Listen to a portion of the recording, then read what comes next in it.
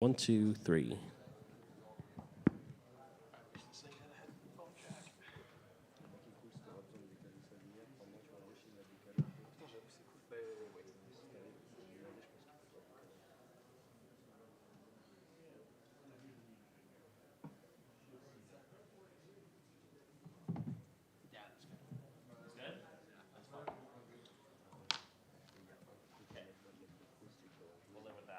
Yes, Mike.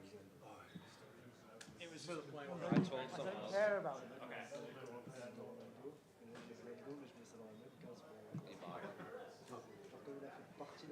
Like everything.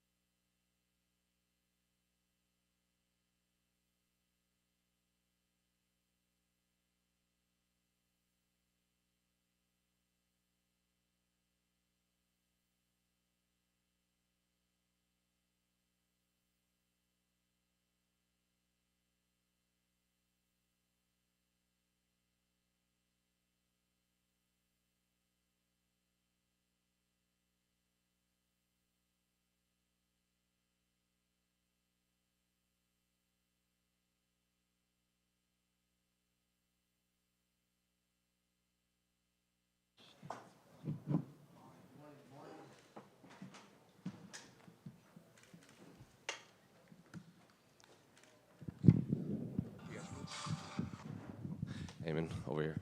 Good, how's it going? It's obviously, this isn't your first rodeo, so you've had a million fight weeks, but I feel like it's a little different when you're preparing to fight someone like Jose Aldo. So I guess what was, the emotions when his name was the one that either came across your desk or you got the phone call that you were going to fight arguably the greatest featherweight ever? Yeah, it was cool. I was in California. My teammate Nasrat Hakparas was getting ready for a fight. So I went out there because I was one of his sparring partners to imitate Ribovic's. So I was actually I got the night off, and I was driving from, I think we were in Laguna Beach or something, and we're driving from there to watch the Lakers game. And I was with Enrico Kill, who's like a world champion kickboxer. And as we were driving to the game, it's a 2-hour drive. So as we were driving to the game, my brother texts me, he's like, oh, we just got the Aldo name. I'm going to watch tape. Let's talk about it in the morning. Enjoy your night off. So I was like, oh, man, Enrico, I got Jose Aldo. He's like, bro, that's amazing. I'm so proud of you. You should do it. You have to take this fight. There's no losing. All you got to go out there is do your best. And whether you win or lose, people are going to respect you because you fought a legend, And he kind of took the pressure off. As soon as I got the text, he kind of like relieved everything from me. And I was like, you're right, man. I'm like, who's to say I can't win? And all I got to go out there is do my best. That's easy. So I'm very excited about this fight. Was he a name that you ever thought was a possibility as a possible opponent? Because I think obviously after his last fight, people wanted him to see like the Cejudo fight or the Dom Cruz. I don't think your name was on the short list of possible opponents for him. Yeah, it wasn't at the top of mind, because I thought they would put him with other big names too, for sure. And, my name is starting to get momentum, but not near as big as his. He's 8-time world champion. He's defended the belt so many times. But it's a nice surprise, and I feel like I earned it with my win streak. And UFC, it's very merit-based in a lot of ways, And since he came back, he hasn't won all his fights, and so he slid a little bit. And I'm number 13, or I was 13 when they announced the fight, and he was in 10 or 11. So we're close to each other, so it kind of makes sense. And it is what it is. I know some people don't like the fight. My friends love the fight. My family loves the fight. So, to me, that's what matters most. Well, I was going to ask that. I guess, what have you made of the fan reaction to this fight announcement? Yeah, it's been good. Positive from my side. not so positive from other people's side. But it's interesting, Canadians are so nice, Montrealers are so nice, that the one thing that was odd for me for this fight was when people would come up to me, they'd be like, okay, we're cheering for you, but we still love Aldo, so don't hurt him too much. Okay, beat him, but don't hurt him, please, please. And I was like, what are you guys talking about? The guy's coming to rip my face off, he wants to make 2 checks. I got to make 2 checks too, so it was awkward. But there was a funny story with my daughters. During fight camp, I took them out to like this place where you paint ceramics, like ceramic cafe style. And my daughter was like, so people are happy for you, they're cheering for you, they love you. I'm like, well, this time around, this guy is a pretty big star. And she's like, really? They love him more than you? I'm like, I know, can you believe it? Can you believe it? So yeah, it's just interesting. As a fighter, how much do you appreciate the fact that like Aldo could, like if anyone can ask for big names, it's probably him. Like he wants to fight. Like he fought Mario Bautista, he fought Jonathan Martinez. He's taking this fight against you. It's like risky fights, maybe not the biggest name. So just as a fighter, like how much do you appreciate that approach to the game? Well, Aldo has a lot of experience, and even me, like I reached to the point now where I realized it doesn't really matter who the opponent is. In the end, the opponents are just a mirror. They're exposing you for your faults, and that's all you can use them for. And I'm sure he just wants to go out there and impress for his last few fights. Me and him are close to the same age, but he has 42 fights. I only have 14.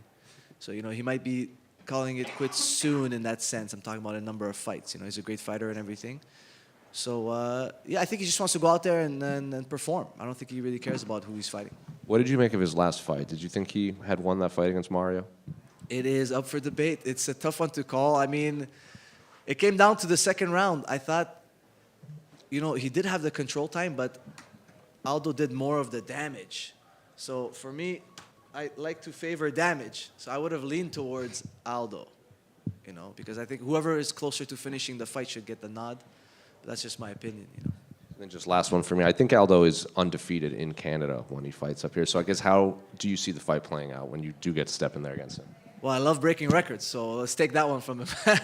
Let's give him his first L. Thank you. I'm right here to your right. This isn't your first main card, but it is your first pay-per-view main card. So what does it feel like to kind of check that off your list? It's cool, but it doesn't change anything. I gotta fight the guy. It's just me and him in there, and where we are on the card never really affected me. And then the last time the UFC was in Montreal, you weren't in the UFC yet. I think you were about 3 years into your pro fighting career. But obviously you've been around the sport, your brother with TriStar, everything else. I mean, do you have any memories of the last time they were here? No, the last time they were here, I don't even think I went to the event. I think the last one they were here was supposed to be John Jones. Then it got canceled, I think. And then it was Demetrius Johnson.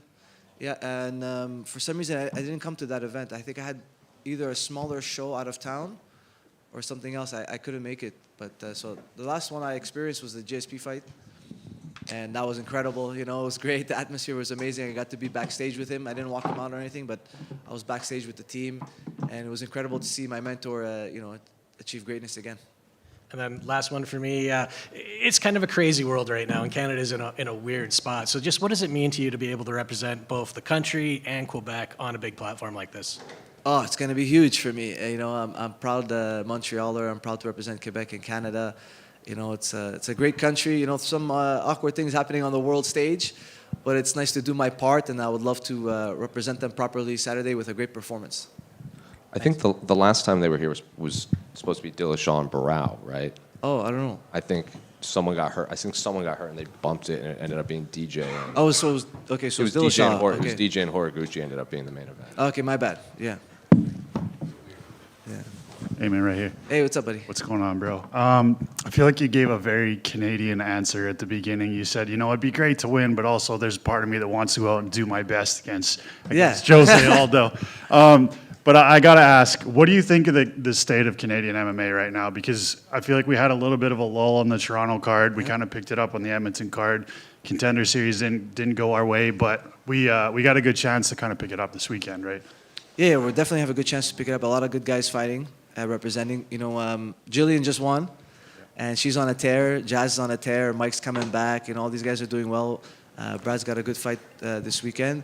But in general, for MMA in Canada, the awkward thing is, we don't have an amateur scene. You can't put on a legal amateur MMA show in Montreal. So it would be nice to just have some regulation and guidance so we can prepare the younger generation. And one of the things, like, for TriStar guys, a lot of times, by the time we get to the UFC, we're a little bit on the older side, and it's because it's so hard to develop the future guys because there are no shows to put them on, and you can only fight on the res. You can only fight on these, backdoor shows, or you got to get them to travel to the States, and not, a lot of people in the States don't want to fly out or pay for hotels for amateur fighters, right? So it's hard for us to gain that experience. And when it comes to the local MMA scene, now we're starting to get a few more shows like Samurai, BTC, Unified, BFL in Vancouver. And we, as Canadians, we need to go out there and support those shows. I know there's a show this Friday at Samurai. You can also watch it on Fight Pass. But if you're in Montreal and you can buy tickets, it'd be nice to support so that these guys could make it to the UFC one day. And then, as far as your career going forward, we've heard guys like Corey Sandhagen be like, "Hey, man, I'm not real big on social media, but I've kind of got to put an effort out there to, maybe get more fans behind me and push myself that way." So, as your career progresses, like, are you going to be more active on social media, or do you think that winning is going to be enough? Yeah. Well, definitely, my brother wants me to just win. Just do the winning. Don't worry about the social media, for sure. So I started hiring some of my friends who do that kind of thing. So they're starting to produce more reels for me and more YouTube videos. I'm just trying to pump it out, but I'm trying to not make it my focus and try to build a team for that instead. So I can have them film me and then they deal with all of the editing. I tried doing the editing. It takes too many hours, and my hat's off to the editors. It's very complicated, and it's not simple to do what they do to make videos look good. So I really appreciate my guys and appreciate them doing the work, because it's very, very time-consuming if you don't know what you're doing. And I know you do a bit of the commentary thing and do the broadcasting. So is that something you're already going to be comfortable with when the camera's around, more often? Yeah. I love it. I saw Pat Cote doing the Sportsnet. I told him, "Don't steal my job, brother," because you can stick to the French side. You know what I mean?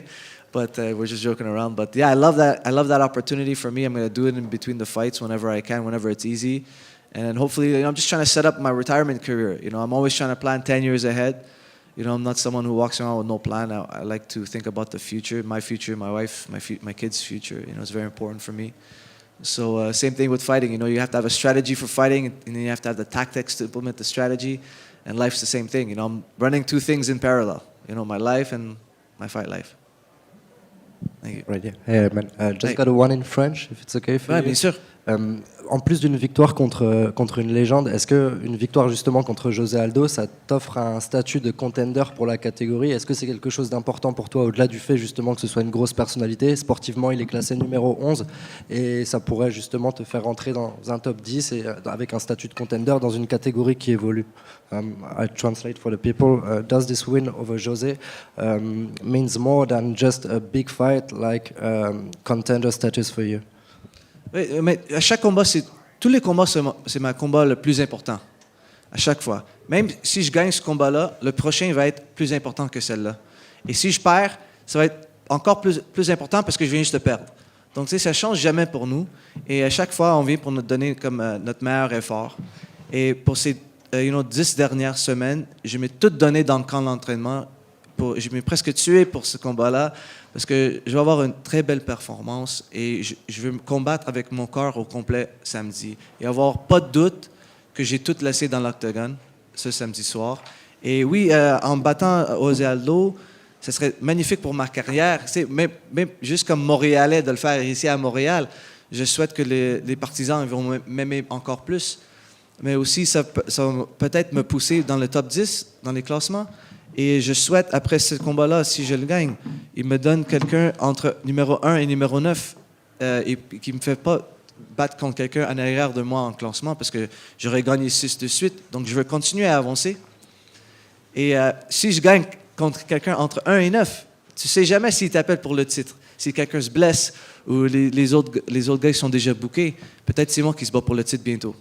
Merci beaucoup. Last one for me. Do you feel that your fight is the people's main event?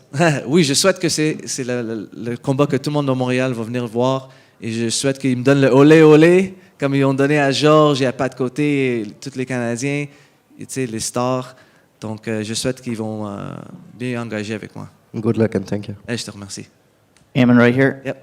Aiemann, I heard you talking about this fight against Jose Aldo on Saturday night. You said it's a win-win fight for you. Yeah. You know, you said even if you went out there and lost a split decision to Jose Aldo, it'd still be a win for you. It's unusual to hear a fighter talking like that. Normally you're laser focused on the win. Is it something that you like to do ahead of a fight, is kind of like look at all avenues that the fight could go down? You know, the thing about fighting is there are a lot of banana peels in there. And mistakes happen, awkward things happen. You know, one of the listen, I'm not taking away anything from anybody. You know, it takes both guys to make one guy has to make a mistake and one guy has to capitalize.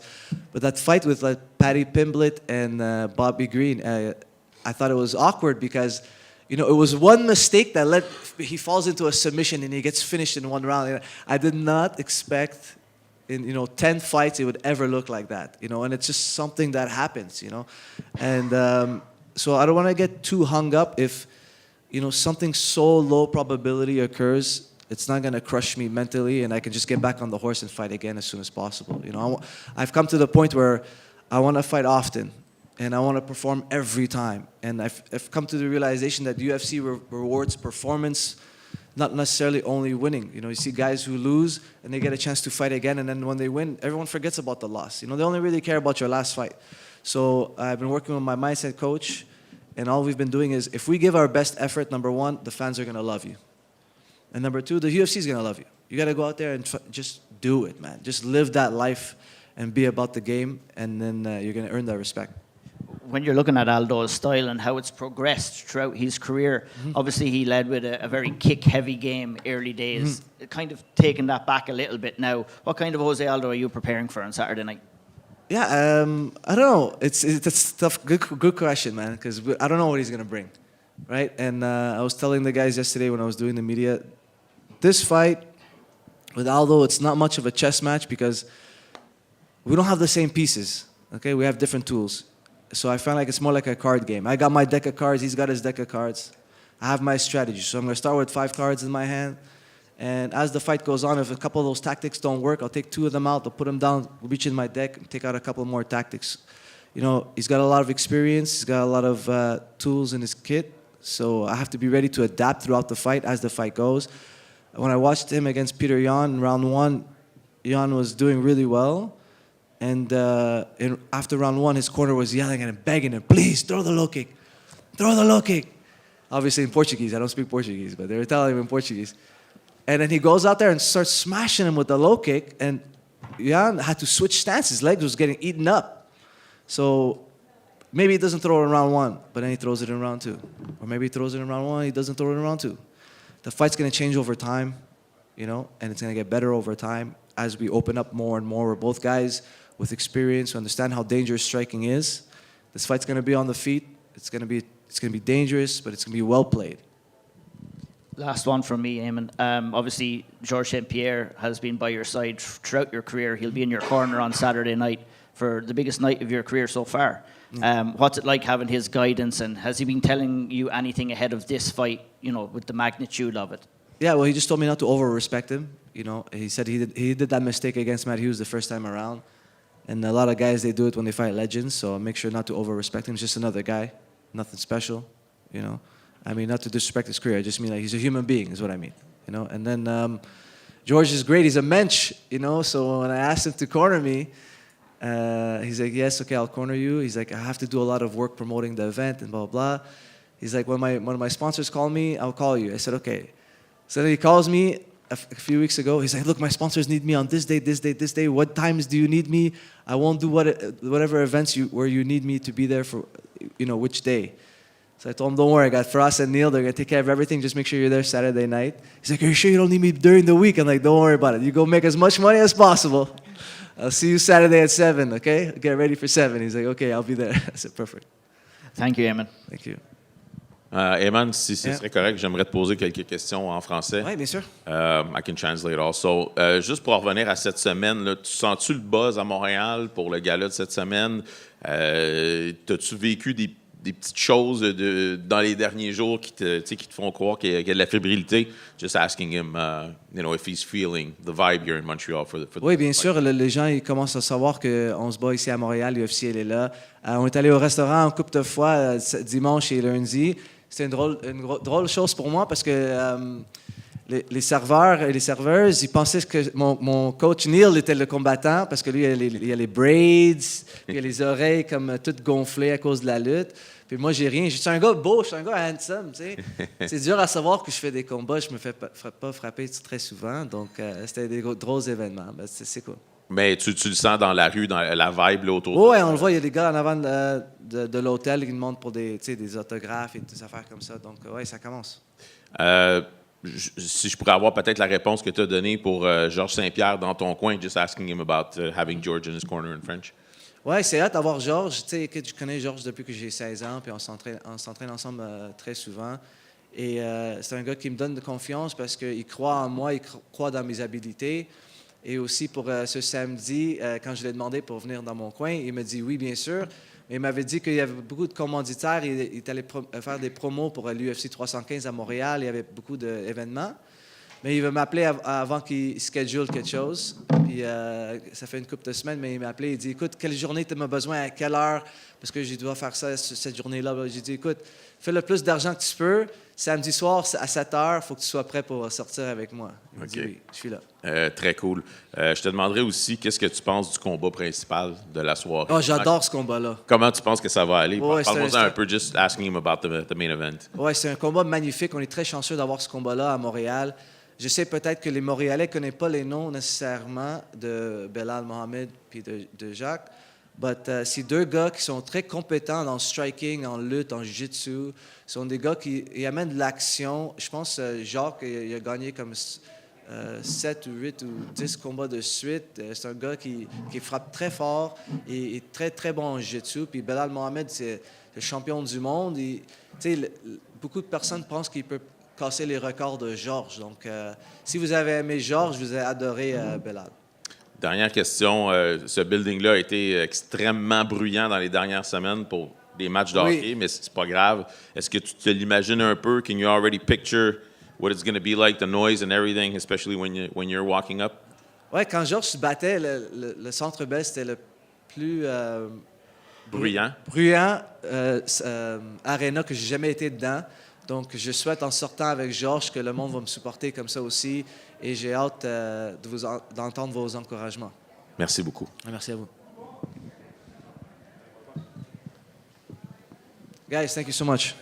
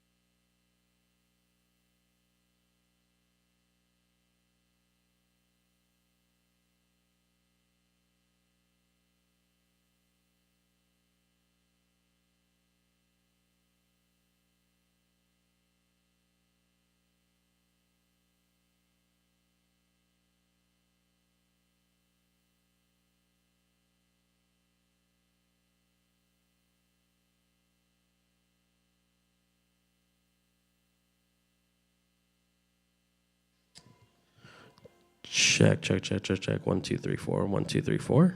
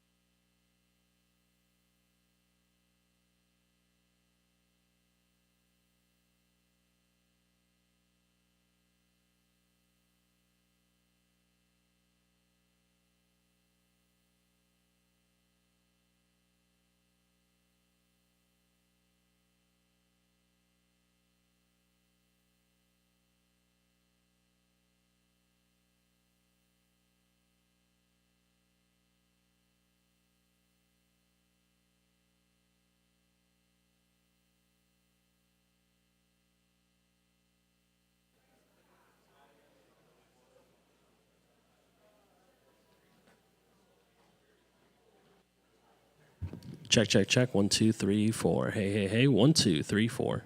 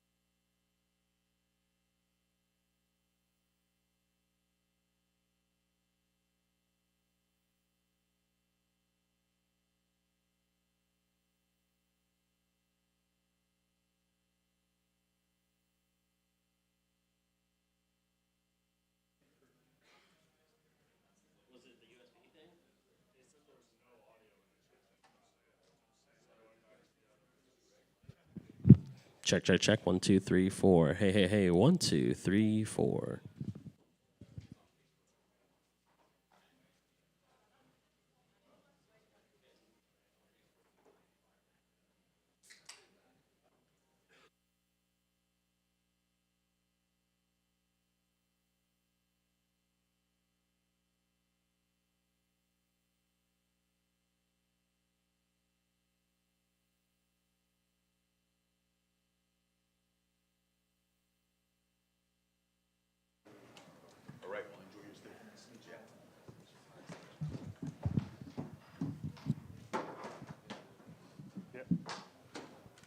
Manon, over here. Yes.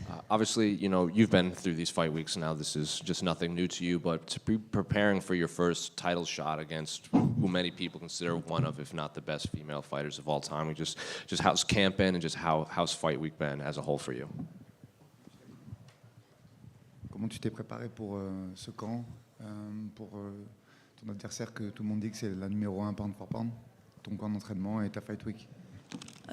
Alors j'ai fait un très gros camp d'entraînement, je pense avoir fait le plus gros camp d'entraînement de ma vie. J'ai pris vraiment des filles très fortes en sparring. J'ai pris les meilleures lutteuses, les meilleures grappleuses, les meilleures strikeuses au monde. J'ai fait beaucoup de rounds tous les jours, toutes les semaines. Et voilà, là on est en fight week et franchement tout se passe bien. J'ai ramené avec moi toute mon équipe, toute ma famille, donc je me sens super bien, je suis super à l'aise et je profite vraiment à fond de cette fight week jusqu'au combat. I'm in a perfect shape. I do the best training camp I do in my whole life. A lot of very tough girl. Many rounds of sparring. I can do more, so I know I'm ready. And the fight week is perfect. I follow the process and enjoy the moment, and all my team and my family is here with me. It's perfect. Were you hoping that this fight would have happened earlier? Because, you know, we saw the tweets, you were asking her, like, why aren't we fighting? Like, let's get this going. So were you hoping that this fight had happened earlier in the year? On sait que tu aurais aimé avoir ce combat avant. Comment tu as géré cette attente et qu'est-ce que tu as à nous dire là-dessus? C'est vrai que ça a été compliqué. Il y a d'abord eu une blessure. Après ça, il y a eu la trilogie entre Alexa et Valentina.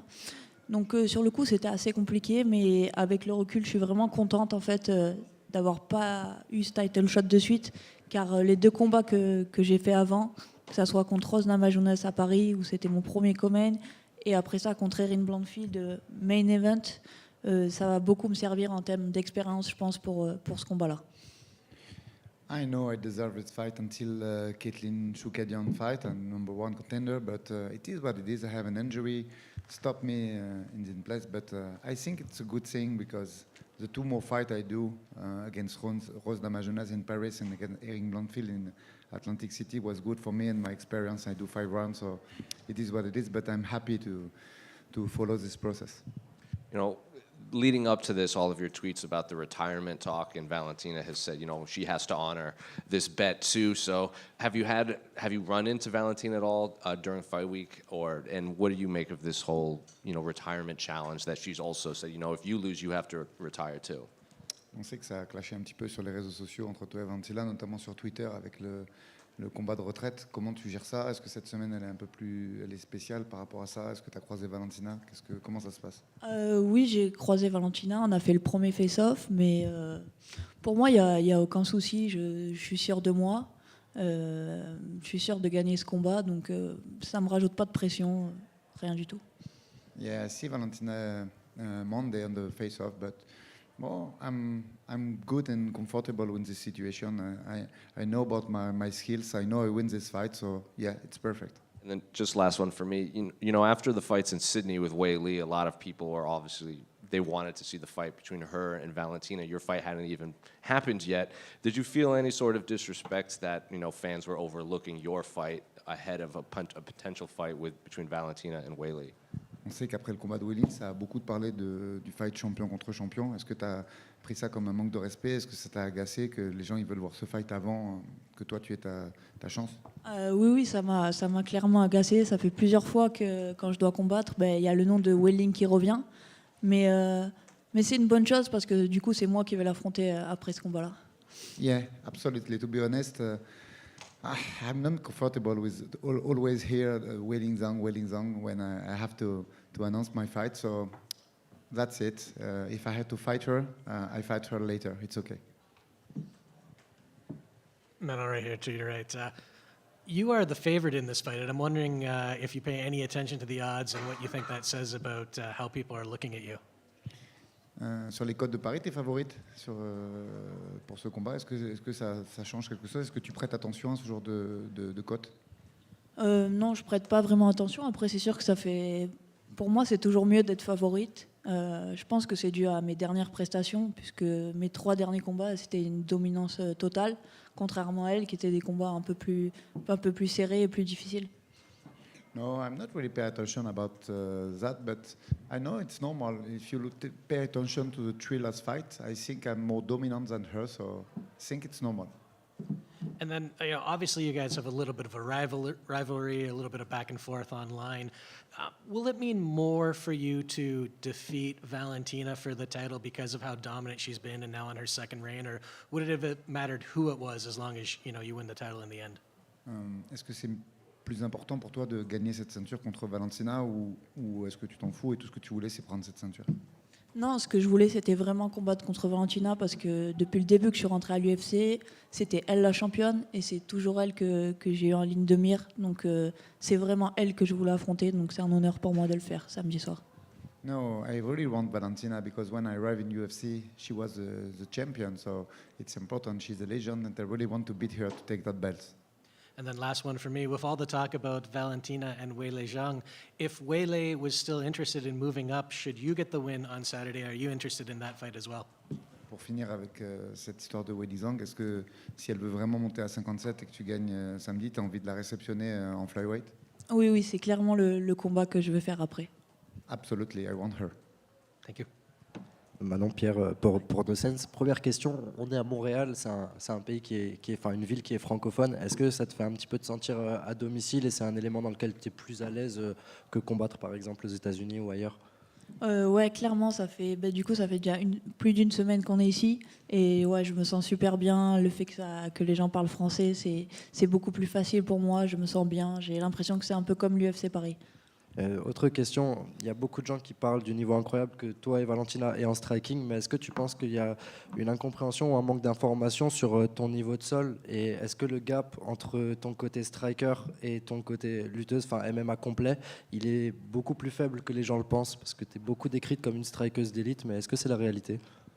En fait, oui, je pense que les gens ne connaissent pas mon niveau de sol puisque je n'ai pas eu encore besoin de le montrer. Mais voilà, c'est une arme qu'on a gardée. Et du coup, moi, je connais son niveau, elle ne connaît pas le mien, donc c'est une arme en plus. Merci beaucoup. Et est-ce que tu aurais un petit pronostic pour samedi soir? Tu vois quelque chose se dessiner, une manière de finir le combat? Pour moi, le combat idéal, ça serait vraiment un finish au 3e round. Merci beaucoup. Manon, si je pourrais te poser la question, que tu as parlé un petit peu de la vibe ici à Montréal. Est-ce que tu as quelques anecdotes? Comment tu sens la Fight Week? Est-ce que tu sens un peu l'ambiance du gala qui s'en vient ce week-end? Bah oui, je me sens vraiment super bien. Ici à Montréal, j'ai eu l'occasion en plus de rencontrer Georges Saint-Pierre. C'est encore quelque chose en plus du fait que ce soit ici à Montréal. On a pu échanger. Voilà, je sens vraiment tous les gens qui sont avec moi, qui me supportent. Voilà, j'adore l'ambiance ici. Donc, tu t'attends bien sûr à une foule partisane qui se rangera derrière toi. Oui, carrément, je le pense. Et Georges m'a confirmé ça, donc ouais. Excellent, merci. Manon, right here. You've highlighted the disrespect that you thought that Valentina has given you ahead of this fight on Saturday night. Is that something that has driven your preparations for this fight? Tu as parlé de Valentina qui t'a manqué de respect pendant toute l'histoire de cette préparation. Est-ce que c'est quelque chose qui t'a motivé et qui a orienté ta préparation ou pas du tout? Oui, peut-être. Après, j'avais pas besoin de ça pour me motiver, mais oui, c'est toujours quelque chose en plus. Well, perhaps I not really need that to go to training and motivate me, but perhaps it's one thing more. What does it mean for you to be challenging for the title here in Montreal? And if you were to win the title, what would it mean for you maybe to bring that title back and maybe defend that title in France? Qu'est-ce que ça te fait de faire cette ceinture ici à Montréal? Et si tu gagnes la ceinture, est-ce que tu vas vouloir, par exemple, la défendre rapidement en France? Déjà, pour moi, c'est incroyable de faire cette première ceinture ici à Montréal. Un de mes coachs a déjà combattu ici, était dans le coin de Georges pour la ceinture.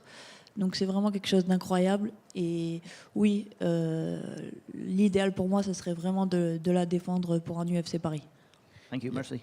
Yeah, it's amazing to be there in Montreal. One of my team coach win a belt here a few years ago. So yeah, it's clearly incredible. And after that, yeah, I want to defend my title as soon as possible. And France is perfect localization for that.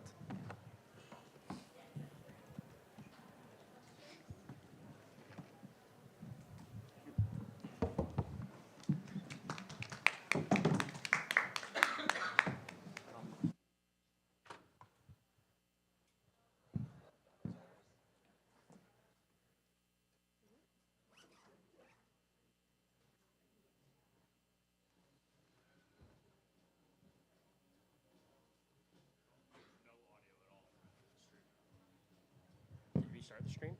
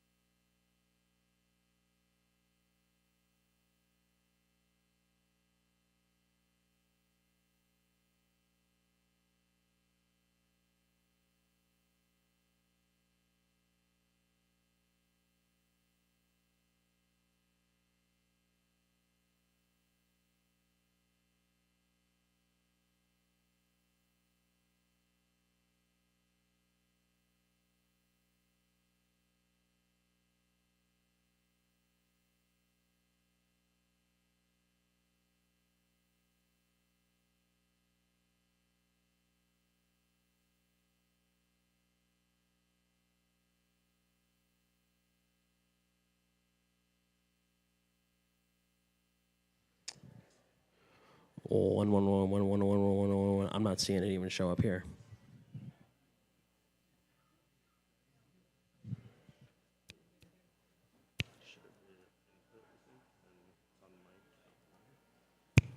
Yeah, I'm not. Oh, there we go.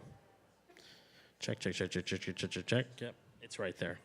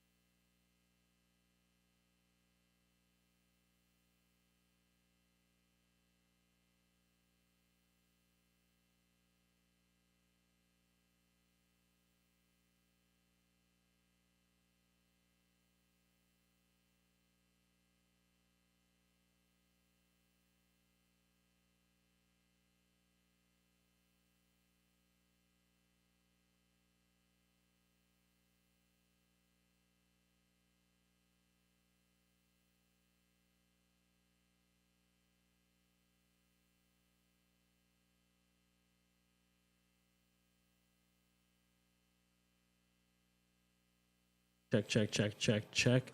So you still get that. If you're back.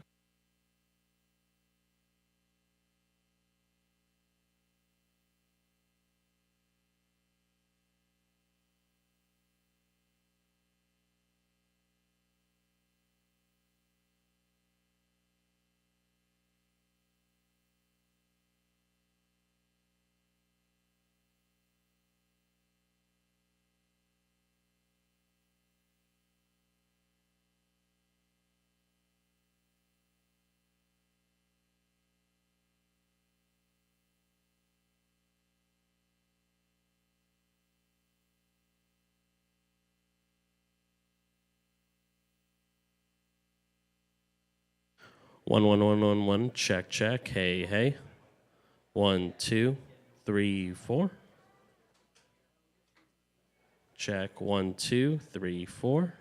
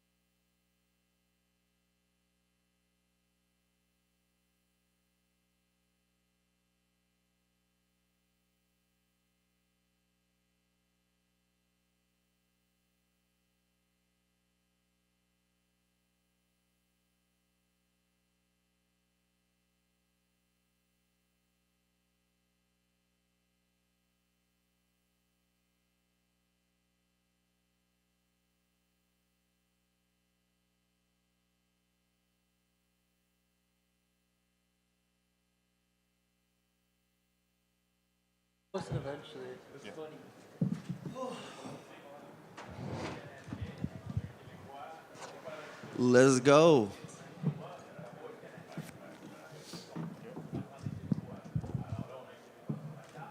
Charles, over here. Let you finish your water first. The weight cut's always nice. Yeah. So I was going to ask, just how's just fight week in Camp N as a whole? You got, Belal's preparing for his big title. Jesus, bro. My goodness. What was that? I have no idea. Well. It was fucking Gerald. Anyway, you have your fight that you're preparing for. Belal's peaking too. Juliana's was in there. Yair just had his fight. So just how's Camp N as a whole preparing for another fight where you have to go to foreign soil and fight in enemy territory? This has just been my general career. I think it's really a blessing to have everybody in the room, like Juliana, Belal. Like, you get a look and view and see what a champion does, right? How they conduct themselves. So I feel like we have a really good momentum heading into this. And foreign soil, again, I'm the Jorge Masvidal of my generation. That's really how I feel about it. It seems like you've been embracing it a lot more, especially in this camp, because on your Instagram you're using hashtag 51st state and everything like that. So is that something that you saw like, oh, if this is the path they want me to take, I'll just kind of lean fully into just being the enemy that has to go and fight their guy? I am the enemy. Like, I've always been the underdog. Usually I'm always the underdog heading into fights. So for me, like, this is just where I belong, and this is naturally me. Like, I'm two different people, right? I am a person outside of the sport, but then in the sport, I am the heel, naturally. That's why whenever you see that post-fight speech in Australia, people dug it because it was authentic. It was who I am. You also said on your Instagram that this was the most stable you'd been preparing for a fight. So I guess what did you mean exactly by that? So it's hard when you're in a relationship with somebody that is successful and they sacrifice everything to be with you over a dream. And for me, you know, somebody who was 3-3 as a fighter, who ended up making it to the UFC at 30 years old, right? And then eventually, just after that last fight, that's why I got emotional, because like there was a lot riding on that one too, because they're cutting people like crazy in the UFC. So to go out there and finish a guy like Seisenberg, who's a dog, right? It really put me into perspective where I got a house, right, in Chicago. I have a great routine, so like I honestly am in the most stable position I've ever been. So would it be safe to say that fans should expect maybe the best performance from you, you know, being around all these champions, most stable, fighting a guy that has this big name? Can fans expect, I guess, the best Charles Radtke they've seen? Absolutely, and for all the haters out there talking about ground games and such, I think they're in for a great surprise. And what do you make of Mike, his skill set and just the name he brings? You know, he was a big deal up in Canada. He had that stumble in Toronto, got back on the horse. I know I saw a video of you saying, you know, similar styles, but you have more firepower than him. So just what do you make of his skill set as a whole? Listen, everybody in this division is a stud anyways at 170. I think the major difference is like that. I think the firepower is the difference. I think Mike Malott being on the back foot is the issue. He said the bull versus the matador type of theory, right? I don't find myself necessarily as a bull, right? But if that's what you're going to label me as, then I'll take it. But I think that he possesses a lot of skills. I think he's got a good ground game, good striking, but inevitably I just don't think it's enough. Charles, I feel like you're in a better mood today. I know one of the last times you've come in here, you've asked you know, everybody how much money they have in their pockets. I think there's about 20 or so of us in this room. So what's this interview going to cost us once we're finished here? Well, you're going to be my sponsor after this fight. You realize that, right? You know, that's your boy. So you're going to be paying me.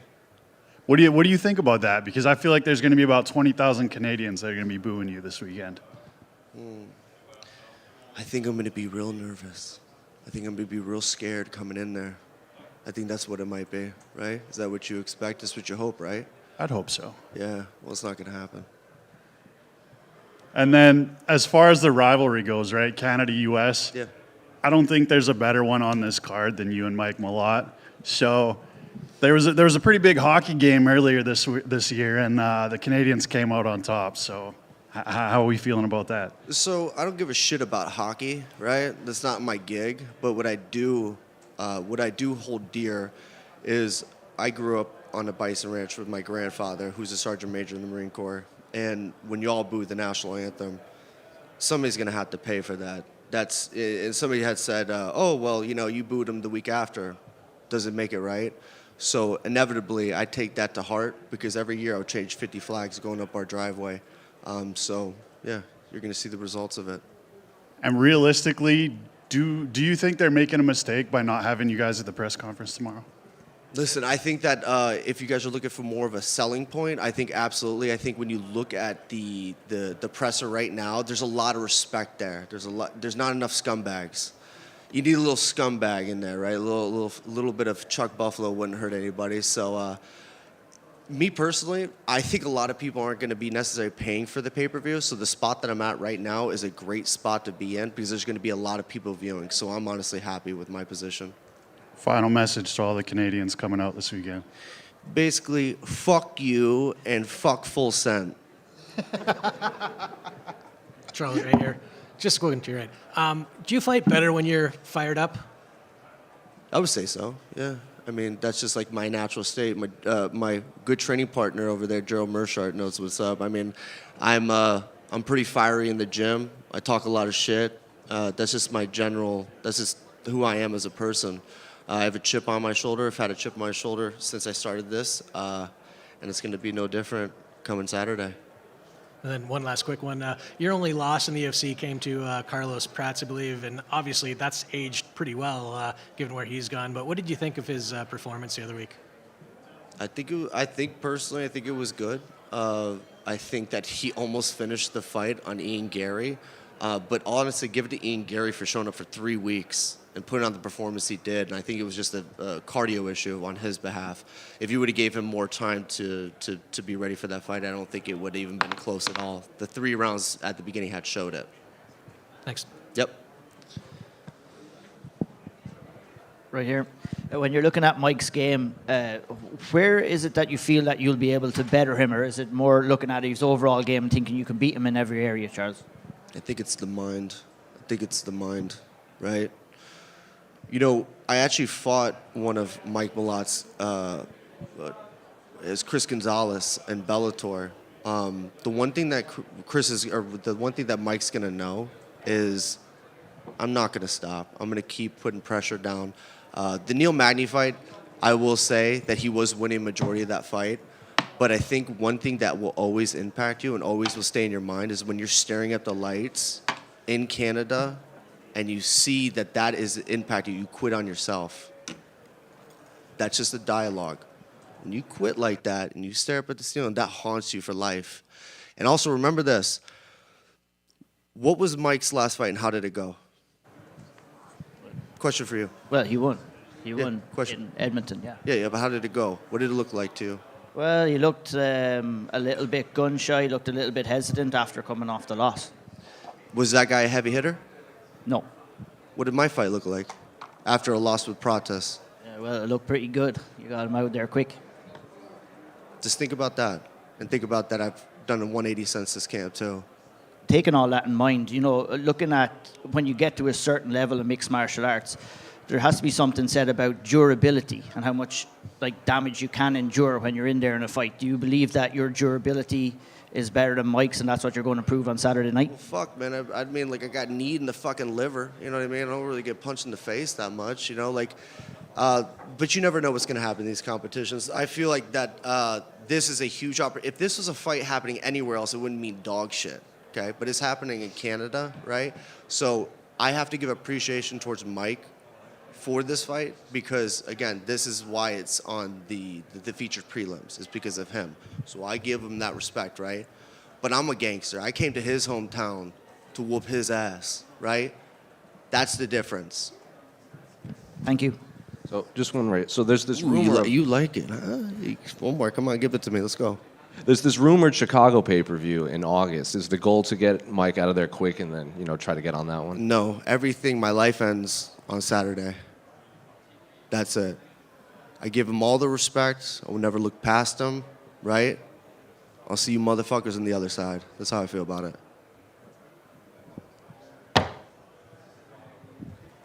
Bounce, dog.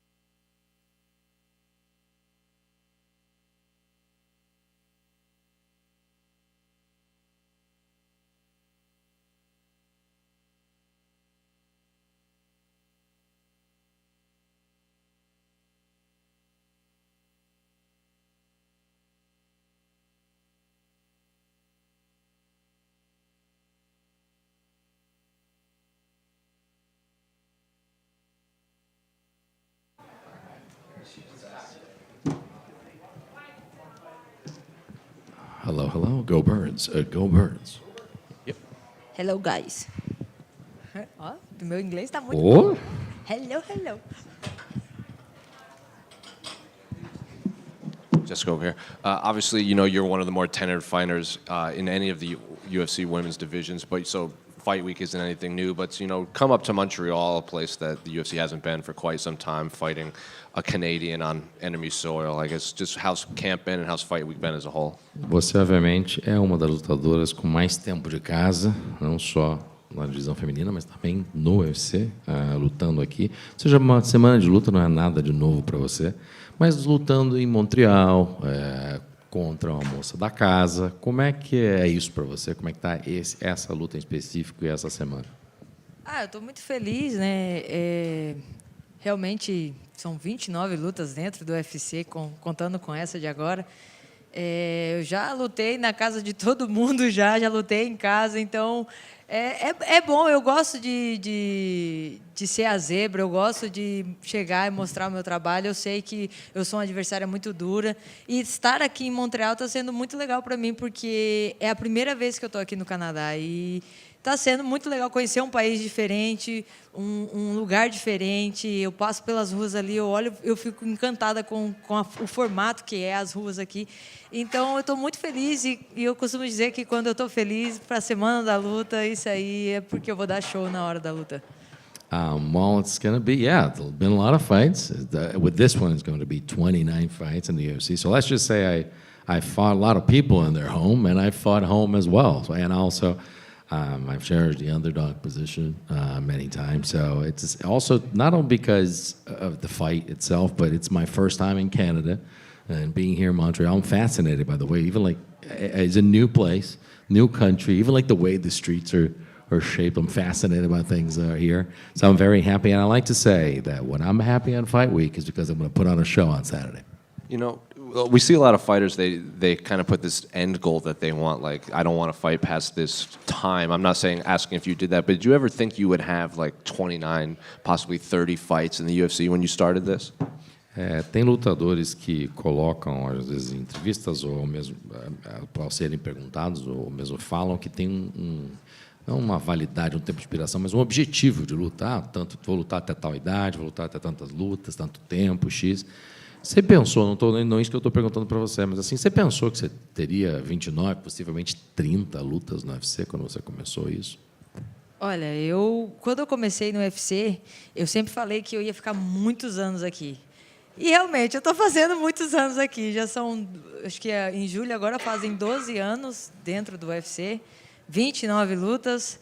Mas eu já pensei em quando eu quero parar. Eu já pensei, se o UFC me der a oportunidade de fazer 40 lutas aqui dentro, eu acho que é o ponto para mim, é fazer as minhas 40 lutas e aí me aposentar. E se Deus quiser, até lá, estar com o cinturão também. I said I was going to fight a long time in this organization. I think I've been, I've come through on the promise. I have been fighting here. I got 29 fights coming up. It's going to be in July.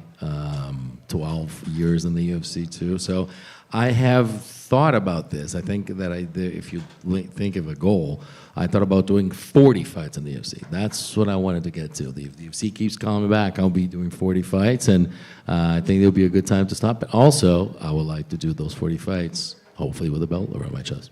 Well, obviously starts with Jasmine, Jasudavicius. I'm curious, when her name came across your desk, what did you make of her skill set, and have you watched much tape on her, and what do you make of her as an opponent? E agora esse caminho para as 40 lutas começa ou continua na Jasmine Jasudavicius. O que você pensou quando você recebeu ela como oponente? Sabia que ia lutar aqui, lutando contra ela? Como você vê ela em termos de habilidades e forças? Para mim, a Jasmine é uma adversária dura, né? Ela tem a parte de grappling ali. Quando ela coloca a luta para baixo, ela é bem agressiva. Ela é maior do que eu, né? Mas é meio difícil não encontrar alguém que seja maior que eu aqui dentro do UFC, né? Mas eu sei da envergadura dela, então isso não que seja um perigo imediato, porque eu já lutei com meninas maiores, né? A Chukagian tinha 1,70 m e poucos também. Então, eu sei que eu tenho que encurtar sempre a luta, manter a minha distância, mas também tomar cuidado para não tomar as quedas que ela coloca. Então, eu sei que ela é uma adversária dura, está vindo de 4 vitórias consecutivas, né? Diferente porque talvez o UFC, eu não entendi porque o UFC me colocou para lutar com ela, porque eu estou vindo de derrota, mas eu estou muito feliz de poder estar enfrentando ela. É um desafio, mais um desafio para minha carreira. E eu sei que eu estou pronta, né? Eu treinei muito a minha parte de trocação, treinei bastante defesa de queda para não deixar que ela se aproxime e me coloque para baixo, tanto na grade quanto no centro da luta.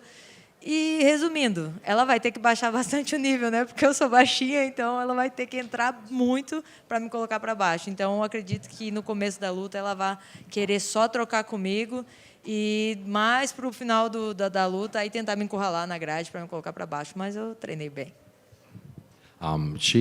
First of all, she's great at grappling. I know that the strength is grappling. She likes to take people down and then keep people down that way. But also, I know that she's got that range, especially because she's a taller fighter. But you know what?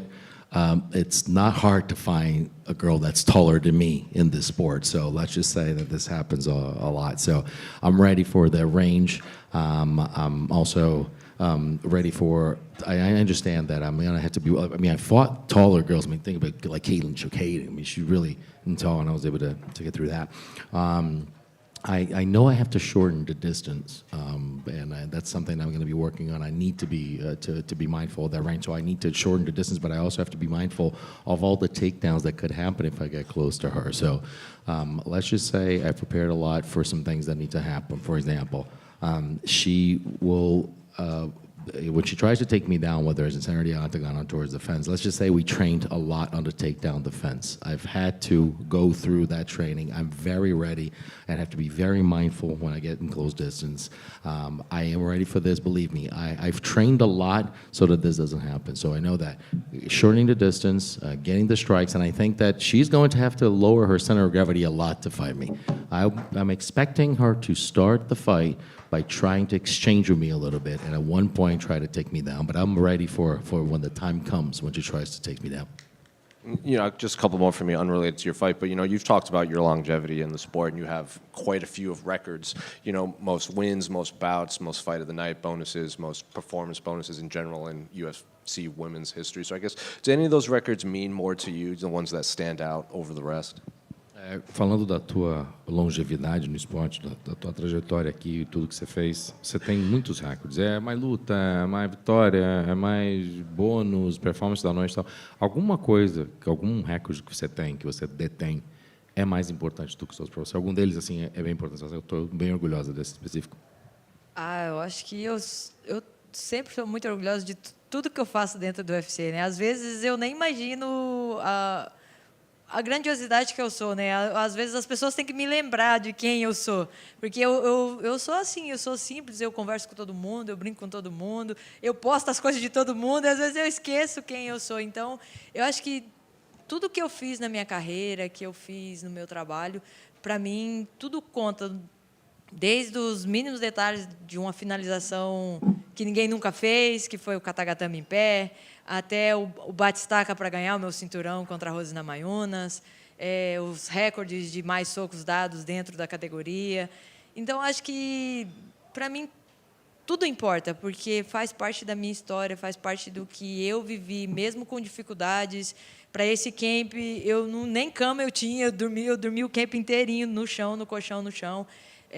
Mas nada disso vai me impedir de chegar na semana da luta e tentar fazer mais um recorde, de bater mais um recorde, de tentar nocautear, de tentar finalizar de uma forma diferente que ninguém nunca fez. Então, eu acho que para mim tudo conta. Todos eles contam.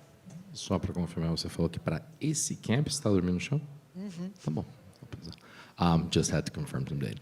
I think that, again, with the longevity and everything I've done here, I'm very proud of everything that I've accomplished. And people need to remind me sometimes of who I am.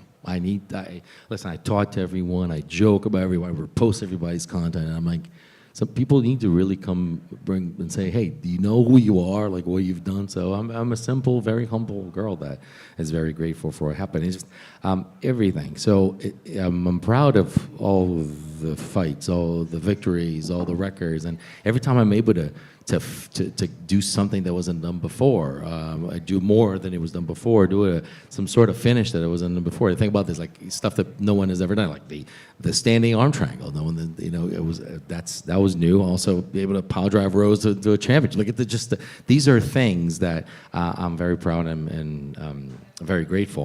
And I continue to work towards those things. And there's always something different that I'm always going to be working for to try to bring something different to the octagon and do something no one's done before. For example, for this particular camp, that's why I needed to ask her. For this camp, I didn't even have a mattress to sleep on. I was actually sleeping on the floor for a lot of this camp. But hey, we're ready. We come back here and we strive, we work, and we try to do something that no one has done before. So I'm proud of everything. Elaborate. Why did you not have a mattress? Voltando à pergunta, por que você não tinha nem colchão para dormir? Você estava dormindo no chão para esse camp? Pois é, eu voltei dos Estados Unidos para o Brasil e aí minhas coisas vieram por container e acabou que a alfândega travou as minhas coisas todas e aí, para eu não ter que comprar tudo de novo, sabendo que eu já tinha tudo, eu comprei um colchão e fiquei o camp inteiro dormindo no chão na expectativa de que minhas coisas chegariam antes de eu acabar meu camp. Mas, quando eu cheguei aqui, na segunda-feira, eles entregaram as minhas coisas. Então, eu passei o camp todinho com uma mini geladeira, com um colchão no chão e uma televisãozinha no quarto e a casa inteira vazia. Colchão tinha, pelo menos, só para entender. O colchão tinha. The mattress was there. She slept on the floor and no bed. So quando eu vi que não ia chegar mais nada, eu falei, vou pegar um colchãozinho. So what happened was, I had all my stuff in the United States. I moved to Brazil, right? So I sent everything. And when you ship a lot of stuff, you ship through containers. So it takes a long time to go. Well, when it got there, finally, it got retained by customs. So basically, I just had all my stuff. And knowing that I had stuff, there was no point in buying like a bed. So I just basically got like a mattress, and I was sleeping on the mattress, and I had a mini fridge, I had a mattress and a TV. And actually, just news, as soon as I got here on Monday, everything got delivered. Well, congratulations on getting your stuff back. Just last one for me. You were talking about how, people need to remind you of who you are. I don't know if you saw, but Jillian Robertson got a finish. She's now tied with Amanda Nunes for the most finishes in UFC women's history. You're at 9 at second, so if you finish Jasmine, you'll become one of the 3 women with 10 stoppages. Jasmine's also never been finished before in her career, so I'm curious, did you know any of that, and does that change the game plan at all, knowing that you're on the cusp of a couple more records? Primeiro, parabéns pelas suas coisas que finalmente tenham chegado. Falando dessas coisas, desses recordes que as pessoas precisam lembrar você de quem você é, nesse final de semana, né, a Jillian Robertson chegou e empatou com a Amanda Nunes em maior o número de finalizações na história do UFC, e você tem 9, né? Então você empataria e transformaria mais. Sabendo que que a Jasmine nunca foi finalizada, e você finaliza ela, chega nesse recorde, empata com o maior finalizador da história das mulheres, isso muda um pouco o plano? Acho que tudo faz diferença dentro do octógono, né? Eu acho que bater mais um recorde, isso aí é uma coisa incrível, acho que dentro da carreira de cada atleta, né? Quem sabe, né? Eu treinei bastante finalizações aí, treinei bastante entradas de quedas diferentes, então eu acho que eu posso colocar esse jogo também até para enganar um pouco a Jasmine, porque eu acredito que ela pensa que eu vou só trocar com ela, mas eu tenho um pouco de tudo, eu tenho várias armas. Antigamente eu ia para a guerra só com a pistola, mas hoje não, hoje eu vou com o arsenal inteiro, né? Então seria muito legal poder empatar com as meninas aí de 9 finalizações. E eu gostaria também de tentar um nocaute, né? Eu acho que dentro do UFC o que chama mais atenção é você não deixar o resultado para o juiz. Então, entre nocaute ou finalização, para mim qualquer um dos dois seriam importantes. Mas uma finalização me colocaria ali junto com as meninas ali de mais finalizações dentro do UFC. Obviously, every time you hear of something like that, a record to be broken, you start thinking about the opportunity, especially because she's never been finished. So there are a lot of opportunities there, and I think that let's just say I've been training a lot for a finish. So if I've been training a lot of different, entrances into different points to shoot. So there's something that's I think I've been sharpening up the tool for there, because I used to come to the fight just with a gun, and now I think I have a whole arsenal of weapons. So also I've been looking into a knockout, because I think that's what I really like to knock because I think that's what people like. I think people love a knockout once in a while. So, but you just gave me some ideas, because if you start getting close to the records, you start getting some maybe it would not be a bad thing to actually join a club. Jessica right here. Jazz is on a 4-fight win streak. 3 of those have actually come against Brazilians. So is it a little added motivation to be able to come into Canada and maybe get one back for Brazil? Você sabe que ela está vindo com 4 vitórias consecutivas e, né? O que significa para você poder vir aqui para o Canadá e de repente dar uma parada nessas vitórias consecutivas dela? É o que eu sempre falo, né? Eu gosto de ser a zebra, né? Eu gosto de chegar aqui e impactar as pessoas, né? Quando eu fiz acho que minha 6ª luta, nem era dentro do UFC, era fora do UFC. Eu fui para a Rússia lutar com a russa na casa dela, cheguei com todo mundo me vaiando e saí aplaudida. Então, eu acho que esse é o resultado que eu quero para esse final de semana. Mesmo que eu acredito que eu vou entrar sendo vaiada, porque eu estou na casa dela, mas eu tenho certeza que nós duas vamos sair aplaudidas de lá de dentro, né? Não só eu, porque eu acredito que ela vai dar o melhor dela lá dentro.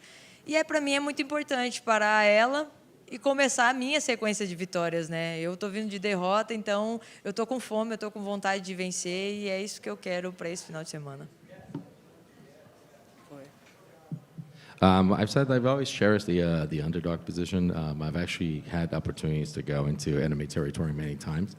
There was one time I actually went to Russia as a major underdog. The girl was very strong. It was actually before starting in the UFC, and I got in. I got the win. I was booed, and after I got the win, I was cheered. So I believe that I will get some boos when I come in. Of course, that's a home girl. But I do believe that not only myself, but even Jasmine, we're going to be applauded towards the end, because I think she's going to give her best. But I do believe that I got more hunger, I got more will to win, and that was going to turn into a victory on Saturday. And then you returned to flyweight, I believe your last fight, and obviously flyweight again here. Is this one of those cases where the outcome of this fight might determine which weight class you fight at next time out? E voltando aos moscas, daí teve a última vitória também. Agora, a última luta, você vem como mosca também. Isso é uma daquelas situações que a luta de agora determina em qual categoria, em qual divisão que você vai acabar lutando nas próximas. Assim, essa luta é determinante para dizer, não, depois disso aqui, isso já emenda qual divisão que eu vou lutar. Eu acredito que eu me sinto bem dentro do 57. Eu acho que uma vitória, mesmo uma vitória ou uma derrota, isso eu acho que não mudaria muito o que eu tenho em mente. Eu quero muito poder voltar a lutar nos 52 quilos. Eu só não estou fazendo essa luta agora no 52 porque me ofereceram a Virna e eu não ia lutar com a Virna porque a gente é muito amiga e a gente já tem o nosso combinado de, se a gente tiver que lutar um dia uma contra a outra, que seja ou por uma disputa de cinturão ou quem vencer vai para o cinturão. Então, no momento, na época, só tinha a Virna, eu falei, olha, com a Virna eu não vou lutar, e aí apareceu a Jasmine para lutar no 57. Para mim também foi muito bom, porque é uma menina que vem de 4 vitórias consecutivas, tem um cartel legal, por mais que esteja acima de mim no ranking, para mim tá super tranquilo. E, assim, mas a minha intenção é voltar para os pesos palha e é tentar conquistar o meu cinturão de volta. I really feel good at flyweight. I feels good on my body. That's why I like to fight at flyweight. But I really want to go back to 115. Bigger thing is they offered me Verna, and I have a bit of a deal with Verna that we're only going to fight each other. We're friends, but we're going to be fighting each other if it's for a title or for the chance to go for a title. And I said, well, no, not this time. We're not going to fight. So they gave me Jasmine. I didn't know, actually, this is something from a previous answer of hers. It was long. She did mention that she did not know why the UFC actually put us together to fight Jasmine, her coming off of 4 different wins, but mainly because, I'm a challenge and I offer a good skill set. As far as the fight, they put her to fight me with 4 straight wins. I want to go back to 115 eventually, but this is a good opportunity. But I really feel good on my body is good as a fight 125, but I would like to fight 115. But we'll only fight Verna if it's for a title. Thank you.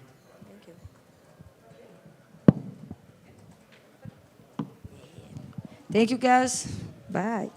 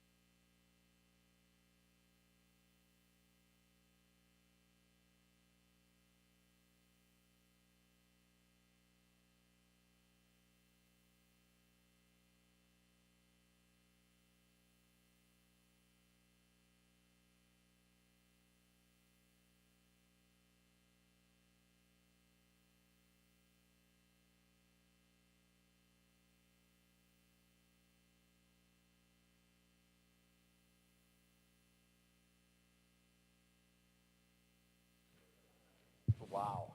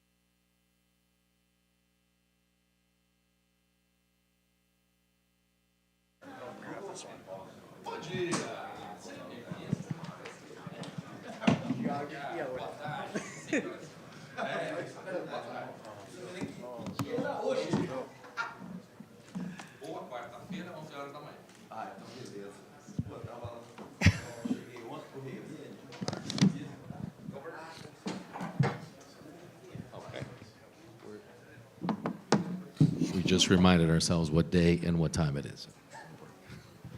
It's been a long journey to get here, Jose. Foi a jornada longa para chegar aqui? Não, não é nem jornada, foi o voo, né? A gente chegou quase 5 horas da tarde já, aí eu tinha que beber água e perder o peso, por isso que foi difícil, entendeu? Mas é fuso horário, o voo foi tranquilo.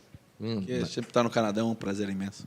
Not even the journeys, the flight, we kind of flew in at 5 p.m. and then we had this schedule to, as a wake up process, had some water to intake and then continue on it. It's just because of that. Also, just a little bit of the, there's a bit of time difference as well, but it's a pleasure to be in Canada. So I guess going off of that, just how has camp been? How has fight week been? I know you've done this more than pretty much anyone on this card, but I guess just how has it been, after the 40th, 50th time you've done this over your Emendando nisso, o negócio do processo, perda de peso e tudo mais, você fez isso mais do que possivelmente qualquer pessoa nesse card. Como é que tá para você, com tantas lutas no cartel, como é que, na tua vida, como é que tem sido esse processo, como foi o acampamento, e agora como é que está sendo esse início? Então, acho que o processo mais difícil, né, a perda de peso, não só para mim, mas eu acho que para todos os atletas. Acho que eu sempre falo, né, com os treinadores, que eu adoro treinar, eu gosto de treinar, botar para fazer sparring, o que for, eu faço com o maior prazer. Agora, a perda de peso é muito difícil. Agora, ontem, né, a gente fez o trabalho, então bati até 1 quilo abaixo já do que estava programado, né? Então, mas estão bem. Acho que é do mesmo jeito sempre. Sofrido e vamos bater o peso. Just the weight cut, obviously, is the worst part, because I always tell people, like, I love everything in the process. I love to train, I love to spar, sign me up, man. Everything you put people to spar with me, I'll go ahead and do it. It's a pleasure. But the weight cut is just a thing. It's just, nobody likes it. It's the worst part of it all. But I'll tell you what, after last night and what we did, we're actually already going under what was expected. So that's it, just to make that weight and go into fight. And what did you make of your opponent, Aiemann Zahabi? Because, he was in here earlier, and he said even he was surprised that your name came across his desk. He probably thought you could have got a bigger name. He said Canadians are coming up to him and saying, we like you, but we also still love Jose Aldo, so we hope you don't hurt him too much. So I guess, what did you make of Aiemann as an opponent and the reaction from the fans to this booking? E o que você acha do Aiemann Zahabi, que esteve aqui mais cedo e ele falou que ele até ficou surpreso, que eles acharam que não iam dar um nome maior para o Aldo para lutar. E ele está falando que os canadenses estão chegando para ele falando assim, cara, a gente gosta de você, mas a gente gosta do Aldo. Se é para ganhar dele, vê se não machuca o cara, aquela coisa toda. O que você acha dele em termos de oponente? O que você acha dessa luta? Então, acho que estar no Canadá é um prazer imenso, né? Como eu falei, foi a primeira vez que eu lutei, foi aqui. Acho que a minha disputa de título, onde eu venci, foi no Canadá. Foi em Toronto, não em Montreal, né? Então, fico feliz por todo o apoio dos canadenses, por todo o carinho quando eu cheguei e recebi. Sobre o oponente, assim, vi muito pouco dele, assim, não um modo de respeito, assim, falando tecnicamente, né, dentro da que a gente tem que fazer. Então, não parei para estudar, não parei para ver, não vi nada. Isso eu deixei mais para os treinadores mesmo e para mim eu quero fazer a minha luta, né? Então, eu foquei em mim, foquei nas minhas habilidades, naquilo que eu tenho que fazer de melhor. Acho que, prolongando um pouco mais, Fabiano, a merda que eu fiz na última luta foi uma merda aquela porra, então eu não posso fazer isso. Eu acho que todo mundo que vê o Aldo, espera sempre fazer grandes lutas, faz chegar lá dentro e dar seu melhor e, pô, fazer luta, né? Então, não aquela coisa que eu fiz na última luta, de ficar, pô, uma merda de luta. Então, eu esqueci esse lado de estudar o oponente, fazer qualquer coisa. Por isso que eu sempre deixo bem claro que não de respeito ao meu adversário, mas sim focar em mim. Focar lá e, meu irmão, todo mundo sabe quem eu sou, então todo mundo vai me estudar. Então, eu não preciso ficar estudando ninguém, assim, pelo que eu tenho de histórico. Então, eu vou chegar lá dentro, vou fazer meu trabalho, vou agressivo para cima, não importa o que aconteça. Eu acho que foi assim que eu virei campeão e é assim que eu tenho que ser. As far as the fight and to be here in Canada is a pleasure because I mean those first title fight here. I've had very good memories. Obviously, it was in Toronto, but it's a pleasure to be here. As far as an opponent is concerned, I have to tell you something. Like I did not see much of him. Not out of disrespect. I'm going to say this a couple times. Not about the disrespect. I didn't see much of him on a technical side. I had my coaches take a look at it and to focus on what he brings to the table. There's a lot that was focused on what I need to do. I'll tell you what, but that shit that I did in the last fight, I mean, that's some shit I don't want to do again. I was not happy with the way it happened, and it was just a shitty fight. That's what it was. I don't want to do. People that know Jose Aldo, they know what I bring to the table. They know what I'm able to do. They expect aggressiveness. They expect me to do so, to do great things. So I told people I'm not going to focus on looking at my opponent and the things that they bring into. I'm going to bring my fighting style to them, and I'm going to get that win. And I think that they know who I am. Every opponent is out there to see. They know what I bring to the table, so they will study me anyway. So I really focused on this particular camp to actually just go after my style, what I want to bring as a fighter, and I left it to coaches to actually take a look at it. I'm going to ask about that. How annoying was being involved in that fight, and what have you made of the fans are mad at Mario for that fight? Like they're kind of like he hasn't had a fight booked yet. People don't want him to see a fight anymore. I guess just how annoying was it to be involved in that? E eu ia perguntar para você o quão irritante foi estar envolvido com aquela luta que você passou, porque assim teve gente que depois daquela luta ficou irritado com o Mário Bautista. Ele não consegue entrar numa luta porque ninguém quer ver ele lutar. Quão chato foi, quão irritante foi aquela luta? Então, por isso mesmo, né? Então, eu mesmo fiquei puto comigo mesmo, fiquei muito mal. Não só sobre a luta, mas, porra, a personalidade que eu tenho, né? Então, eu tenho que chegar lá dentro, eu tenho que fazer mais. Então, assim, eu jamais vou tirar o mérito do meu oponente ou de qualquer coisa, mas, assim, eu me conhecendo, muito mais forte, muito mais habilidoso, muito mais tudo do que o Mário, e eu ficar igual um retardado lá na grade, aceitando aquilo, por outras coisas envolvidas, e eu deixar me levar por isso. Então, assim, eu fiquei mal, cara. Depois da luta, eu fiquei, pô, não conseguia nem me ver eu falar de qualquer coisa de luta pelo aquilo que eu fiz ali dentro. Então, eu sei quantos fãs ficaram putos, o UFC, todo mundo, pô, sou pago, muito bem pago, para fazer meu trabalho, chegar lá dentro, e não importa se é vitória ou se é derrota, mas você tem que fazer seu trabalho bem feito. Então, eu parei para pensar, estudei, vi onde que eu poderia melhorar, onde que eu poderia subir ainda mais. Então, é isso que eu tentei fazer agora para essa luta. Então, por isso que eu falo, não é de respeito a qualquer oponente, qualquer coisa, mas eu tenho que focar em mim, como sempre foi. Acho que antigamente, quando eu estava lá atrás, não tinha negócio de estudo, ficar, porra, com essa merda de internet que ficou hoje em dia, o cara faz isso, aquilo, não sei o quê. Então, eu ficava esperando uma coisa e não aconteceu porra nenhuma.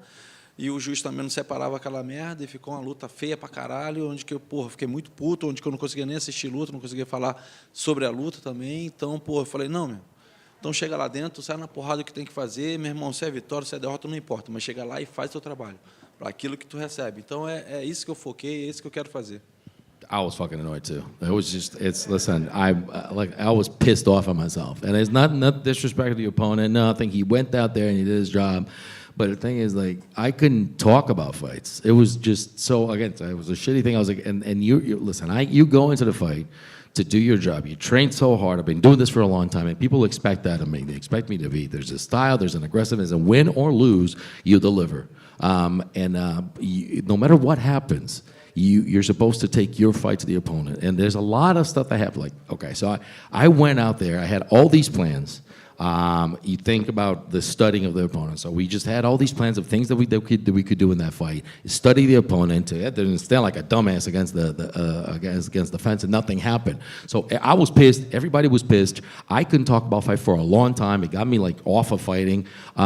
So I listen. I'm paid very well. I'm paid and very well to do this. Everybody expects this of me, and there's this crap about the internet now. Everybody just keeps watching what people do, and they're like, oh no, the opponent's going to do this, and they study that, they study the tendencies that could happen. It's like, listen, you go out there and you fight, because I was fucking pissed with everything that happened. I couldn't talk about fighting. He got me off, even my mind was off because I couldn't talk about it, just because of the fact that it was so annoying. I'm going to go out there regardless, again, not disrespect for the opponent. You're paid to fight. You're going to go there, win or lose. You're going to go at it, and you're going to bring your game to him. I don't want to talk about this. I just want to go out there and do my job. Just two more for me, unrelated to your fight. I don't know if I've seen you comment on it, but Dominic Cruz retired. A lot of people consider you two the greatest WEC fighters ever. I'm curious, just what did you make of his career as a whole, and is it kind of bum you out that the injuries are kind of forced him out the door? E só comentário também sobre o Dominic Cruz, porque você e ele são considerados como os melhores lutadores da história do WEC. O que você poderia falar da trajetória dele? E se você sente assim, como lutador, uma lástima do cara ter tantas lesões que acabaram parando ele ao longo da carreira? Acho que isso que foi o problema, né, da carreira do Dominic. Eu acho que as lesões que ele teve, eu acho que tiraram ele, né, eu acho, do melhor Dominic que a gente poderia ver dentro do Ultimate, né? Eu acho que quando nós estávamos no WC, né, tanto ele quanto eu, todo mundo ia assistir, né? Então todo mundo gostava de ver os dois estilos, muito agressivo e ele muito dinâmico, saltando para lá e para cá. Só que acho que as lesões tiraram muito dele, assim, potencial dele que ele tem, né? Então, assim, eu como atleta, eu fico triste por isso, né? Que eu sabia o potencial dele, né? Então, via ele chegando a alto nível, como todo mundo sonhava, tanto eu quanto ele fazer uma grande luta, né? Então, os fãs queriam isso, eu acho que o Ultimate, nós, só que isso tirar dele, né, as lesões, eu acho que isso impossibilitaram ele de fazer ainda mais a carreira dele brilhante. Yeah, I think that unfortunately the injuries deterred him from actually being. We ended up being deprived of seeing the best Dominic Cruz out there, and the best version of himself that he wanted to give us because of the injuries. I think that back when we were at WC, I think everybody stopped to see us. They saw me as this aggressive guy. They saw him as this dynamic guy, and we wanted that same thing to happen in the UFC. But coming over here is just a lot of injuries. He wasn't able to sustain for that long. But I think that was it. Just a great fighter that, unfortunately, as a fighter, I think you want to see fighters succeed. You want to see the best of them. And unfortunately, that we wouldn't be able to see the versions because of all the injuries he had. Last one for me. Your opponent, Aiemann, is going to have George St. Pierre in his corner, another fellow all-time great like yourself. I know you've spoken to him a lot in the past, but I guess what's it like to see George in the corner? And George's advice to Aiemann is you can't respect Jose Aldo. You got to go in there and just kind of put it on him. A última pergunta do José é sobre o fato de que no corner do Aiemann vai estar o GSP. Dois grandes, você e ele, dois grandes. O que quão estranho é ver ele lá na esquina do cara, e diz que um dos conselhos que ele deu cara, não dá para respeitar o José Aldo não, cara. Pois é, assim, a primeira vez, né, quando eu falei, né, agora há pouco, sobre estar aqui no Canadá, eu também tive, né, contra o George, então não é a primeira vez, não, que a gente vai estar lá dos opostos, né, que eu lutei contra o Mike Homnick, então, assim, é um ícone do nosso esporte, né, onde que todo mundo respeita, todo mundo adora o George, então, assim, um carinho eu tenho por ele muito grande, mas eu acho que ali dentro é trabalho, né? Então ele vai defender o lado dele, eu vou defender o meu lado, mas depois a gente volta a ser normal, os amigos como sempre, assim, um respeito, o carinho que eu sinto por ele, nada influenciou por causa disso. Ele está defendendo uma coisa, então, querendo ou não, o Zahabi é irmão, né, do treinador dele de muito tempo, então não vejo problema disso não. Então, ele sabe o quão grande que eu sou, como também sei como ele foi, né? Então, acho que faz parte do trabalho. Acho que só quem tem que ganhar isso é os fãs do UFC, de estar dois ícones praticamente na mesma noite, né? Só que um lutando, o outro de corner. And listen, that's not the first time that we're going to be against each other. We've been in opposite corners before. My fight against Mike was the same thing. I think, listen, there's nothing that happens with the fact that he's going to be opposite to me that will take the respect and the love that I have for the guy. Because he's an icon. I have the uttermost respect. He's just doing his job, and whatever happens afterwards, it doesn't matter. We'll still have the same admiration for each other. I think that he, just like the last time, we were talking about the brother of somebody who's been on it with him for such a long time. So no matter what happens, we'll have the respect. There's, the people that are going to win are the fans to see, two legends of the sport, one of them fighting, the other one on his corner. Jose, since you came back to the UFC from your retirement, you fought Jonathan Martinez, Mario Bautista, and now Zahabi. I think because of your reputation in this sport, people are kind of surprised to see you getting matched up against these sort of people. We expect you to be in the bigger fights. Are you yourself surprised that the UFC are putting you against these younger up-and-comers rather than the more established names? Desde a tua volta, a gente viu você lutar com o Martinez, você lutar com o Bautista e agora você está com o Zahabi. Eu acho que as pessoas, por conta da tua reputação, esperavam talvez que você lutasse contra outros nomes. Você está surpreso, você mesmo, que ao invés de dar nomes grandes logo de cara, a pessoa vai votar esses caras aí que estão chegando no teu caminho? Não, acho que surpresa nenhuma. Acho que isso também influenciou um pouco a mim. Acho que isso é mais do bastidor. Eu não sei. Eu sou pago para lutar, então eu gosto de lutar. Então é isso que eu tenho que fazer. Quanto os outros atletas, hoje em dia, todo mundo fica esperando. Vamos falar do que acontece entre os ranqueados ali. Quem está de 5 para baixo, do primeiro, segundo, terceiro até o quinto, não quer lutar com o sexto, o sétimo, oitavo ou nono.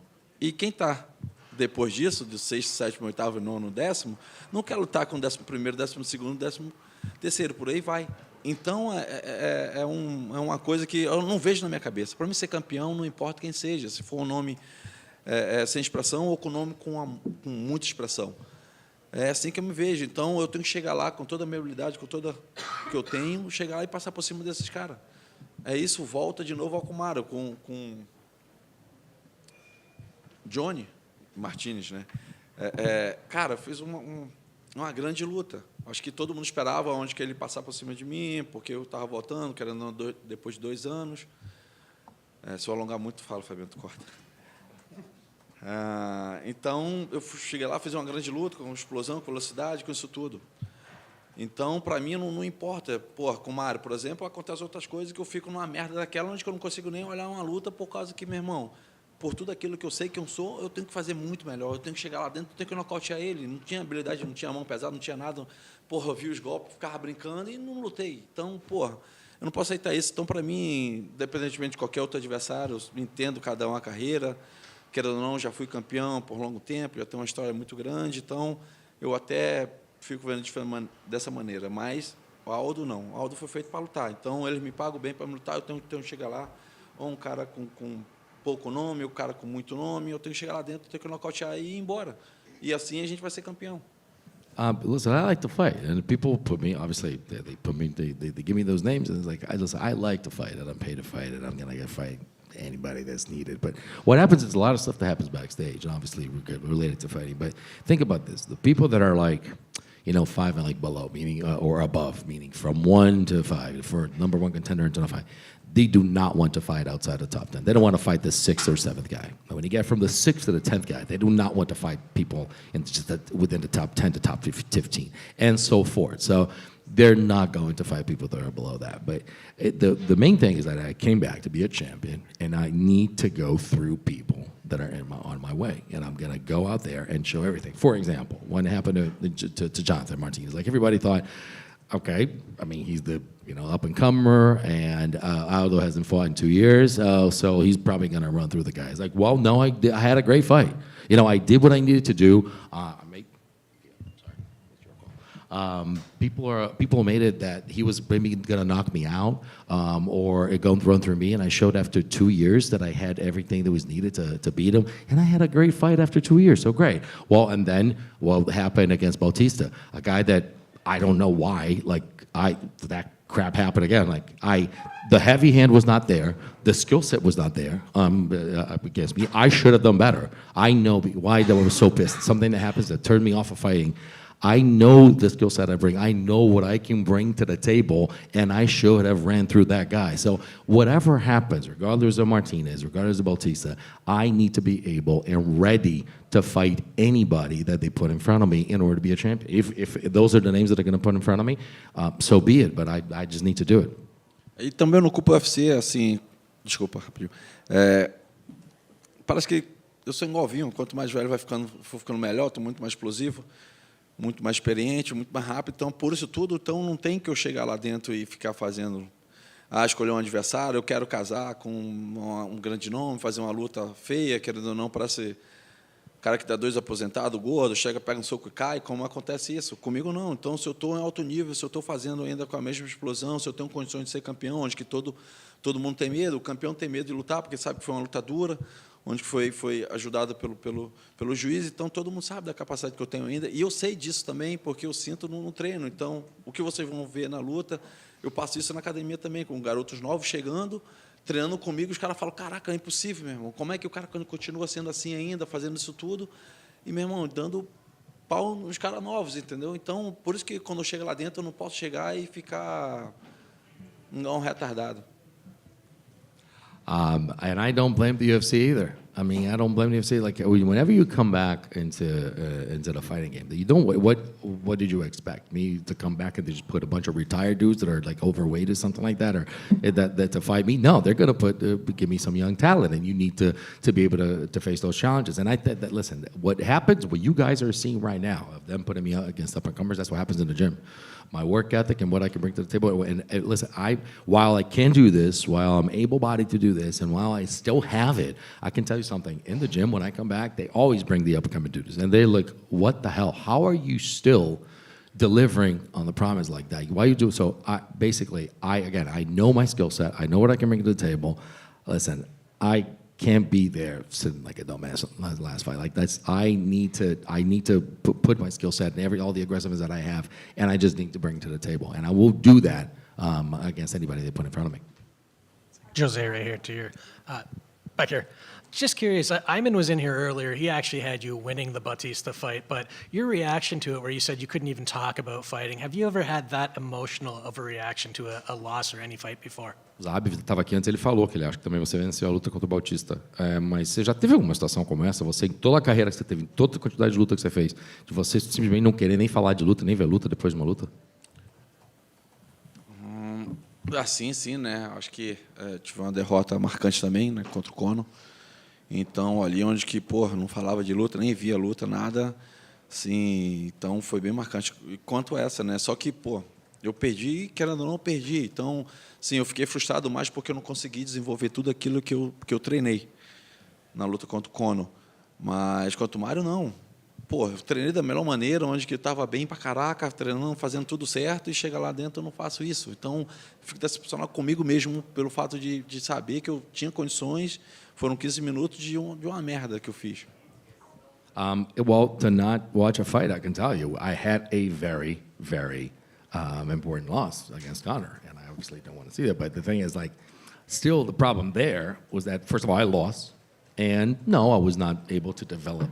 That fight never developed, right? So that was the problem. But against Mario, it's like, I was ready, I was prepared, I'm better. I did, there were so many things I could do, and I didn't do anything. So you just get frustrated. I got disappointed at myself. I got frustrated at myself. And it was just shitty, man, I'll tell you. Because you want to go out and kind of correct from that and make up for that last fight, do you have to be careful not to overcorrect, not to kind of leave yourself open or come out too aggressive? Por conta do fato de que você passou pelo que você passou, você agora vem com muita sede ao pote, você tem que se cuidar para não vir muito agressivo e para não fazer, talvez corrigir demais as coisas, porque da última vez você ficou na tua? Acho que não, acho que todo mundo quer ver isso. Então, é isso que eu te falo, acho que luta é 50-50. Meu irmão, decorrer vai subindo um, vai descendo o outro, e assim que é a luta. Então, ou qualquer esporte, não tem como ficar muito esperando alguma coisa, não. Se tiver de acontecer, será. Então, a gente treina para tudo. A gente treina, chegar lá, meu irmão, agressivo como é nos sparring, então eu botei uma garotada nova pra caraca lá. de outra equipe, treinando bastante, forte, e se acontecer, isso era para acontecer. Então, não é questão de, eu tenho que ficar esperando ou qualquer outra coisa, não. Acho que isso faz parte da luta. Então, como eu falei, cara, eu tenho que chegar lá dentro e lutar. Então, independentemente de se ganhar ou perder, mas eu fiz o meu trabalho onde que todo mundo esperava, eu fui lá dentro agressivo e fiz o meu papel. No, I think that listen, fighting is 50-50. Anything can happen on both sides. There are moments, there are ebbs and flows. Sometimes, you're high up on a fight, and all of a sudden there are low moments on a fight, so you have to be ready for whatever happens. I can tell you one thing. I brought people, young people, from other gyms to fight me because I still just to all that hunger so I could fight them. Like, you can't be worried about not doing, maybe I shouldn't do much because otherwise, something can happen. Anything can happen in a fight, and you have to be ready for it. So I trained a lot. I got ready for this. I was thinking about the possibilities, and listen, you got to be ready. You just, again, winning or losing, you have to deliver. So I did everything that I could to be able to come here and deliver without worrying about that. Obrigado. Nada, amigo. Thank you. Oi? Thank you, guys.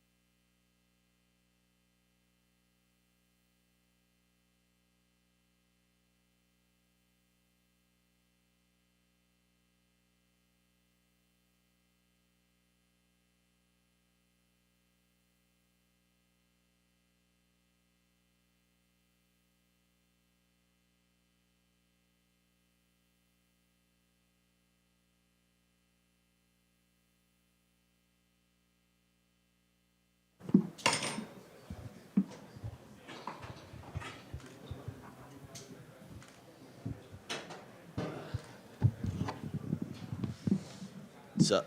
Hi, Belal. Just right here. Just a quick question. Is your shirt a reference to the fight of Leon against Kamaru? It's written bully because you let him bully him? I don't know. It wasn't, but now it is, right? Yeah, my nickname's Bully B. I do see myself as a bully. I bully all these guys in the cage, so we're going to keep doing it. And more seriously, have you something in mind for Saturday nights? Like a clear way to win? Like something precise? Yeah, I'm going to knock him out. I'm going to go in there. I'm going to show that I'm the best boxer in the welterweight division.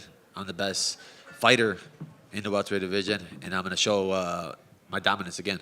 You think your boxing is underrated today? 100%. I think everything about me is underrated. People go in there and they assume stuff, but when they get into the cage with me, then they realize what it is. They realize what these hands do. They realize what this pressure does, and it breaks everybody. Thank you very much, Belal. Well, over here, other side, right here.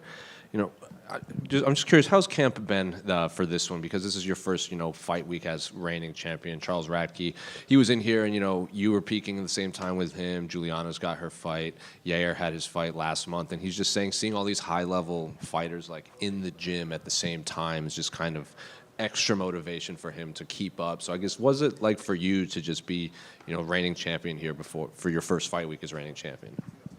I mean, I didn't look at it as like I'm the reigning champion. I looked at it as, bro, your next fight is your toughest fight. It's your hardest fight. But like you said, our team, we're like a small family. So when one of us win, we all win. And we're riding high right now. We had a huge win with Ignacio Balmondes, then Yair, and then being in the camp with my brother Charlie. We're all pushing each other. We all want to see each other grow, want to see each other get better. And that's what I love about our team. Like, there's no egos. There's nothing there. Like, we all want to see each other succeed. They're all here with me now. That energy is just different. It feels good. And my mentality is I got to work harder than the last fight. This version I am today is better than the version I was yesterday. The version I'm going to be tomorrow is going to be better than the version I am today. It's just about keep growing and keep getting better. You said you're viewing this as, your next fight's always your toughest test. Do you see Jack as the toughest all-around test for you? Because you're in this unique position where you've fought in a lot of the guys already to get to the title, and now you're fighting Jack, who you didn't have history with. So I guess, is he the toughest test, or is it just that's how you have to view it? No, you have to look at it like that, Ray. I never look past anybody. I never, underestimate anybody. So your next fight is always your toughest fight. I'm fighting the best boxer in the UFC. I'm fighting the best wrestler. I'm fighting the best grappler. So I got to train like I'm fighting all those guys. I got to train like I'm fighting RoboCop. That's my mentality every single fight. And then after the fight, it would be like, all right, well, that was easy. So it's okay. Well, we'll see who's next. You said, I'm not going to shoot for a takedown. I want to show off my Canelo boxing. Jack did an interview, and he said, well, I think I could get him on the feet and the ground. I'm just the better MMA fighter all around. So this fight seems unique compared to your last one, where it was kind of back and forth, bad blood, and the two of you just kind of seem to be trash talking over skill set rather than like personal issues. So I guess how do you view just Jack's skill set as a whole compared to past guys? Yeah, obviously, he's a good striker. He's got a long streak going. I think he got heart. He doesn't give up. He showed his last fight with a broken arm. He still pushed through. But the difference is he's never fought anybody like me. He's never seen somebody like me. There's levels to like pressure. There's levels to experience. And I've been in there, like you said, with everybody. I had to take the long road to get here. He got a shortcut. He got a shortcut to the top.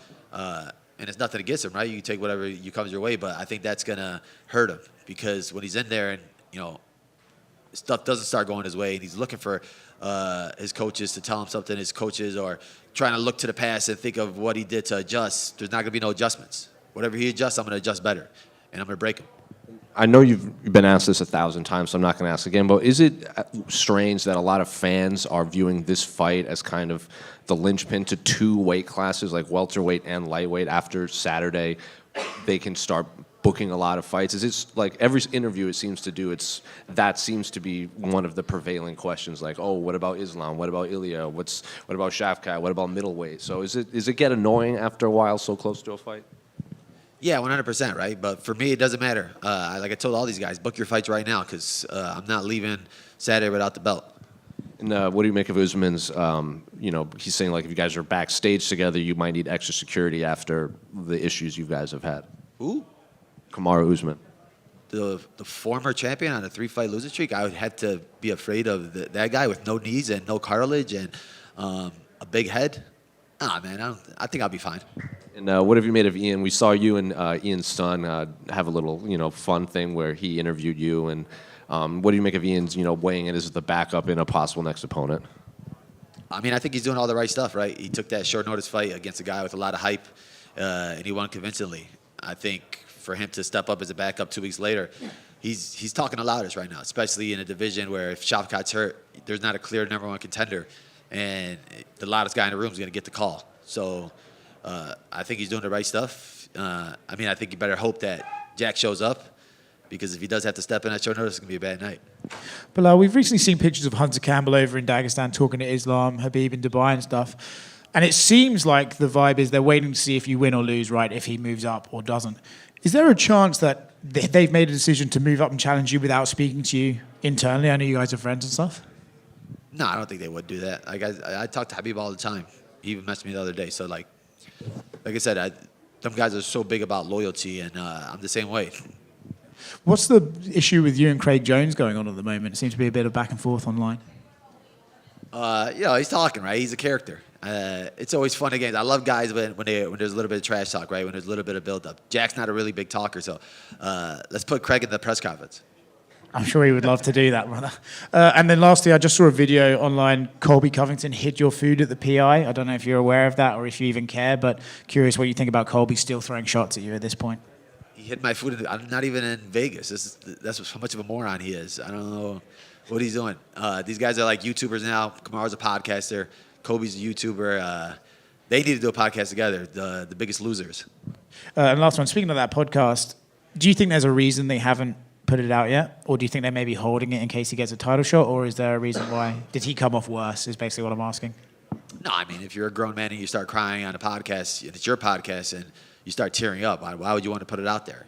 Unless there's like a really good editor that's going to try to clear it up. But I don't think they got that much money. Belal? Right here. Ball right over here. Other side. Yeah. So what does a win mean here for you and your legacy, especially with GSP, who will be in the audience, especially in arguably his hometown? It would be huge, right? Another guy with a double-digit winning streak, and to win in Montreal in front of GSP, right? To go to the welterweight division. He's on everybody's Mount Rushmore. A guy that I looked up to, I always watched when I was younger, that you always try to be like and mimic. And just the way he did it, right? He didn't use trash talk. He didn't use any like antics to get to the top. He just used hard work, and he won every single fight, dominant. And that's what I'm trying to chase, right? That's always my next goal is to. You have to have a goal when you're a fighter, right? My first goal was the gold. Now my next goal is the GOAT. So I'm chasing him, and to be chasing him and starting here in Montreal and in front of him is going to be great. One final one for me. How has Montreal been the past couple of days? It's been amazing, man. Every single person and every interaction we've had with people has been great. You can just tell it's going to be great energy at the fights. The weather's been great. So excited for it, man. I just need to get some Montreal food. Well, right here. On one of the embedded episodes, Jack said he's going to beat you, and then it's retirement time, buddy, I think was his quote. For him to kind of, it's one thing to want to win the fight, all that, but for him to, I guess, have flashes of saying he wants to end your career, does that add anything extra for you? No, I just think he's not really good at trash talk, so he's like trying to get like phrases and stuff from like Craig Jones or something like that, but I'm not even close to being at the end. And if he thinks it's going to be that, it's going to be a long night for him. I think I'm going to go in there, I'm going to break him. And for him to just keep adding these little words, these little phrases, right? He's going to, I'm going to save the division, I'm going to save this, I'm going to do that. I just can't wait for him to eat his words and eat these fists. And when he says, or I know you had said before the last fight, and I think it was a little bit taken out of context, the idea of maybe if you didn't beat Leon, that would have been the end for you. Do you think that's maybe in people's heads still somewhere thinking like, once Belal loses, he's going to move on? No, it's not. We're not going to lose. We're going to continue winning. And like I said, I'm here to build the biggest and best legacy the world has ever seen. And I started young. I started late, right? I started at 23 years old. My body feels good. This is the strongest I ever felt, the best I ever felt. We still got 10 more years in us. So when Jack gets to, 38, then maybe I'll give him another rematch. And I know it had taken you a while to get to the spot, and I'm sure you probably wish this was your second or third title defense before the injury happened. So, like, when you get through this fight the way you want to, are you wanting to make a quick turnaround and maybe defend the belt again 1 or 2 times this year? Yeah, 100%. Like, I love to stay active. I love to push it. And like I said, we're a small team. So right after this fight, we're back in the camp. Nacho's fighting Fiziev. So I got to get back to work. So I got to make quick, light work of Jack and come out uninjured and then start throwing kicks at Nacho. What have you heard about where Shavkat is at right now? Because we haven't heard too much about his health. He's not, I don't think, going to be here this week. Do you feel like he's going to be healthy enough to fight on your timeline after this? Or are you maybe going to look at Brady or Buckley if he wins or one of those guys? Yeah, no, I mean, I haven't heard anything. I haven't been looking for anything. I just been like fully concentrated. My target's on Jack. After I beat Jack, finish Jack, then I can start looking at these next guys. But my mindset, we're locked in right now. Belal, right here.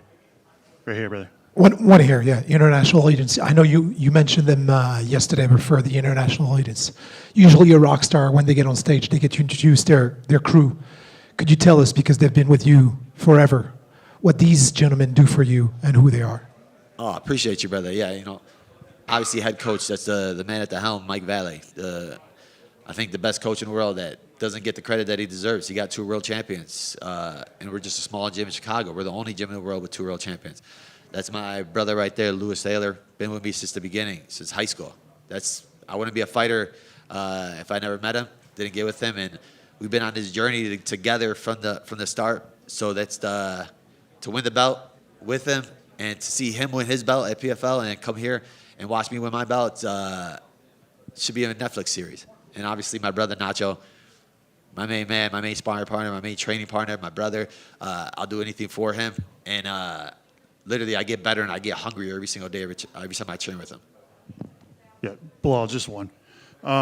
Where do you rate your ability to kind of talk trash and get under people's skin, right? Because initially, we saw Leon Edwards kind of playing it off. He said, "Oh, it's just Belal, isn't it?" And then we saw what happened. And then recently in his last fight, you got Sean Brady in the post fight giving you a shout out, being like, "What up, Belal? We got Leon out of there. Like, thanks for getting under his skin and not even being here," type thing. So where do you rate your ability right now? I'm the best, man. None of these guys can compete with me in the trash talk.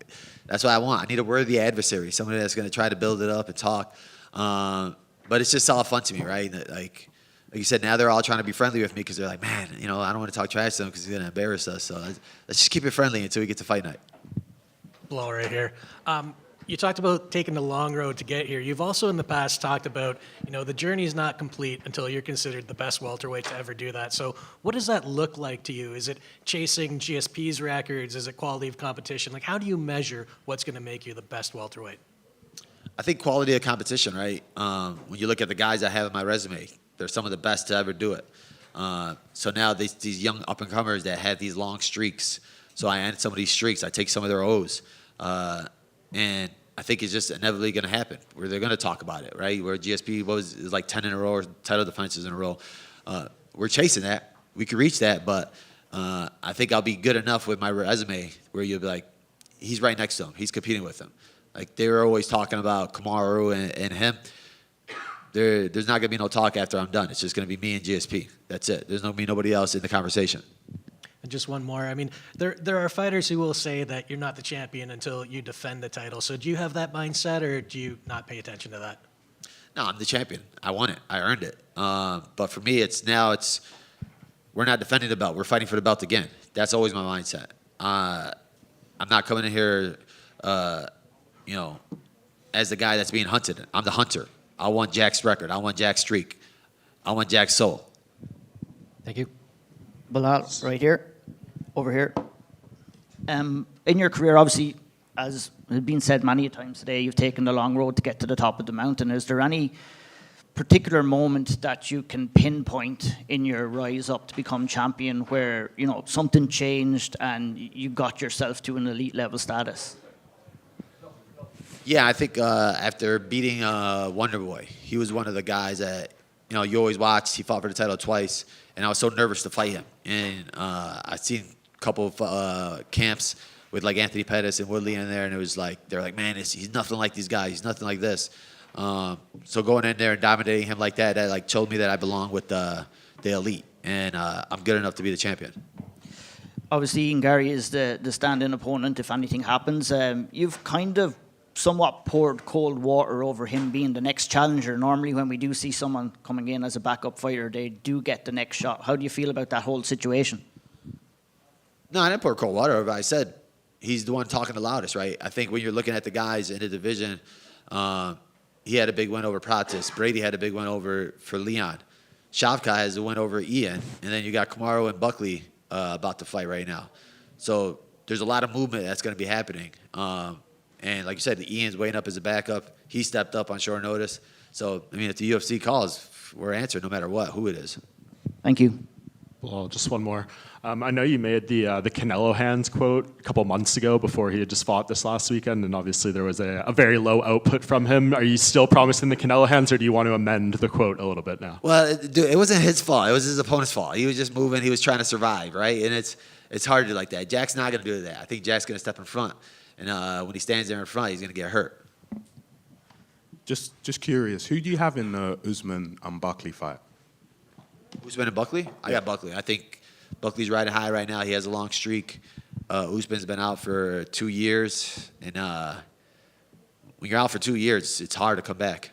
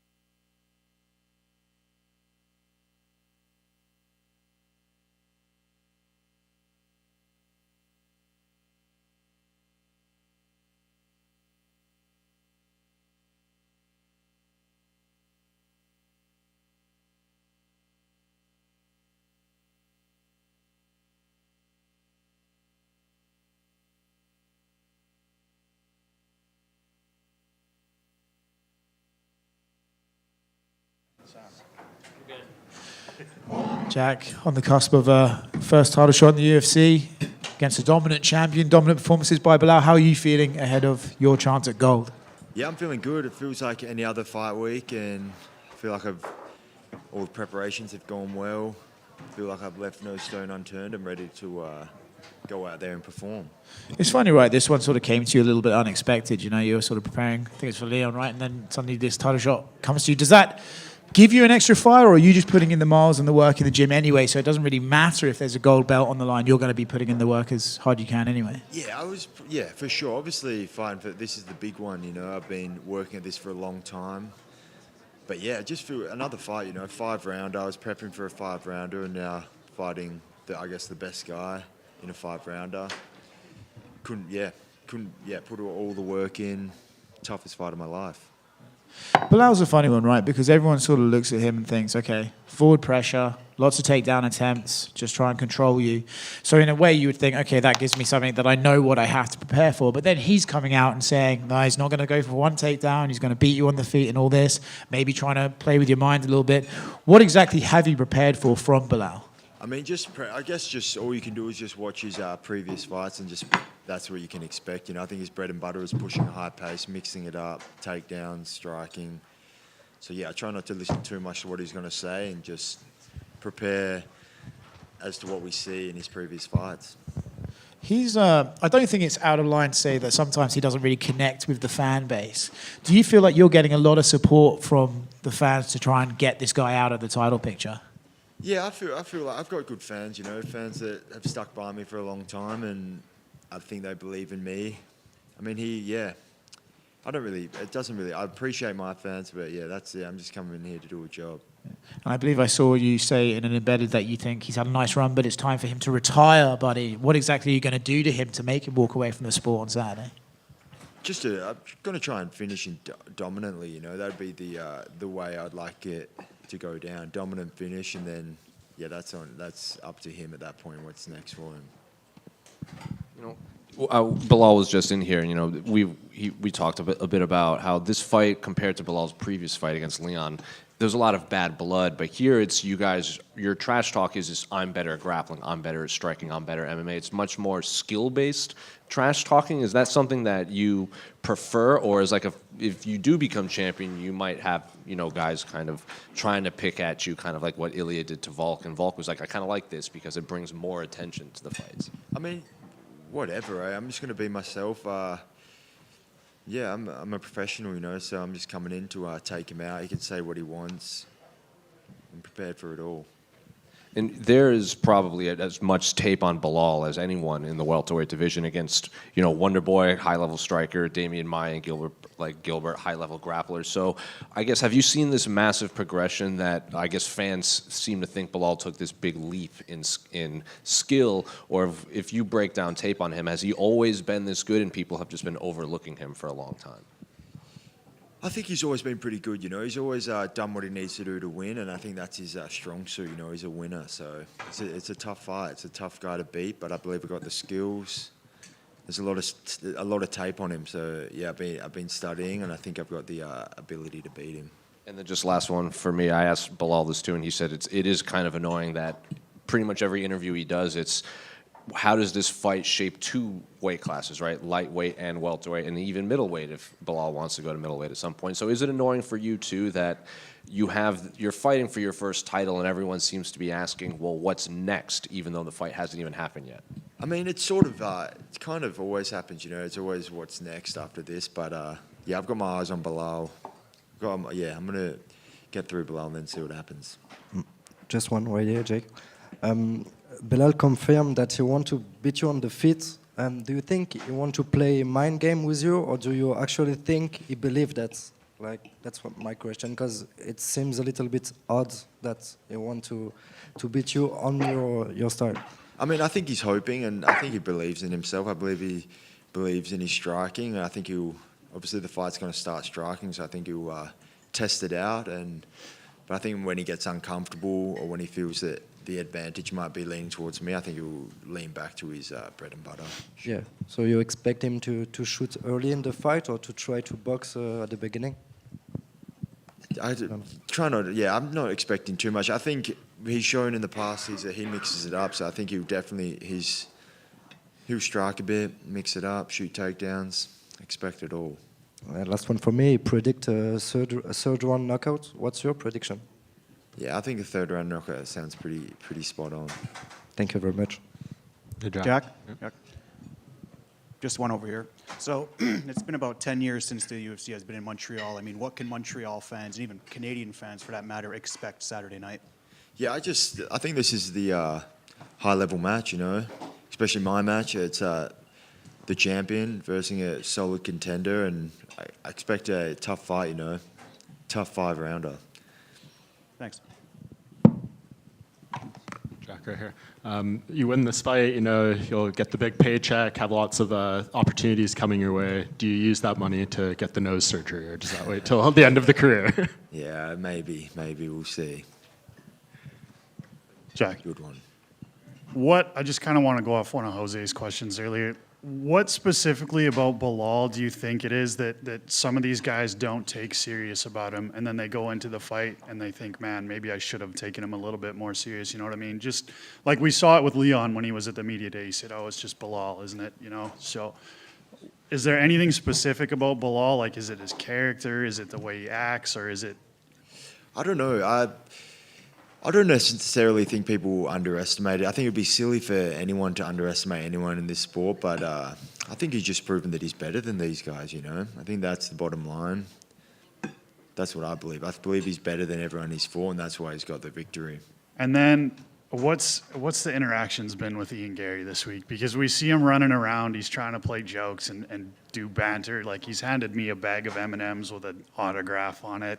We saw him use his kid to hand you a bag of M&Ms, talk about the weight thing. Like, does it bother you? Does it feel like, you know, the brother that's tagging along, you know, what you know, that gets asked to come out with you guys, or do you not even worry about it?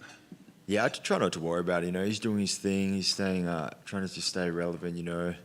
I guess he's just hoping that someone falls through so he can get his spot, which is fair enough. But, yeah, no, I try to avoid him.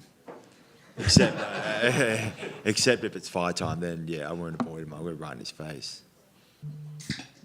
Jack over here. How's it going, mate? There's a rumour going around that if you win on Saturday, Perth will land the pay-per-view, and that if you lose, we'll get a fight night. Does this add to the stakes for you heading into this one? I think it makes sense. You know, if Perth have a homegrown champion, why not? It'd be obviously a dream come true for me to defend the belt in Perth. I think it makes sense across the board. So whether that's something they do, I don't know. But that would obviously be a dream for me to defend a title in my backyard. Of course. There's been a bit of noise leading into this about the Rivo Bar and Grill situation. Can you provide any clarity around that, your side of the story? Oh, we're just doing a like a paid appearance thing, and yeah, it sort of fell through. It was just too much. I needed to focus on the fight, you know, not doing that sort of stuff. But we'll do it after. When I get back, we'll make it happen. I've got a lot of fans. I've got a respect for the people that are there. So yeah, I'm excited to do that when we get back. Yeah, well, I guess that leads into one. With the belt, it'll be even better, you know. Of course, that leads into one of my other questions. What is the celebration plan if the city of Perth offered you a ceremony maybe in Forest Square? Is that something that you'd be open to? Yeah, yeah. It's a bit high key for, you know, you'd probably like to keep it a bit more low key, but, you know, we see the Wildcats there when they win a championship, that kind of thing. I think that would be a suitable environment. Yeah, I think it would be a good moment for Perth, you know, bring the belt back to our small city. Of course, you've repped Perth since day one, and, you know, Steve came razor close to bringing that belt back to WA. Is that something you guys have spoken about, bringing the belt back to Perth? I haven't spoken. Yeah, it's obviously a dream of mine. Steve was he's very close, you know, to making it happen. I believed he was going to do it, but it's a tough one, you know, tough fights at the top. Anyone can win, so it wasn't his day. I'm sure he'll be back, but I'm looking forward to bring the belt back. Of course, and last one from me. After seeing how Edwards and Brady played out, is there a part of you that's disappointed you didn't get a shot at Leon? I mean, it would have been I was excited for the match, but obviously this is a big opportunity, so I was happy to bypass that and take this. Of course. Jack, Jack, right here. You talked about, obviously you were in camp and training for a 5-round fight, so the timing works that way. And obviously this is an opportunity you have to jump on. But we talk a lot about timing in combat sports in general in terms of like guys getting to a title fight too soon or too late. Just in general, how do you feel the timing of this title fight is in the scope of your overall career?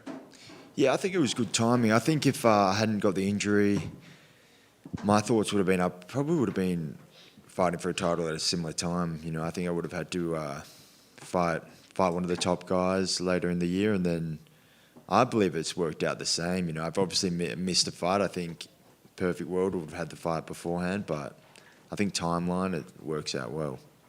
And then no doubt you would have liked to have fought in Australia. Obviously, not entirely likely as the challenger, but hopefully moving forward. But just in terms of fighting in another Commonwealth country, it's not in the States, is this kind of a good second option? It's kind of neutral ground? Yeah, for sure. It's a cool city. I've never been here before outside of the when I came for the press conference a couple of weeks ago, but I was in very quick. But it's a cool place. I like traveling, checking out new places. Yeah, it's a pleasure to fight here, especially with the welterweight division. Obviously, the man GSP is from here, so it's a bit of history in the division. But yeah, I'm excited to kick off my title run in Montreal. Thank you. Jack, to your left here. Jack, on the Countdown show, obviously the UFC highlighted what was not the best start to your professional career, dropping 2 fights in a row. Do you look back at those times, a couple of days out from your first title challenge, for the perseverance that you've showed to get to where you are at right now? Yeah, for sure. It's obviously, not ideal, but you learn a lot from losses. I learned a lot from both those ones, skill-wise and then mentally as well, and just been on a tear ever since, I think most athletes lose in this sport because it's a tough sport, many ways to win and lose. But I'm glad to have got the losses behind me and all wins going forward. Alex Volkanovski picked up a great win against Diego Lopez, reclaiming the featherweight title. Did you look at that performance and take some inspiration of it coming into your own title challenge? Yeah, 100%. Everything Volk does is inspiring. He's an Australian legend, one of the greatest athletes in our country. So, yeah, I'm fully inspired by him and what he has done and what he continues to do. Thank you.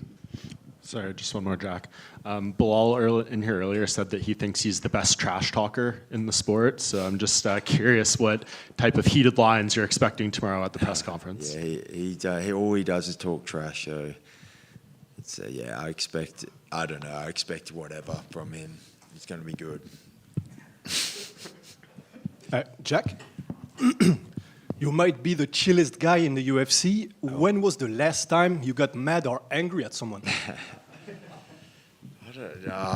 I try not to get mad too much. I can't even remember. That's a good. I don't know. Try not to get too mad at people. What would it? This guy asked me about my nose. And what would it take for an opponent to get you crazy or mad? I don't know. I think staying calm is number one in the octagon. I think being anger can be at your own detriment. So I just stay calm, try and pull the shots. So just one more. You said that all Belal does is talk. Does that mean you don't really consider his hands to be Canelo-esque? No, honestly, no. I don't really see the resemblance in the Canelo hands. He does have good hands, but if you're talking skill-wise, I don't see the resemblance. But maybe I'm missing something. He also said he's the best boxer in the welterweight division. Curious if you agree with that. Yeah, good on him. Good on him. He's proven he's the best at the moment. Won the belt. Yeah, but I think he's good at mixing it up. But yeah, I don't know too much. His boxing's all right. One more for me, Jack, just before. You've done some work with Craig Jones in the lead up to this fight. Do you feel that that'll give you an extra advantage coming in here? And what does he bring to the table as a coach for you? Obviously, when you look at straight jiu-jitsu, is a lot different than when you're implementing jiu-jitsu into mixed martial arts. Yeah, he's obviously a good grappler, He's a good grappler. He knows what he's doing. He's been in there in the corner on big fights with Volk.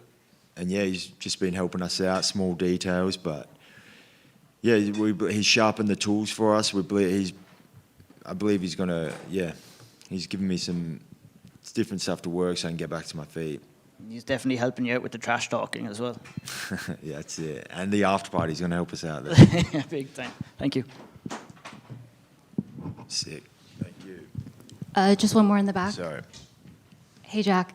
So a few weeks back, you were training with Volk, Brad Riddell, and the Bang Tao boys. How was it training with that crew? Yeah, it's awesome watching Volk prepare for the big fights. He's obviously been in there, big fights, multiple world title fights, just to be able to be in the room with him, see how he handles himself, see how he works, and then just, learning from him. Very experienced champion. It was a beneficial trip for me for sure. Nice. And I think Brad Riddell is looking to fight in June. If he does, do you think you'll be training with him? Yeah, I'd love to. Brad's the man. He's a legendary striker, and now he's making a good run in his MMA career. So yeah, definitely at some point this year, I'd be keen to train with Brad again, 100%. Awesome. Thank you. Sick. Thank you.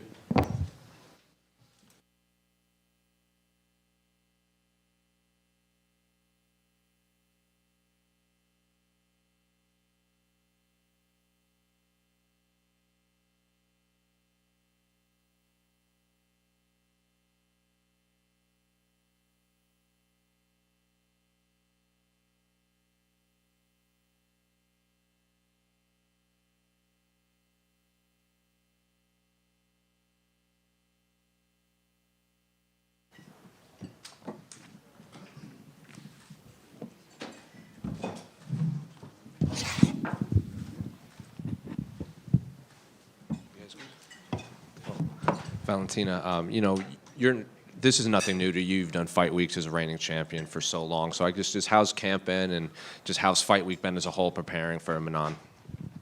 Amazing training camp, amazing fight week, a lot of energy, feeling strong, fast, powerful, and very confident. Did you do your camp in El Paso again? And so my camp, we divided for several locations. Started in Washington State on the Puget Sound, then Las Vegas and El Paso, and final part here, Montreal. Before this fight was officially announced, Manon was very active on social media calling for this fight. She obviously made that bet about retirement and everything like that. Were you hoping that this fight would be sooner, or is it the perfect timing to face her here in Montreal in May? Oh, I don't think it was that active. Actually, it was just one tweet or maybe two. And it's a little bit, she's starting probably to throw this tweet a little bit too soon, in my opinion, because I just fought and it was 1 month after the fight. But I understand she was desperate, she kind of had a little bit delay. But I think everything at the end worked perfectly, and I rested good. I had amazing travel to islands of Pacific Ocean, all the Polynesia, Tahiti, Fiji. So, and with all new energy, I started my new training camp. What do you make of Manon as a martial artist? Because on the countdown it showed her she's been doing karate since she was young. She did some wrestling, she did taekwondo. So she seems like yourself, a lifetime martial artist. And I don't think that it's appropriate to compare myself to her, because I never will approach to any of my opponents with so much disrespect that she did. I was about to ask that too. Did what she's been saying, how much has that bothered you? Nothing. No, I kind of my experience in martial arts, it's so many years. I started when I was 5, and all these years before joining UFC, I already was 17-time world champion in Muay Thai, in MMA, in kickboxing. So imagine how many different characters I were able to meet, and how many words they could say or some. And if everything would bother me, I never would achieve what I achieved. So I think it's the biggest ability to kind of block all the energy what's happening around and focus on your main goal. I guess a better phrase was, is it annoying when fighters think they have to do this rather than, because she seems like the logical next fight anyway, and she still thinks that she has to kind of pick at you and to sell this fight? It's kind of hard to say. Not for me, not annoying, because I know exactly how to focus myself on the main thing. Even like if we are like my last fight, fighting in the Sphere, everyone saying like, "Oh my God, it's so much graphic, it's so big. How you will like focus on the fight?" But for me, it was not a question. I just focused on what I were doing. That's why kind of like knowing what is important, what is no, it's the most important for any fighter, and I know it. And then just last one for me. I know you have Manon to prepare for, but I guess a lot of interviews I've seen you do, they always go, "Oh, what about Wei Li? What about Amanda?" They're looking past your fights, and it seems like that's how it's been for a while. So I guess why do you think both fans and the media always ask you about the fight next rather than the fight that's not, the fight against Manon hasn't even happened yet? I would say you better answer me this question. Why is the media asking this question all the time? So this is something that I really cannot answer. You have to answer to me that. Valentina right here. During your first reign as champion, you were never the underdog going into a fight. But right now, the odds have you as the betting underdog here. Why do you think that is? I know you don't focus too much on that, but why do you think people aren't maybe giving you the same credit going into this first title defense of this reign than your previous championship run? Why do I say I don't have any idea why they did that? Sometimes they do some like unexpected moves, and we kind of like barely can understand what the logic under all of that. But if you would like really focus on these numbers all the time, you kind of like would go crazy. No, you have to really focus on your power, inner power and strength, and this is only what matters in the fight. I know exactly if compare myself to like a few years ago, I'm better version of myself, faster, stronger, more confident, and it's just like I feel the best shape what I've been in my entire career, it's right now. There's such few people in the UFC who have experienced what you just did, fighting the same opponent 3 times like you did with Alexa. Is there an adjustment period at all to the pacing, to just the feeling of what it's like in the octagon with someone who won't be her after sharing the cage with the same opponent for like 2 years? Can you say again? Just like you're so familiar with Alexa's style after fighting her 3 straight times, is there an adjustment that's going to come once you're in the cage, like having an opponent that is not Alexa for the first time in 2 years? You know, it doesn't matter for me. I kind of like, even if you see, first of all, why we had 3 fights with Alexa, only because the second fight, it was messed up by someone's decision. And because it was a draw, and its lead for the 3rd fight. If everyone would do their job correctly, we will be done on the 2nd fight. And I feel that, so what was the question? Just the adjustment from now going to Manon, a completely different opponent. You know, it's this. It doesn't matter. It doesn't matter at all, because I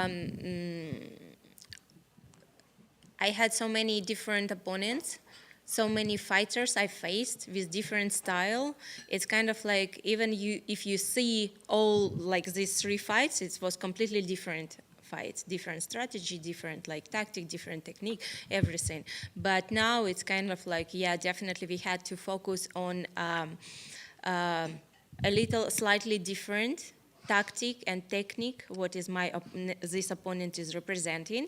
And but in general, what is mixed martial arts and what is our training was, training camp was, it's doing everything. This is, you cannot just rely on one thing and like forget about your other techniques and work only a specific thing, because in the fight you will face a little maybe surprise or something like that. That's why, to avoid everything, all the surprise, you just have to focus on mixed martial arts and work and everything, striking, grappling, wrestling, because you cannot be just one. You have to be everything. You have to be universal fighter. I know it was very important to you to fill up the rubies on the plate on the belt. Now that you've done that, what are your new goals? Is it to fill up the other plate? Exactly. There is one plate, there is 2 plates, so total 16. Valentina, right here. You got a custom fight kit for this event, and the response online, fans really seem to like it. They think it's one of the better custom fight kits. Just wondering what you thought of it, and obviously the bullet makes sense. What does the dragon mean to you?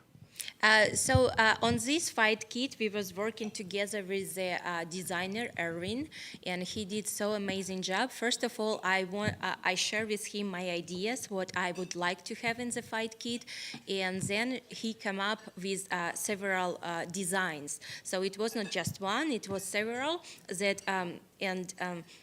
everyone was so amazing and so beautiful, very hard for me to decide which direction go. But once we finalized on dragon and tiger, because it's like I was saying, it's like opposing but complementary forces. And all together, it's representing yin-yang, like dynamic balance of the universe. And this is exactly what is martial arts stands for me. It's balance between like strong forces and know when to step back, when to step forward. And definitely bullet, it's like my personality. That's why I put on a background a lot of like Thai style like drawing. Plus, it was sakyant, its specific style, what is like, you could see a lot of tattoo on a Thai people in this style, sakyant. It's like protective amulets, what they are like for protection, for like anything. And if you could see my tattoo of Hanuman, I have the same style. So it's all around like background of sakyant, Thailand, because of my Muay Thai career, so many years of Muay Thai, and spending so much time in Thailand, fighting and traveling, and definitely dragon, tiger. I was born in the year of dragon, and the bullet is who I am. And then obviously Antonina retired recently. She announced her retirement. Were you sad to see her announce her retirement? Or are you just happy that she has another career that she's very passionate about? It's both. It's I'm very happy that she is successful in what she's doing right now. She is pilot. She's working on net jets. She was previously working on trained winds, and she been like captain of Pilatus PC-12. Now she's flying jets. It's citation latitude, and she's like building her career the same good as she was doing her mixed martial arts. But in the same time, I'm missing her being in my corner, and I think that definitely it's kind of like a person who next to you that you share in so much like all things in common. It's definitely something that I miss. Thank you. Valentina, Georges St-Pierre, back in the days, had a mentor called Christophe Midou, a very singular Frenchman. He's been close to Manon for the last few fights. Georges St-Pierre taught his Superman punch to Manon 3 days ago. I thought you were the expert at the Superman punch. What happens when 2 women do a Superman punch or collapse? There's going to be a Wonder Woman that's going to come out of it. Is she going to try to pull it on you? Will you do it? Superman? Yeah. Superman, Superwoman punch. It's one of my favorite technique. That's what I'm saying. You hone it in the females competition. She may try it on you. What do you think about that? I feel that there is a lot of copies that she's copying from me, but what I want to say, they can try to copy, but never will be the genuine one. Just right here, Valentina. She trained with Georges St-Pierre, but we saw you train with Joanna Jedrzejczyk. How does sparring give you some extra confidence, maybe, and does she give you some advice for your battle of Saturday night? Joanna, we have so like good relationship with Joanna, and it's the thing when your rivalry through the years, because of we share so much time inside of the octagon, inside of the ring, and be able to see each other like growing, making success, and like achieving the goals, it's like more and more giving like more respect, more honor, and it's wonderful to have her here. Joanna, she's an amazing fighter. She is a Hall of Famer, and it's definitely, you know, it's very, we started flyweight together. This is how the flyweight, women's flyweight in UFC started, from me and her. And now we are like, after all these years, we are together here, like different, not facing each other, like against each other, but going in the same direction. Thank you. And as you said, there is some similarities between your fighting styles and the one from Manon. How do you handle a preparation against someone who like fight like you? It's not something difficult to face like someone who's similar as you? You know, actually, people saying about this similarity, but I really don't see much similarity. The only similar thing is we are standing in the same stance, and maybe we are both blonde girls. This is only the similar things what we share. Thank you. Last one for me. She predict third one finish. What's your prediction? You know, it's funny when I like this when people like go in and with so much confidence they're saying, oh, it's gonna be finish, it's gonna be something like that. But I like this moment when they feel frustration in the ring, inside of the octagon, when they feel that nothing, any plan what they had in their head, it doesn't work. This is the best feeling, to see them breaking up. Yeah. Thank you very much and good luck. Valentina right here. Obviously, Alexa Grasso has taken up a lot of your time over the last number of years. Was it nice for you to go into this camp knowing that you had a fresh face in Manon Fiorot? Not that long time. People saying it's like it was forever or something like that. No, it actually was like a little bit more than a year. 2 years, I guess. Yeah. No, year and a half, something like that, between like all these 3 fights. No, year and a half. It's not that much. Some people, they are fighting once a year, so they kind of like can face only one opponent. But we did this 3 times. So yeah, it's the process what we have to go over, and sometimes it's happened. Sometimes you have one opponent more than one time. Obviously, she's on this card as well, so you're not fully in rear-view mirror of Alexa Grasso yet. How do you see her fight going down with Natalia Silva? Oh, really? I'm focused on my fight. I focus on my opponent, and I don't have time to study other opponents as well. Okay, thank you. Здравствуйте, Валентина. Вы дважды дрались против Алекса Грасса, против мексиканки на ночи UFC. Сейчас вы деретесь с француженкой в, по сути, франкоязычной части Канады. Не кажется ли вам, что в 3-й раз подряд будете на чужой территории? Или вы думаете, что вас здесь будут больше поддерживать, чем соперницу? Мне не привыкать. Я всегда доказывала свое преимущество на территории соперников. И всегда все свои бои я выигрывала на чужой территории. И самое приятное чувство, когда, допустим, зал поддерживает моего соперника, и в этот момент тишина стоит, потому что соперник ничего не может сделать. Вот это самое лучшее чувство. Вы сказали чуть ранее, что цель еще 8 рубинов на другой стороне пояса. Это означает, что вы все-таки остаетесь в своем дивизионе или есть все-таки у вас мысль снова вернуться в 135? Любые варианты возможны. Просто сейчас, когда неделя боя, мне бы хотелось полностью сосредоточиться именно на том, что меня ожидает в эту субботу. Потому что я считаю, что это для меня, для моего характера, это самое важное. Ты должен сфокусироваться на предстоящем противостоянии. Потому что когда человек фокусируется на всем подряд, сразу думая обо всех, он тратит свою энергию зря. Энергия уходит в разные концы. Но для того, чтобы достичь истинного успеха, нужно всю эту энергию направить вдоль канала в одно направление. Поэтому мои мысли сейчас только о предстоящем бою против моей соперницы в эту субботу. Хорошо, тогда этот вопрос я повторю вам после боя на пресс-конференции. Надеюсь, будет повод. И последний вопрос. Будет повод.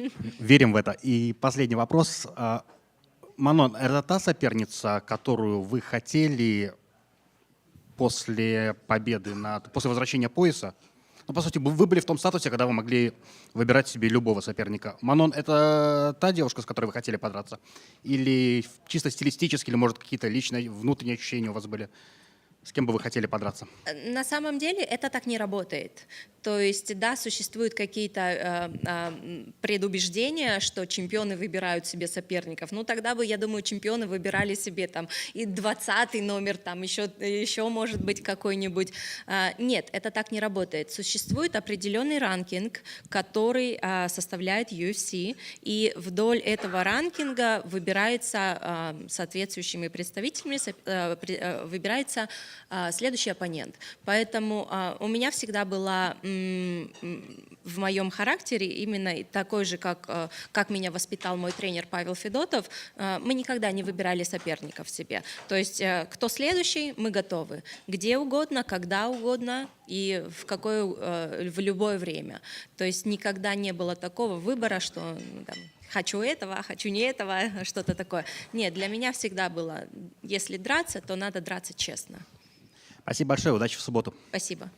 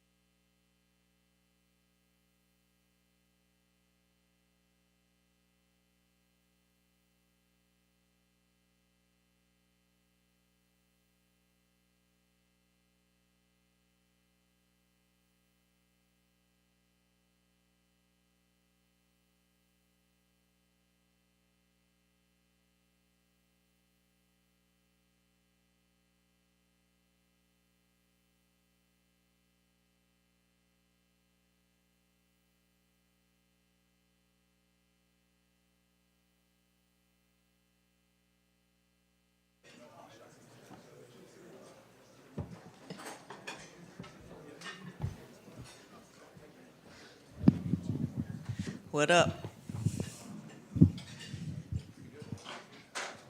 Jasmine, over here. Nice to see you again. You know, we'll talk about fighting this time. You know, you got a big name in Jessica Andrade, former champion. She's fought in future champions, future title contenders. She's second all time and, you know, finishes by a woman, most bouts, most wins. Like, she's in the top 5 for all these records. So when her name came across your desk, I guess what went through your mind and how excited did you get to face someone of her skill set and caliber? I was super excited. Like you said, you know, she's got crazy accolades, and I want to become the best in the world. I'm like chasing that title, and I understand that I have to beat somebody like her in order to get there. I'm looking forward to testing myself. I believe in my skills and abilities, and yeah, can't wait for Saturday night. You know, before she got here, she was saying, you know, she didn't know why the UFC booked you and her, not because she overlooked you, but she thought maybe they would want to go a different direction, maybe even strawweight. You've had a lot of success against other Brazilians as of late, and they said, well, maybe that's what they're trying to build. Like, she just keeps knocking off Brazilians. Maybe I can stop that. So I guess, do you like that narrative of, like, you're the one that's knocking off all these Brazilian women, and she's the one that wants to put an end to it? I didn't even, like, realize that. I didn't know that. They just send me a name, and I said, let's go, let's grab. I don't know, it's funny, I guess, that they're all Brazilians, but yeah, I guess. I know what you're saying. And do you feel the UFC is getting behind you now because, you know, you have this win streak, you're fighting in Montreal, you're getting a former champion. So do you feel the power and the push of the UFC is finally behind you? Yeah, I do. I actually do feel like the buzz around me. I can see it on like my social media, and I do feel that I'm a little bit trying to like stay off a little bit, so I'm not like drinking my own Kool-Aid. I want to come into the fight with like the right mind frame and the right mindset, and you know, leave it out there. So it is really cool to have all this hype, and I'm like definitely blessed. I appreciate it, and I want to like show well and try not to swear and things like that. But yeah, you know, I have fun with the media. I actually really enjoy it. So you know, it is challenging, but I do love it. And you know, I've seen a video or an interview where you said, you know, you've seen holes in her game before that you can kind of take advantage of. Is that a matter of like you waiting for her to make a mistake, or is that something you can do to force her to make this mistake? Could be A, could be B. I don't know. We'll see when we get in there.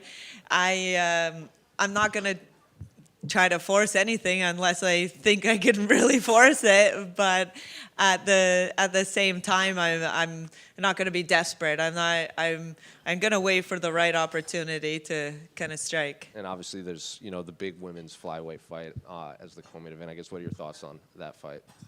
That's an exciting fight. I think it's going to be a good fight. I obviously like really looking forward to seeing the results of that. Like, we got a bunch of girls on the card. Even in a couple weeks, there's some more girls from the division fighting, and it's really cool. Like, the division's being shaken up. The rankings are all going to change, and like there's girls that are in the rankings that have fought once, twice a year, haven't even fought girls that are in the top 15.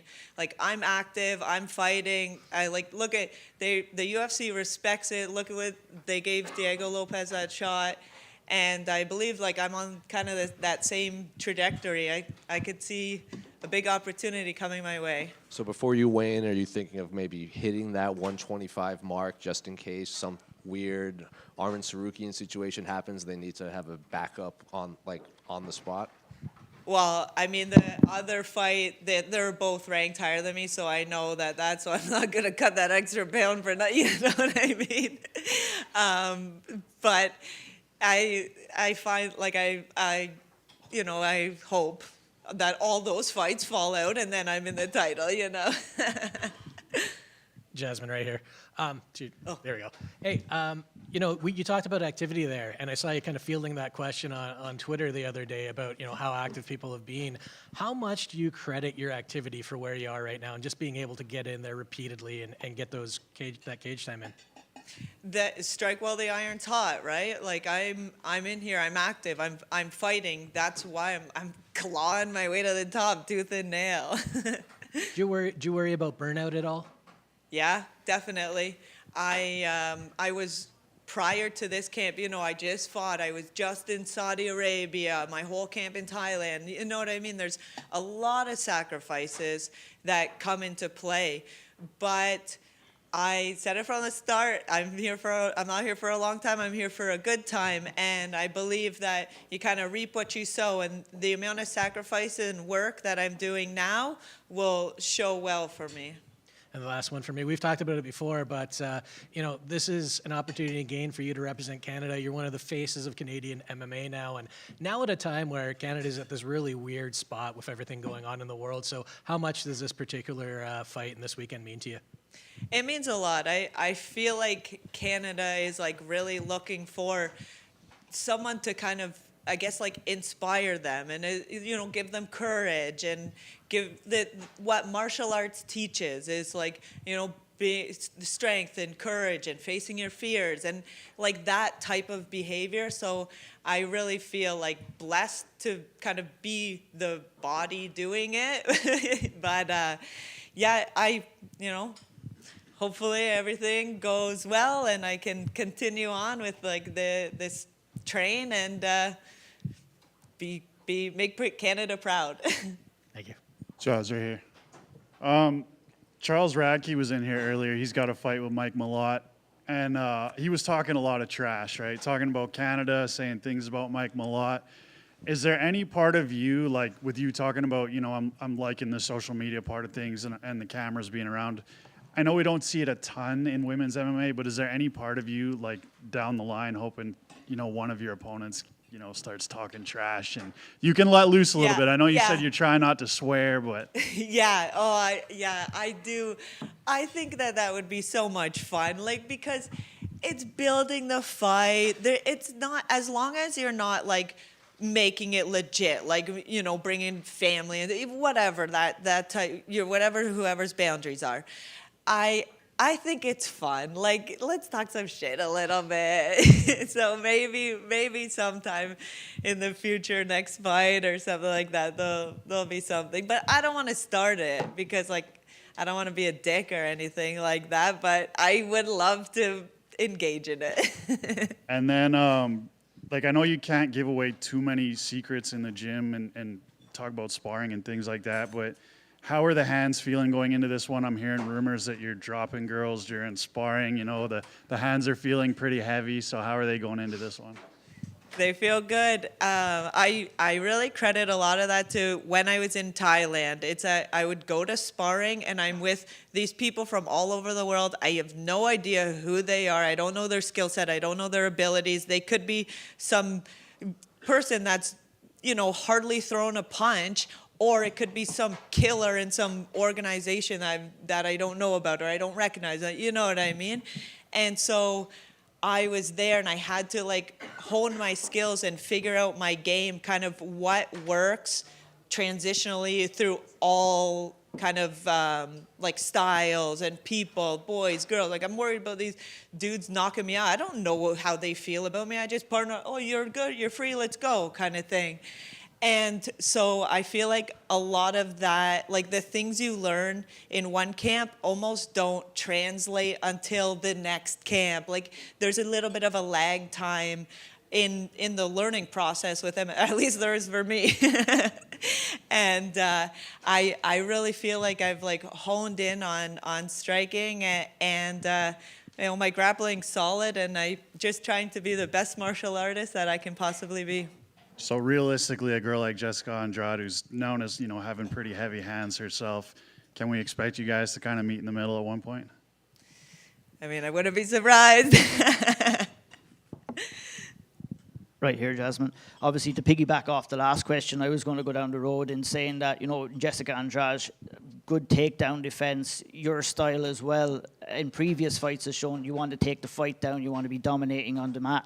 The move over to Thailand to spend some time over there, maybe ahead of this fight, was that kind of to complement the fact that, you have to be comfortable with the fact that you're going to be in certain level of exchanges with Jessica on Saturday night?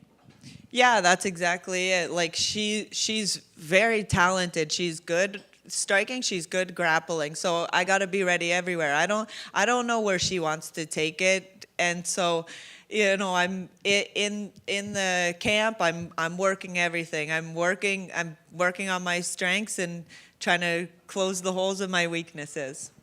I got to ask you this because I'm from Ireland. I've seen that you're over there for St. Patrick's Day and you visited the Guinness storehouse.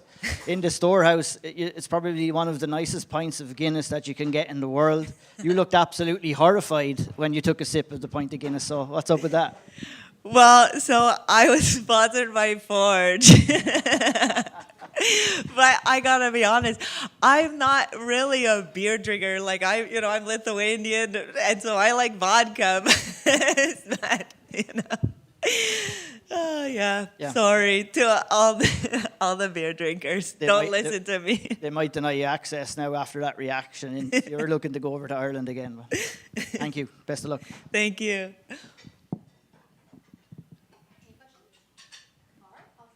Thank you, guys.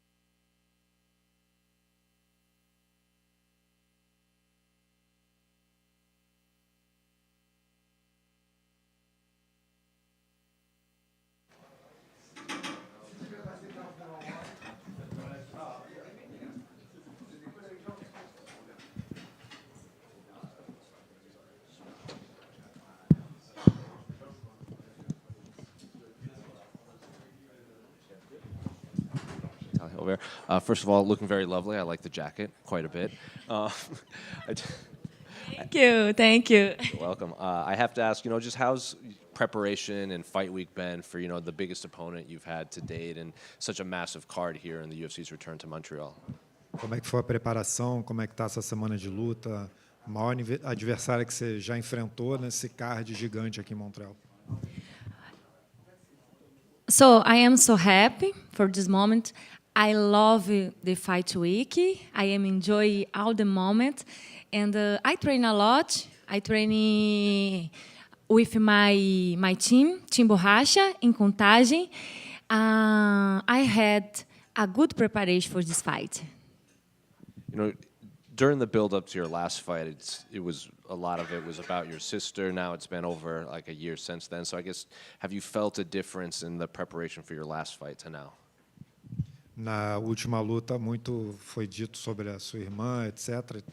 Teve uma diferença agora nesse camp?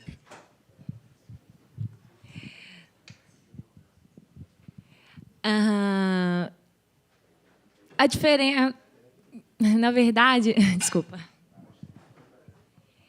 Sempre falar da minha irmã é um assunto muito delicado para mim, mas com o passar do tempo a gente não esquece, a dor fica e às vezes parece que fica pior. Só que eu sei o que eu preciso fazer, eu preciso treinar e eu peço muito a Deus para me ajudar. E fez 1 ano que ela se foi e sempre é muito difícil lidar com isso e nesses momentos ainda fica pior, mas a minha força, como eu sempre falo, a minha força vem do Senhor, é Ele que me sustenta, mesmo nos momentos tristes, eu vou fazer o que eu preciso fazer e continuar caminhando, andando para frente, sempre olhando para cima. Yeah, it's still complicated talking about my sister. It feels like time moves on and then it comes back, and sometimes it feels like it hurts more, but she's been gone for a year now, and I ask God to help me, but I know exactly what I need to do. I know that I need to train, and I know that I need to keep focused on what I'm doing, but it's really hard. It's been hard. We can move on from that one, but I feel like specifically about Alexa Grasso, your opponent, even after your last win, a lot of people were asking you to fight her. Feels like it's been the two of you they've been asking about. So I guess, how does it feel to finally get the opportunity to get the fight that fans have been asking for? Os fãs têm pedido essa luta com a Alexa, né, há um tempo e tal. Como é que você acha que é bom poder fazer a luta que os fãs querem ver? Claro, com certeza. É sempre bom fazer.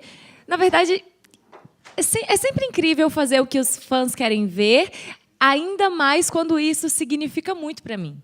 Essa luta significa muito para mim, é uma luta que eu imaginava que poderia acontecer, sim. A Alexa é uma lutadora muito boa, ela sempre esteve ali no topo da categoria, então, sim, eu sempre a vi como uma possível adversária. E é muito bom quando os interesses se encontram, quando os fãs querem ver e a gente também quer fazer a luta. Então, eu acho que isso é incrível e eu estou muito feliz com essa luta e empolgada para entregar o meu melhor. It's always good to deliver what the fans want to see, but in this case, it's something that's really good for me. It's a really good fight for me. Alexa is someone who's always been at the top, and it's a really important fight for me. So it's good when you can join, what the fans want with what I want to do and what's good for me. So this is a great fight for me, and it's a great moment. After your last win, I saw an interview you did where I think the phrase you used was, just send the belt over. You're fighting on the same card as the champion, and there's a lot of other flyweight fights on. So how important was it to also not just fight a former champion, but to be on the same card as the title fight? Na última luta você falou alguma coisa tipo, só manda o cinturão para mim, alguma coisa assim. Como é que é não só lutar com uma ex-campeã, mas lutar no mesmo card da campeã lutando, assim, tem várias peso mosca nesse card, né? Como é que é fazer parte disso? É incrível. Desde a minha primeira luta aqui no UFC, eu falei, gente, eu vim para ser campeã. E na primeira luta eu já pedi uma top 15, falei, gente, eu quero uma top 15, porque eu vim para ser campeã. E fui caminhando. E na minha última luta, assim, eu falei, eu vim para ser campeã, eu quero o cinturão. E estar fazendo essa luta com a Alexa, que é a top 1 da categoria, é muito importante para mim. É um passo em direção ao meu objetivo, que é de me tornar a campeã do UFC. E é incrível ver as mulheres. Vai ter a luta da Jéssica Andrade também, aqui no card. E essa luta também, que é muito importante para a categoria, que é a luta da Valentina contra a Fiorot. É incrível. O meu foco agora está na Alexa, mas depois eu quero assistir, quero ver a luta delas, porque eu acho que é também uma luta muito importante para mim. A minha contra a Alexa é a mais importante, mas essa também é uma luta muito importante para mim. You know, I've been saying that I'm going to be the champion ever since I joined the UFC. You know, right away I asked for a top 15 opponent because I knew that I was on my way to fighting for the belt one day. So it's amazing to be on this card. It's amazing to fight on the same card as Jessica Andrade, and you know, obviously the co-main event with Valentina and Manon fighting. It's a really important fight, and obviously I'm thinking about my fight, but I want to watch that fight closely too, because that's an important fight for me as well. And just last one for me, you know, we've seen champions have to change their opponent at weigh-ins because, you know, like famously in January, Arman fell out before his fight against Islam, and Moicano had to step up on 24 hours notice because he made weight. When you're cutting weight, will you try to hit that championship weight just in case something strange happens on Friday that you can fill in on last minute? Já tiveram casos de no dia da luta, no dia anterior, adversário sai da luta. Aconteceu em janeiro que o Arman Sarukian lutou e o Moicano bateu peso e lutou pelo título, né? No seu corte de peso, vai estar pensando em bater cravado ali na categoria, caso aconteça alguma coisa assim? Meu peso é sempre tranquilo. Meu peso geralmente é o peso, eu bato o peso de título. E se acontecer alguma coisa, eu vou dizer, hey Dana, call me. My weight cut is not a problem, and if needed, you know, I can make championship weight, which I'll probably make anyway. But you know, if something does come up, I'll be calling Dana.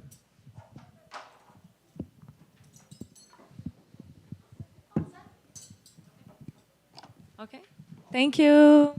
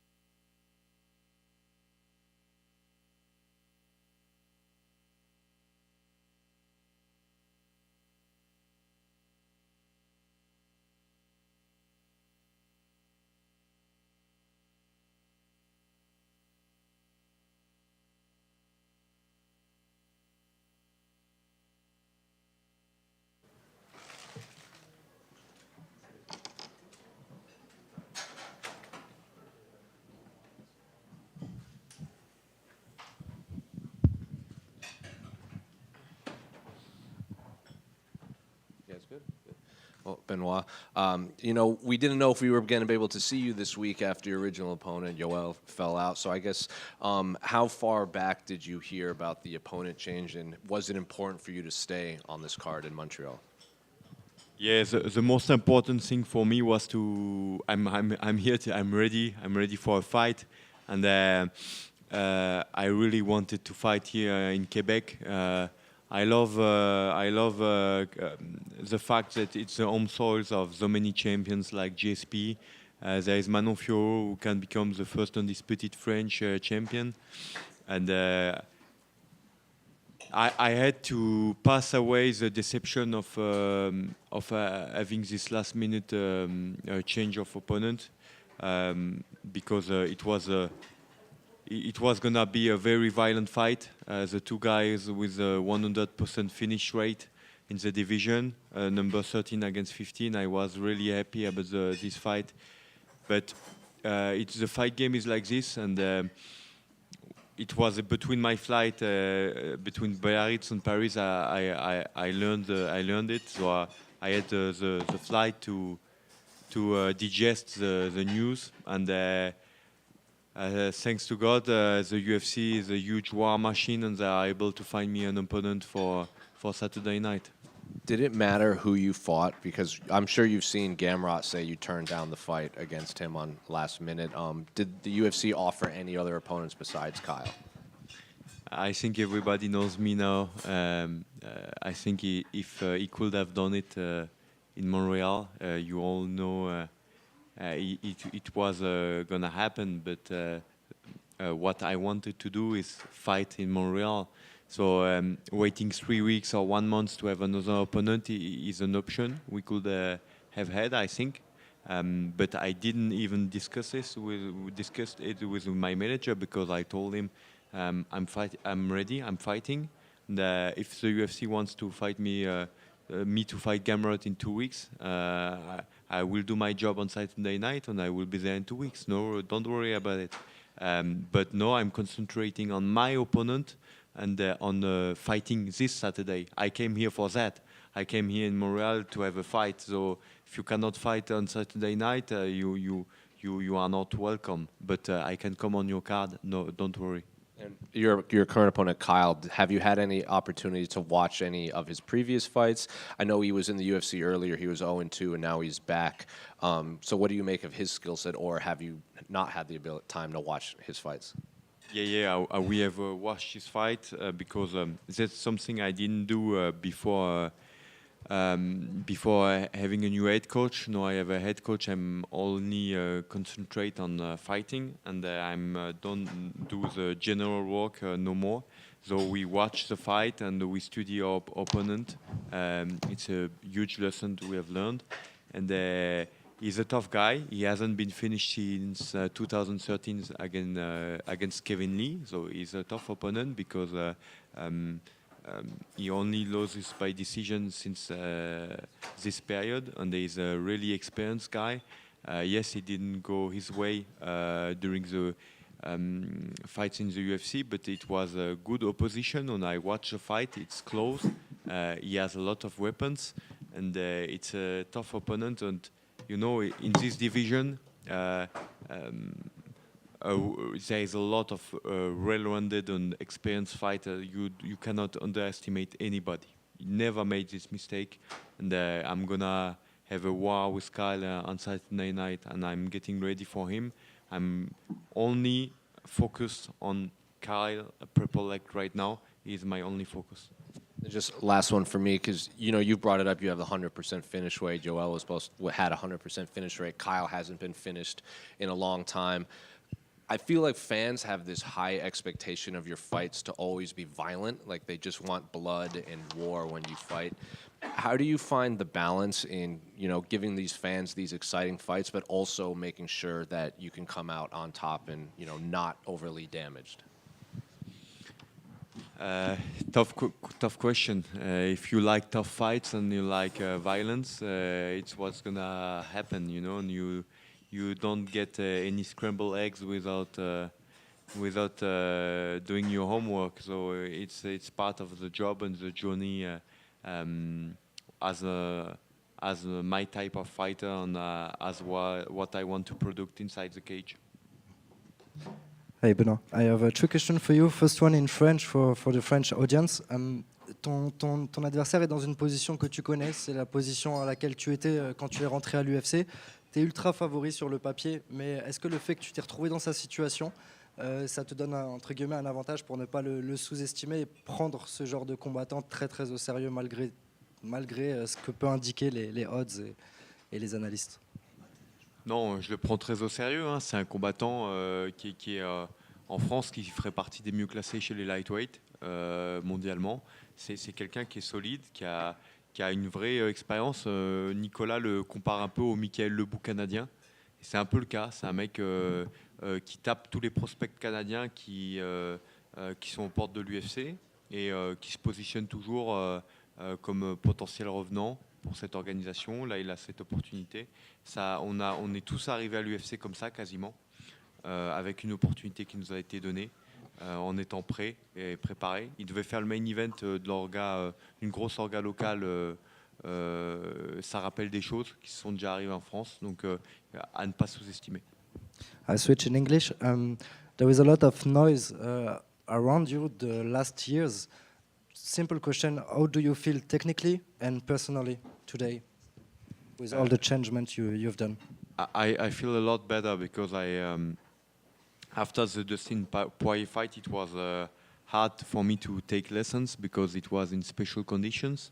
But with the Moicano fight, I had no excuse, and I had to made a lot of changes, and I recognized a lot of weakness and a lot of stuff I can work on, and I'm happy I'm working on that direction, and I'm really happy to be back to my soldier job and to only concentrate on training and getting better, and having a general having my back on doing the questioning and mental part for me.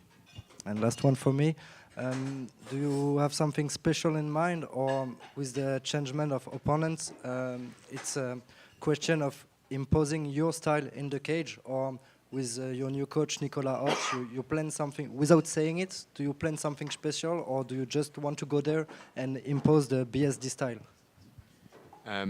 That's a hard question, but I think every fighter wants always to use his style to get the win. So it's I would say it's a mix of all of that, and the most important is to be proud of what you produce inside the cage and to get your hand raised. Thank you very much and good luck. Benoit, right here. Right here. Benoit, obviously your last two fights haven't gone your way. Difficult loss against Dustin Poirier first. The fight that you were doing very well in the early stages and it didn't go your way. And then again, last time out against Renato Moicano, a doctor stoppage, a disappointing way for that fight to end in France, in your home country. Fights like this, wanting to be on this Montreal card, was this part of the reason why you wanted to pick yourself up, get on this card and kind of get back into the win column again? Yeah, I wanted. I had a lot of change to make after the Moicano fight. I made them. I have a head coach for the MMA part, stuff I didn't had for a long time, and it make a lot of good to me because I concentrate on the training part and getting a better fighter. And yes, Joel Alvarez fight was a huge fight to make a statement and to come back. And we trained hard for this. We came here in Montreal for a fight. Obviously, the Joel Alvarez fight was a fight that a lot of fans were excited about. I'm sure you were excited about that fight as well. Is that something that you would like to revisit now, or you believe with a win you're going to push on up into the top 10 and challenge an opponent up there? I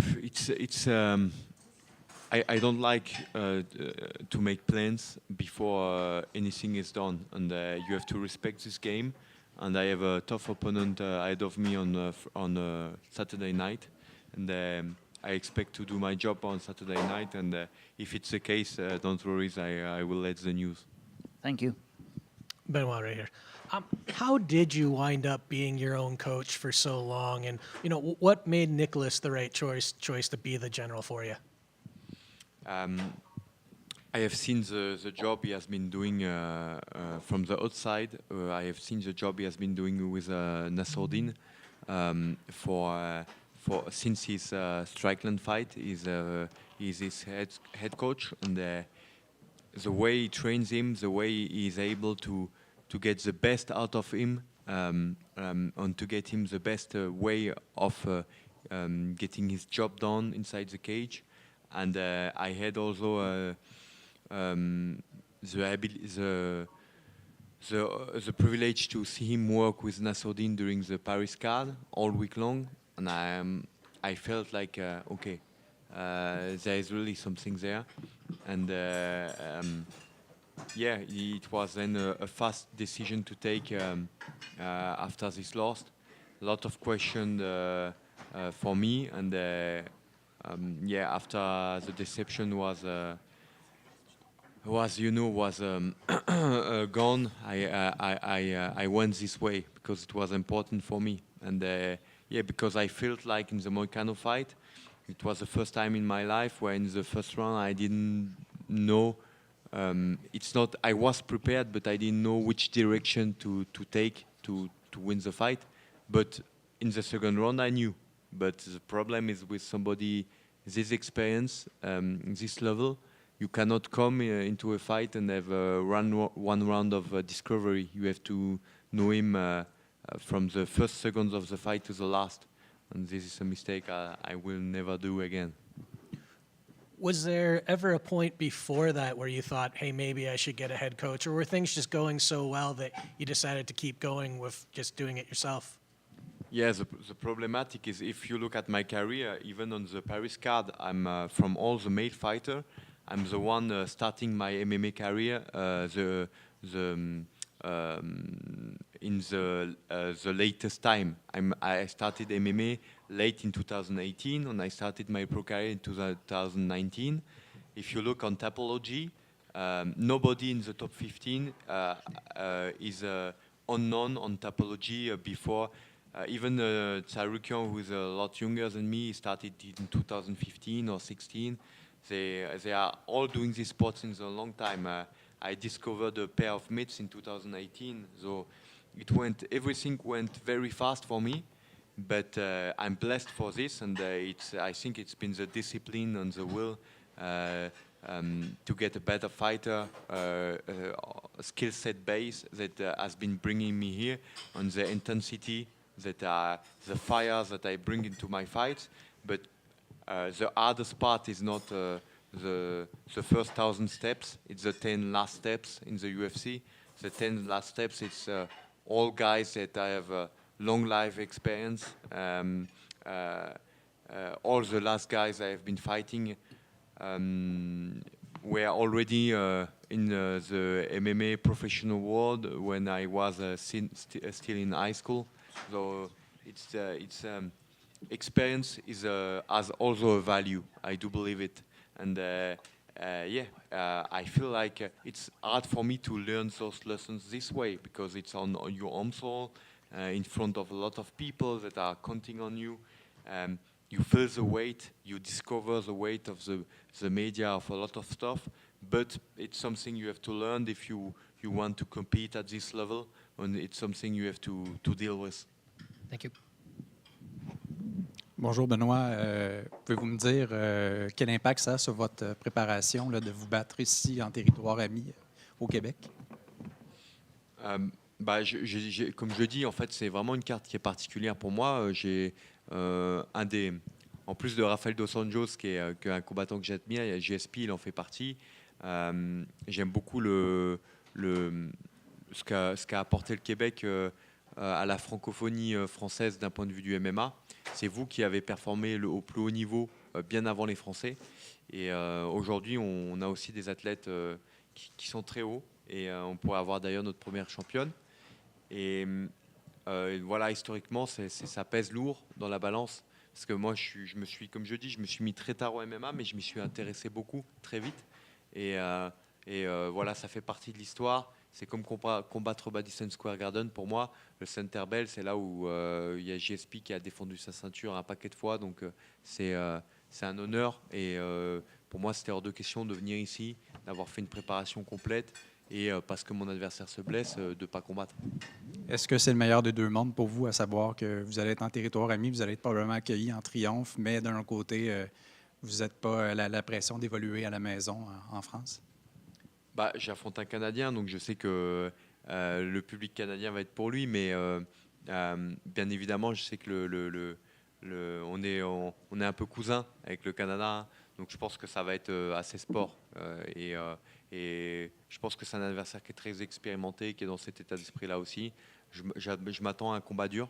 Peu importe ce qu'en disent les gens, je m'attends à un mec préparé. Comme je dis, c'est pas un hasard que le mec se fasse pas finir par des mecs comme Nordin Taleb ou Austin O'Bard. C'est que c'est un mec qui est solide. J'ai vu les combats. Il a même gagné des rounds contre des mecs très solides. Donc je m'attends à un combat dur et je suis prêt pour ça. Et ça va être le spectacle à Montréal. Merci beaucoup. Benoît, là, quand tu dis que tu es revenu en mode mentalité de chasseur, prédateur, etc., est-ce que ça passe par genre de la visualisation où tu imagines ce que tu vas faire à l'adversaire ou comment le combat va se passer et que comment est-ce que tu fais pour te mettre dans ce mode-là et qu'est-ce que ça veut dire du coup? Alors ça en fait partie, mais après c'est surtout le rôle de ton coach de te pousser à sortir cette version-là à l'entraînement régulièrement. Tu as pu un peu y assister. Donc et ça c'est la force d'avoir voilà un général, c'est que il va même si c'est mon naturel, il va aider à sortir le naturel le plus tôt possible, tout de suite à être dedans, concentré, focus et à aller chercher les solutions les plus simples et les plus fracassantes rapidement. Et là, si tu pouvais choisir la manière dont tu finis ton gars samedi, ce serait comment? Comme je dis, j'aime pas donner des prédictions parce que je respecte trop ce sport qui est un sport qui déchaîne toutes les passions justement parce qu'il y a toujours une incertitude. Merci.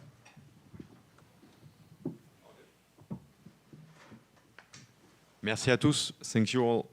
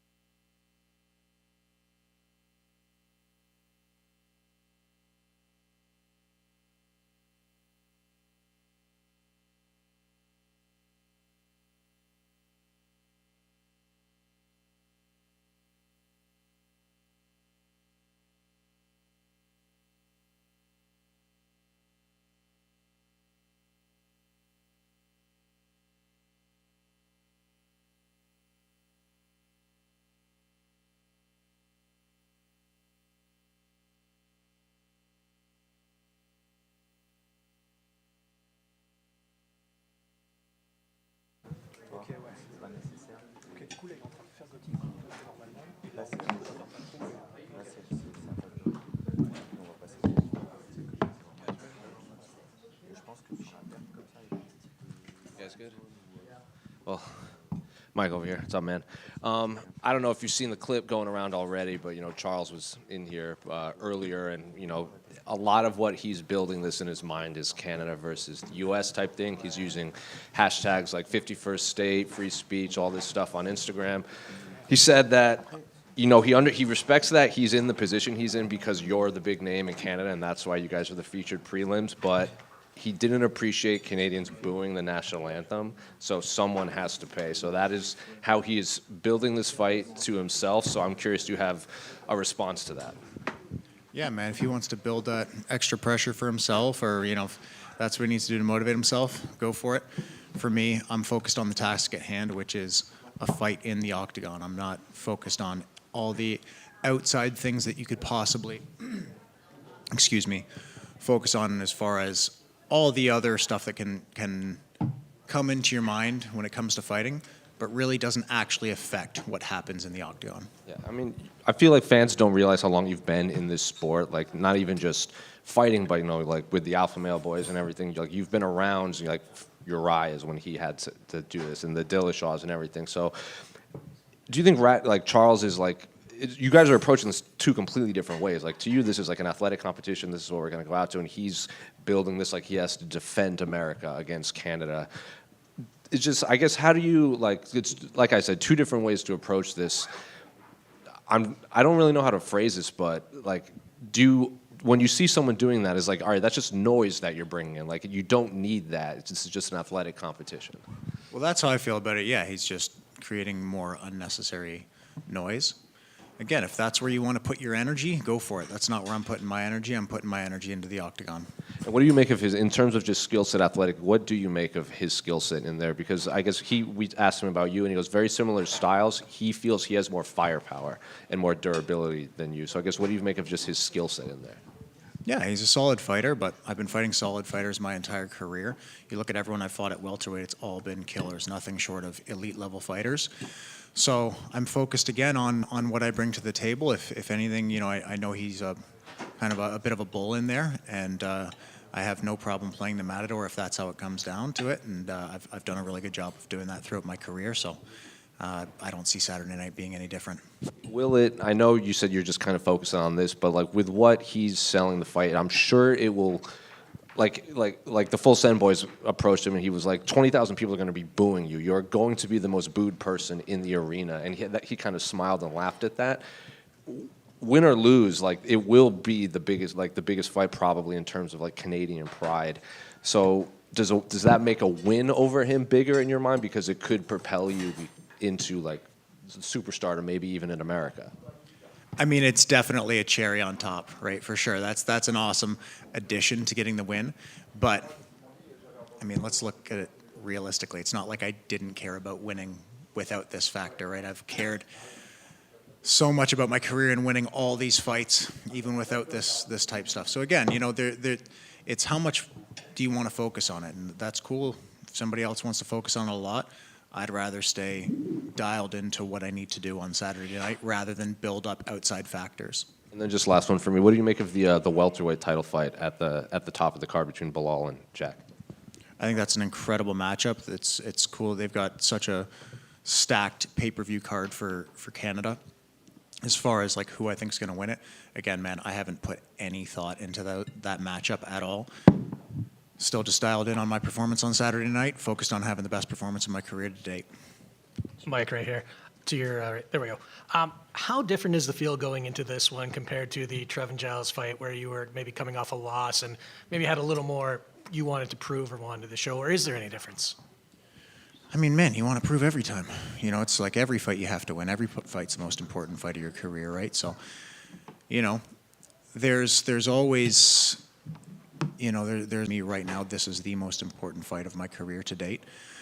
And yeah, every fight feels unique in its own way, but there's a lot of similarities, and yeah, just focused on the process, man, and happy with how the preparation went for this one. So feeling very, very confident going into this fight.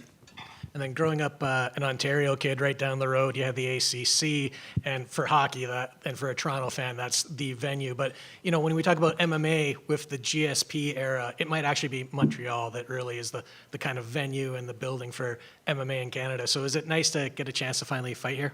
Yeah, this will be a cool like check off the bucket list, you know, as far as big arenas and big cities to fight in. I've never competed or coached in Montreal before, which is actually, that's not true. I competed in jiu-jitsu one time, like, you know, 12, 14 years ago, something like that, a long time ago. But yeah, this is an iconic stadium. This is an iconic fight city. I think if there's any city in Canada that is like the fight city, probably is Montreal. Like, you know, it was illegal in Ontario for the longest time while I was growing up, so pretty much everybody who fought regionally fought out of Montreal primarily. So yeah, again, a really cool little cherry on top and a nice little notch on the bucket list. Very cool. And last one, completely unrelated to fighting, but I got to get your thoughts on that hit in the Leafs game by Bennett, and do you think he should have been suspended for that? Are you talking about the guy hitting the goalie? Yeah. Yeah, it looked, I don't know, it didn't look that bad until he went down. Like, you know, it was, it's hard to say. The guy's digging in front of the net, right? Like, obviously, as a lifelong Leafs fan, other than when my brother's playing for the Kings, you know, I'm rooting for the Leafs, so I want to, like, side with the Leafs on that one and be like, yeah, there definitely should have been a penalty. But, you know, it's hard to say. It didn't look malicious. It just looked, you know, unfortunate. What's your prediction for the series? Leafs, baby. Let's go. Thanks. Mike, right here, brother. Let's kind of go back to that. We'll start off with that. Who has the better hands right now? Your brother in the NHL or you? You talking about dangles with the puck, or are you talking about throwing hands? We're talking about the silky mitts on the fucking ice there, bud, or are we talking about fighting? There's a Canadian coming out. I appreciate that. No, we're talking, throwing hands. My brother's a beast, man. He's a unit, but come on, man. There's a reason I'm in the UFC. So, Charles said some things. He said some things when he was in here, right? But he did acknowledge you, and he said, Mike's put me in a position to have a lot of eyes on me this weekend because the fight's in Canada. He said, I don't know if a lot of people are going to be buying the pay-per-view, but I appreciate the fact that we're on the early prelims. So what do you think the reception's going to be when you walk out there? Like, is he going to get booed out of the arena? What are we going to expect? I mean, if what you guys have been saying is true and the fans are aware of that, I'd imagine, yeah, he'll probably get booed quite a bit. And I'm a lot more focused on the warm reception that I assume I'll be getting, man. Every time I walk out there, it's like, it feels like I'm the main event every time I'm there. Just every time I walk out, I get warmly received by the fans, and there's nothing but love. And I look out in the audience, and there's tons of Canadian flags, and see people wearing like my T-shirts and stuff, and that puts me in a good place heading into the octagon. And obviously, like you said, the Canadian side of you is here, the polite guy, the respectful guy. But when he comes in here and he drops a couple F-bombs and he makes some comments about full send, he makes some comments about Canada, does that come out in the octagon, or is there going to be, something said to him before the fight, or is that going to be after the fight? Like, when does that side come out of you? Look, man, he's a grown man. I'm a grown man. I'm not going to try and control what another adult man is saying, That's not my style. I'm going to go out there and put on the performance of a lifetime, and if my track record is any indication of what I'm capable of on Saturday night, which I think it is a very good indication of what I'm capable of, I've finished almost everybody I've fought. So I'm one of the most dangerous guys in the division. I'm one of the most dangerous guys in the UFC. I can finish fights with punches, kicks, knees, elbows. I can finish fights with strangles. And I showed in my last fight I can pick somebody apart for 15 minutes. So I've just added a new arsenal to my game and a new level of confidence going into this fight. And then when he questions your character, he says things like, he can never forget that feeling of when he was laying there staring up at the ceiling, in his home country and things like that. What's your comment on that? Man, it seems like we're both really focused on me. You know what I mean? Like that's what I think about that. Like, I don't care what this guy's doing. It's cool, man. You're a solid fighter, dude. Everybody in the UFC is a solid fighter. Like, every fight moving forward should be the toughest guy I've ever fought, and this guy might be one of the best guys I've ever fought. But I'm focused on myself. I'm focused on my process. I'm with my team. I've had the best camp of my life. I'm the most prepared I've ever been. I'm the best I've ever been. I'm the most dangerous I've ever been. I feel pretty calm right now, dude. You got a mic. You got bright lights on me. My pulse is, sitting at 50 beats per minute. Dude, I feel calm. I feel ready to go. I feel ready to pick this guy apart, and I feel ready to do my thing in there. Final message for the Canadian fans showing up, coming to cheer you on this weekend, and maybe a final message for Charles Radtke. Yeah, I'll stick to the Canadian fans, man. I love you guys. Appreciate the support. I always come to put a show on, and I come to represent you guys best I can. Let's go. Just one last, one last quick one. Is it a bit of a missed opportunity? He was asked this as well. Is it a bit of a missed opportunity to not have you guys on the press conference tomorrow? I mean, they're probably, from what I'm hearing, there probably would have been some words exchanged, so maybe a little bit. But I think being the featured prelim is a pretty cool opportunity too, where we're going to be on Sportsnet and we're going to be potentially more accessible to fans rather than having to pay for the pay-per-view. So might get some more eyes on us. So it's just yeah. At the end of the day, like I said, I feel like the show's about me each time I get in there. It's about my performance, and I'm focused on myself. So whether we're the first early prelim on Fight Pass or we're the main event, it doesn't really matter to me. Thank you. Mike, right here. Speaking with you before and after your last fight, obviously coming off that Neil Magny loss, it seemed like there was a lot of tension there. There was a lot of pressure on yourself to go back out and get that win, get back into the win column. If you were to compare the preparation for that fight in Edmonton to the preparation for this fight here in Montreal, do you see similarities? Are you putting equal pressure on yourself to kind of continue on and put a run together now?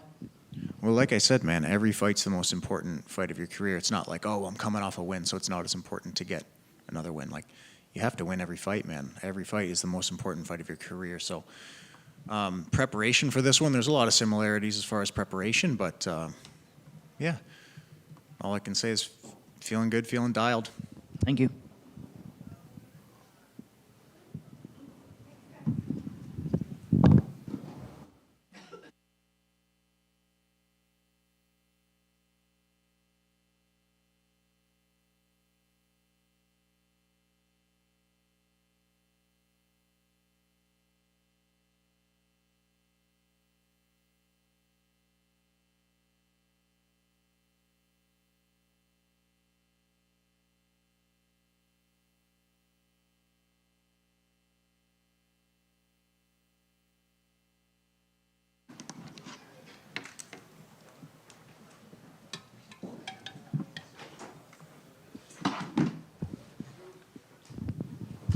Hola,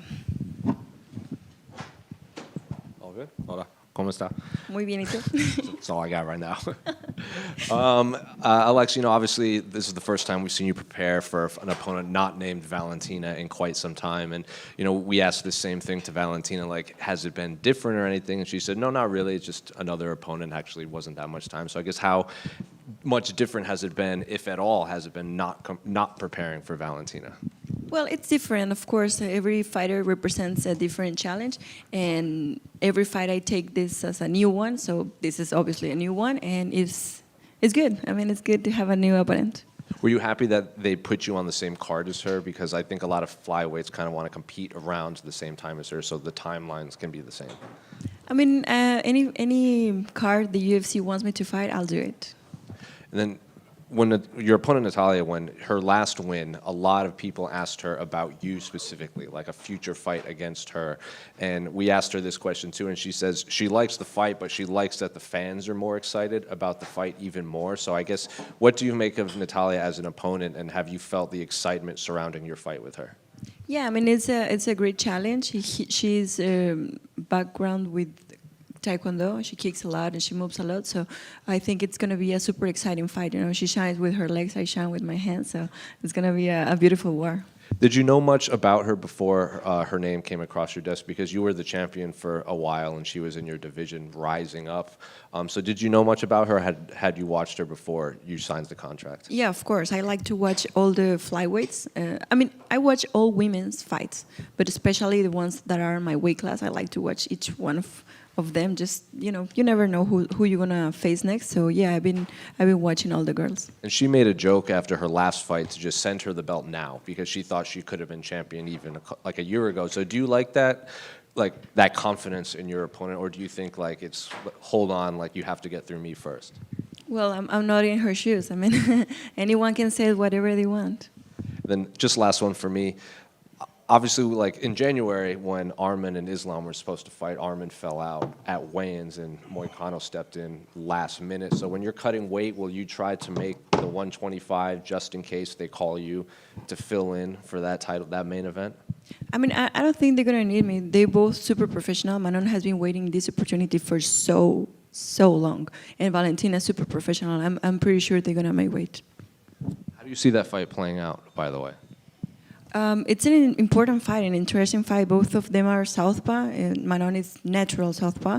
She's big, she's super strong, but Valentina has a lot of experience, so I'll be watching pretty close that fight. Alexa, right here. What's the better outcome for you in terms of your career in that fight? Is it, if Valentina wins, you think the UFC would be willing to book the fourth fight because you are 1-1-1, or is it better if Manon wins and that's a fresh challenge for you? Oh my God, I can't answer that right now, because we have to win first, and then we're gonna see. Whatever the UFC chooses, I'm happy with that.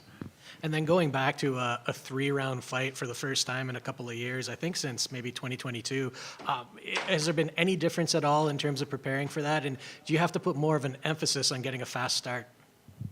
Well, it's different, of course. 3 rounds compared to 5 rounds. It's different kind of speed of fights and requirement from your energy. But we're ready 3 or 5, no matter what. Our training is always hard. Thank you. Thanks.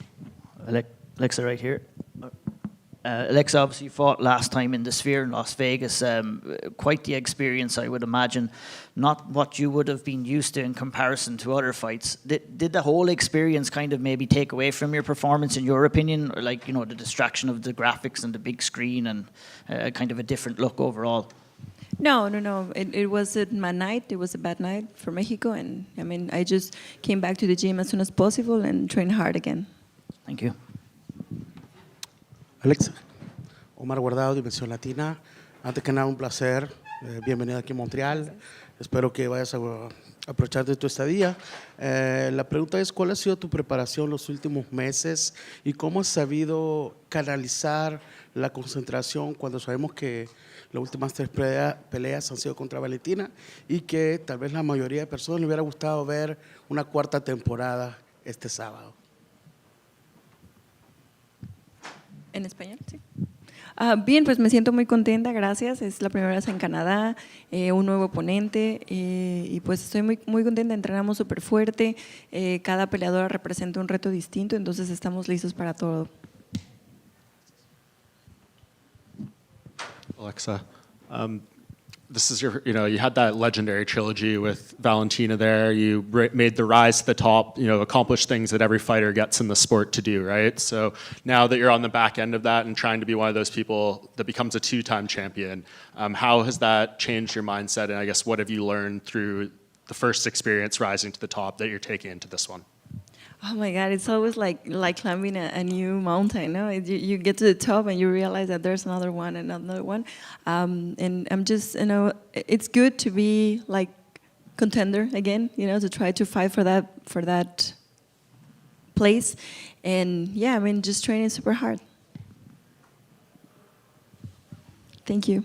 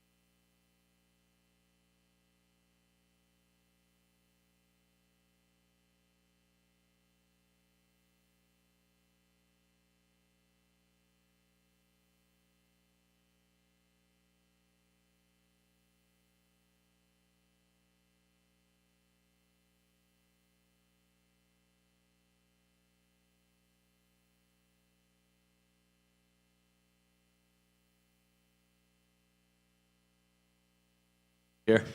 How are we, folks? You good? Fantastic. You know, we're accustomed to speaking to you when you're preparing for a fight. You're here doing fight week, cutting weight, doing all of this. You might not have a fight. You might have a fight. So I guess how important was it for you to actually be here? And did the UFC approach you for the backup, or did you just kind of approach them and be like, I'm doing this, whether you tell me or not? It wasn't an approach situation. It was a negotiation situation. I made sure that when I took the fight against Carlos Prates, you take a fight on short notice against a dangerous opponent, I turned around and we came up with a plan of saying, okay, cool, I'll do it, but I want something else in return. I want to make sure that I am next in line, that I am the person who's going to be there. And the best way to do it is make me the backup for UFC 315 2 weeks after the fight. Do you think that's what kind of sets you apart? Because, you know, Belal was in here and we were asking him about, like, oh, what about Buckley? What about Usman? What about Colby? And he referred to Usman and Colby as losers, but he referred to you. He goes, well, he's doing everything right. Like, he's out there selling himself. The one that makes the most noise usually gets called on in class. So is that what's setting you apart from the rest of these welterweights that are kind of waiting to see what happens? You're actually out here trying to make it happen? I would say that, and I'm actually fighting. When you mention names like that, do you know what I mean? I would say I'm actually fighting. I'm being active. I'm fighting the best guys in the world. I'm fighting the guys that people see as most dangerous. You know, my last 2 fights, I've ended a 28-fight finish streak. I'm that close to winning both of them. Do you know what I mean? So I'm fighting the most dangerous guys in the world. I'm being active. I'm afraid of no man walking this planet. And I'm an absolute competitor. That's all my body wants to do. My brain wants to fight the best, beat the best, and become the best. Belal is the champion of the world, and I think from everything that I've seen from him, obviously I don't know the guy personally on a deep notice, but like seems to be a good human, seems to have his mind switched on and isn't into kind of some bullshit of mentioning stupid things. And I think for him, it would be a smart move to want to fight me next. Because I'm going to do all the heavy lifting when it comes to selling the card. I'm going to do all the heavy lifting when it comes to putting on a show. I'll do all the noise. All he has to do is show up so I can win the belt. And, you know, how annoying has it been to, because we asked both Jack and Belal this, like, it seems like Saturday is going to kind of decide the fate of 2 weight classes. So even in your case, like, say Jack does win, everyone assumes Islam's coming up, skipping the queue, and he's getting the title shot. So have you talked to like you talked about, you negotiated this spot. Have you talked to the UFC, like, if I weigh in as a backup and don't fight, is there something else waiting for me after this? If what you are saying is right, and Jack does win, let's put this hypothetical idea out there, Jack does win, and Islam wants to come up, everyone takes a back seat.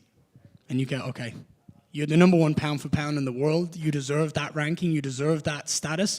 If you want to come up and fight for that belt, then everyone will sit back and let you do so, because that's the respect that man deserves. But I believe Belal wins this weekend. And when Belal wins this weekend, there ain't a bigger fight to make than me and Belal.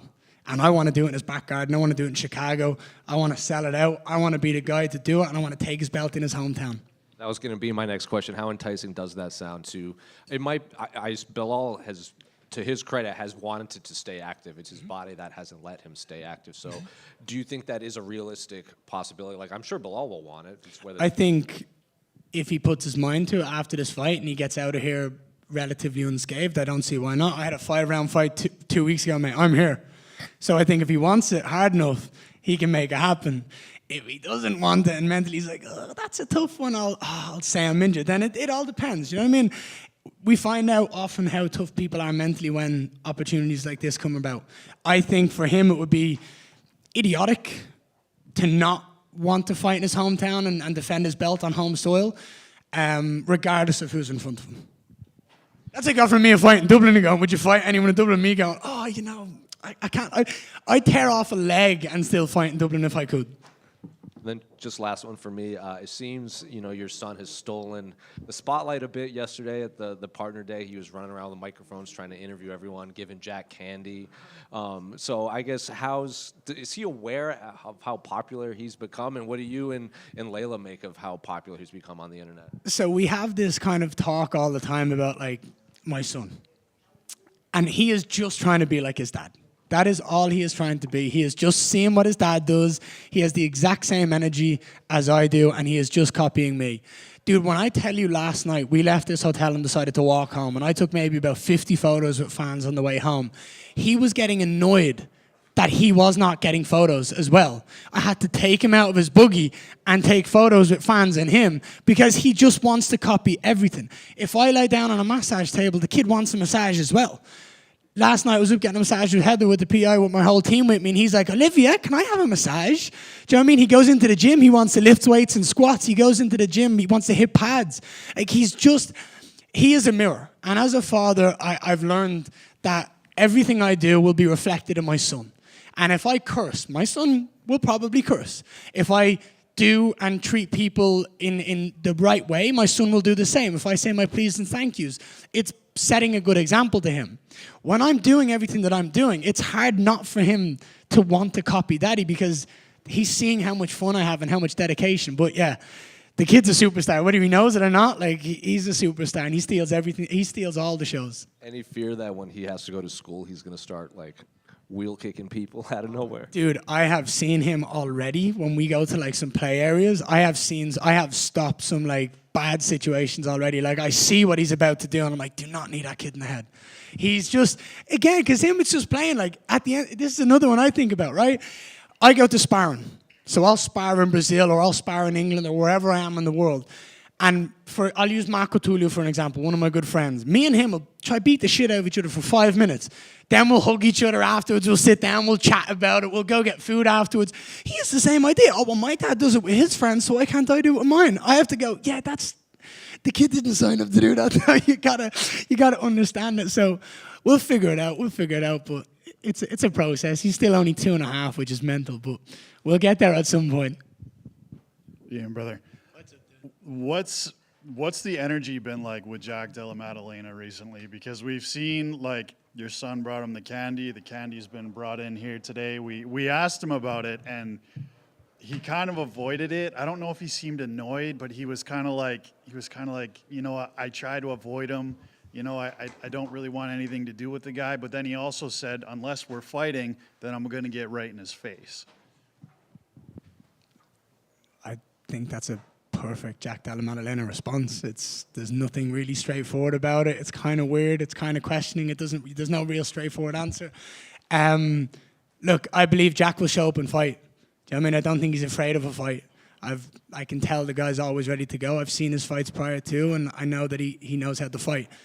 I don't think he necessarily deals well with the entertainment side of the business or the hyping himself up is a bit dry, but that's the person he is. And I'm not here to comment on who, like someone else and who they are. That's the way he approaches the game. And if he goes on a title run and defends the title 10 times, it doesn't matter what he does on this mic. It's what he does in the octagon to a certain extent. Me and him are two different people. I'm not going to sit here and comment about his approach to the game. As long as he goes in and backs it up in the octagon, that's really all that matters. As somebody who wants the same thing as Jack Della Maddalena, which is obviously that UFC welterweight title, is that part of your strategy to kind of get in his head as much as you can to take a little bit of his focus off Belal Muhammad this weekend?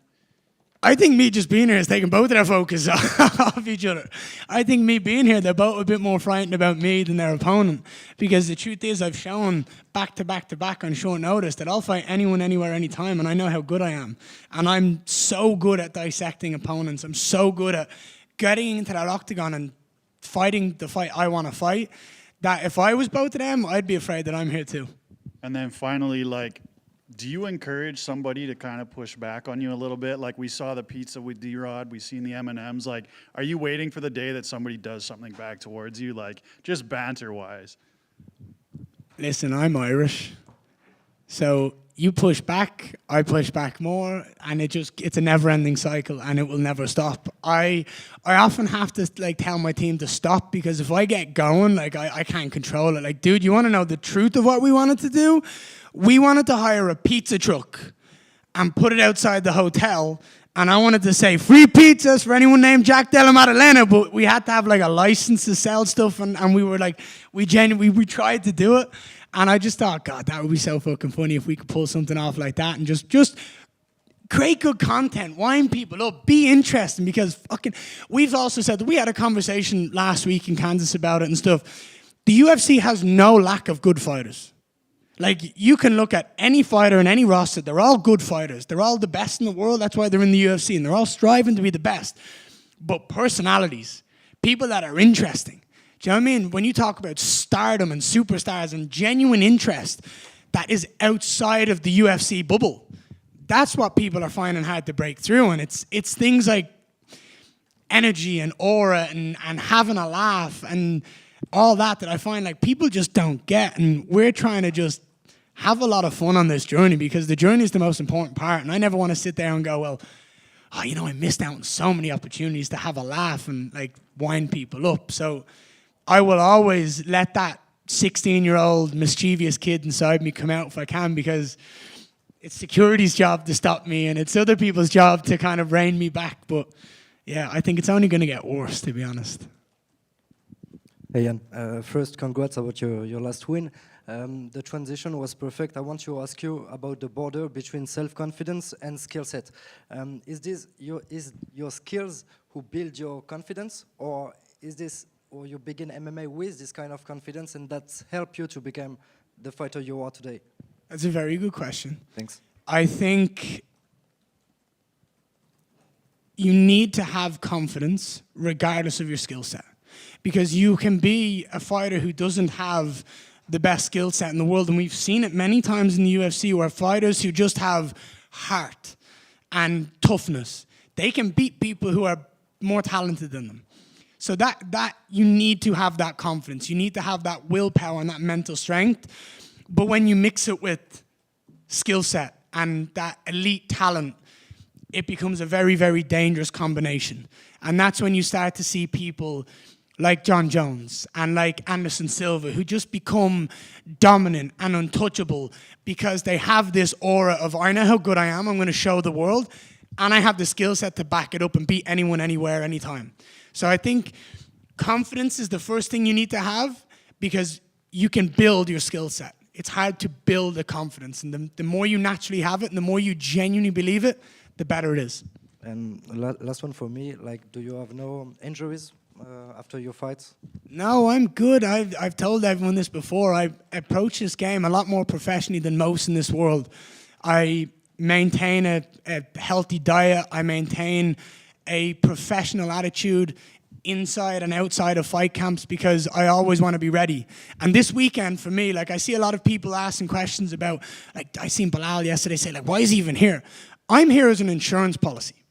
I'm here as an insurance policy to make sure that all the fans that have paid for tickets to this event, all the people that have paid for this pay-per-view, if something happens, which we've seen many times before, let me take you back 3 months ago to Islam Makhachev versus Arman Tsarukyan.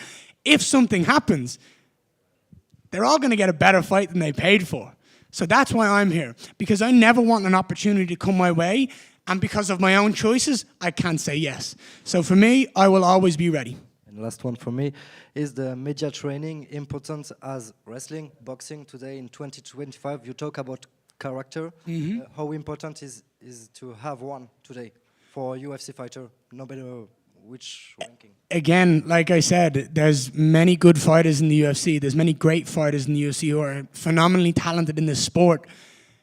But I believe being able to speak things into existence, being able to talk well and connect with the audience who are watching is something that's so important. I believe a lot of fighters don't understand the importance of it, but if you want to be someone who can control the narrative and someone who can garner attention outside of the sport, it brings a lot of power when you step into that octagon, when you have negotiations. You know what I mean? When you look at the biggest stars in the world, you know what I mean? They can pretty much make whatever they want happen because they have that power. If Cristiano Ronaldo wants to go to any football team in the world, he can, because he's Cristiano Ronaldo. Everyone knows what he can do when he gets on the field, but he has this power outside that is levels above everyone else. And for me, I just want to be the best version of me. I want to stay true to my character, but I also want to make sure the fans understand who I am. They see the love that I have for this game. They see the fan that I was of this sport in that octagon when I'm sitting there going, this is what we live for. I'm in this octagon. I've been there many times against my opponent saying, this is what we're here for. This is what we dreamt about. Let's go and put on a show. So for me, I think it's super important as well. Thank you very much. And one more over here. I think unfairly, some fans might, they might consider Belal maybe not the most exciting fighter. Jack might be the more exciting fighter, like, in the fight. Belal was in here, he feels that he is the best trash talker in the division. So for you, I guess, which would be more, this is Belal's words, not mine.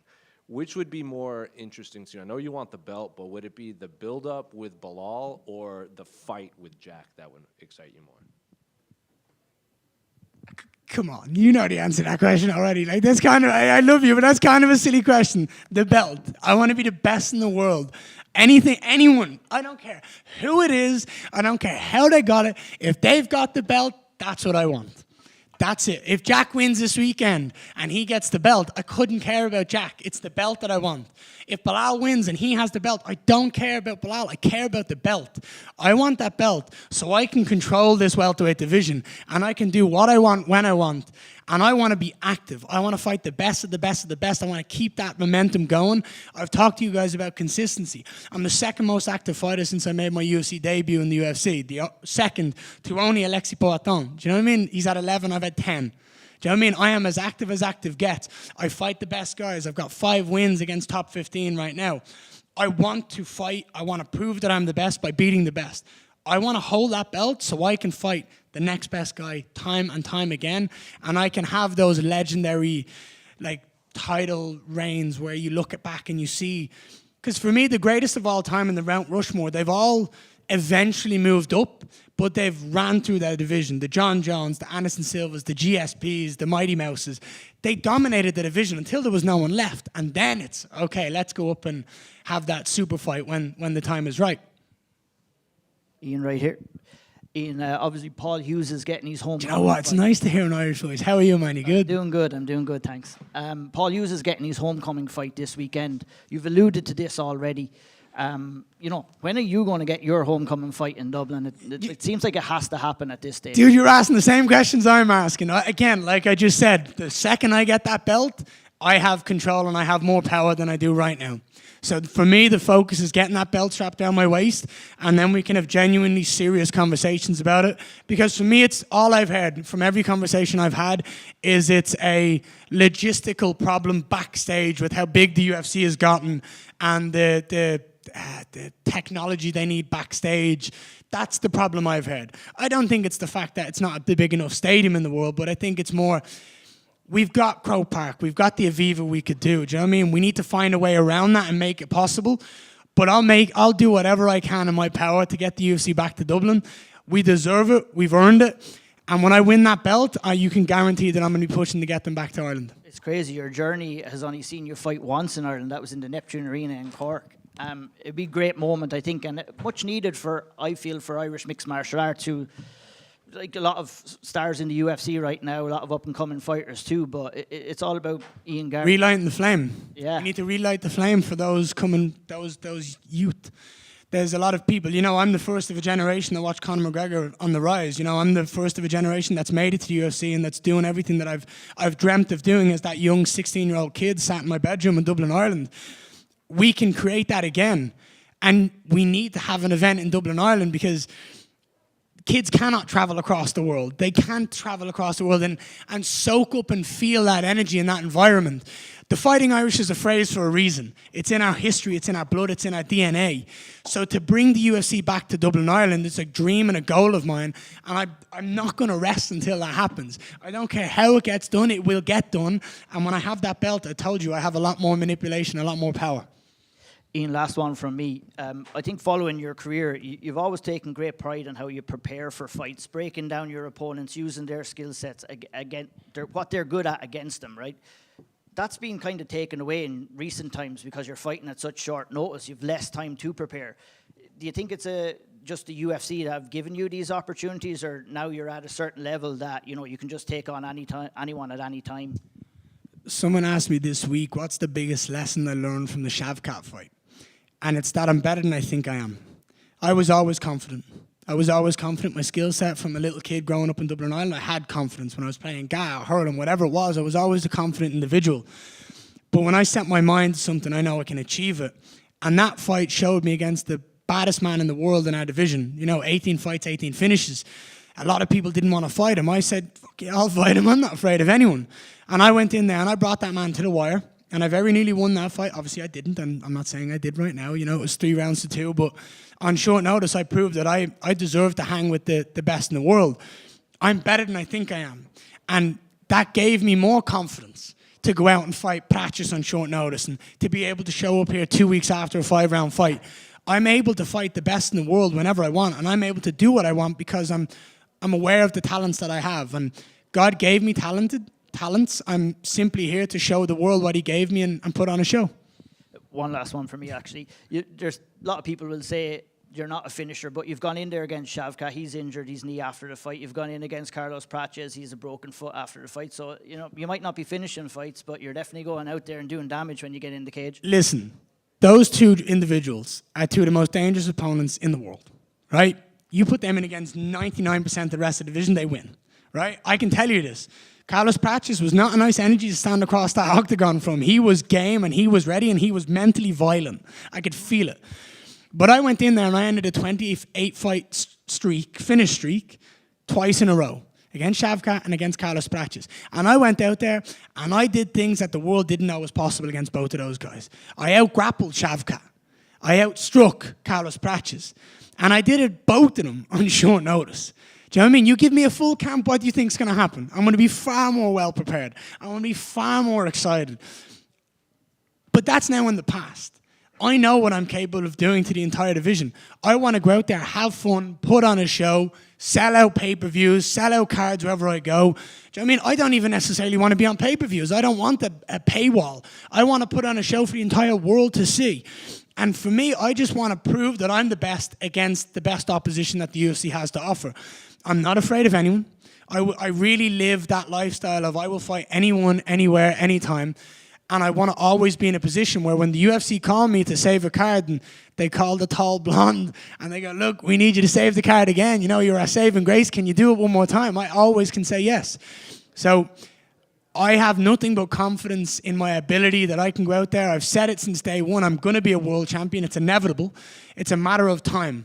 I'm going to get that belt wrapped around my waist by any means necessary. And this weekend could be the UFC's biggest heist ever. You know, back-to-back short notice fights. We pull off a heist like this, and then the power's all in my control. So I'm excited. Thank you, Ian. We got Usman and Buckley coming up, so I just wanted your thoughts on the fight and how you think the fight goes down. I think Usman should be retired already. I think he's only in this to get a paycheck, and I think Joaquin Buckley's going to run through him. Thank you, guys. Enjoy the show.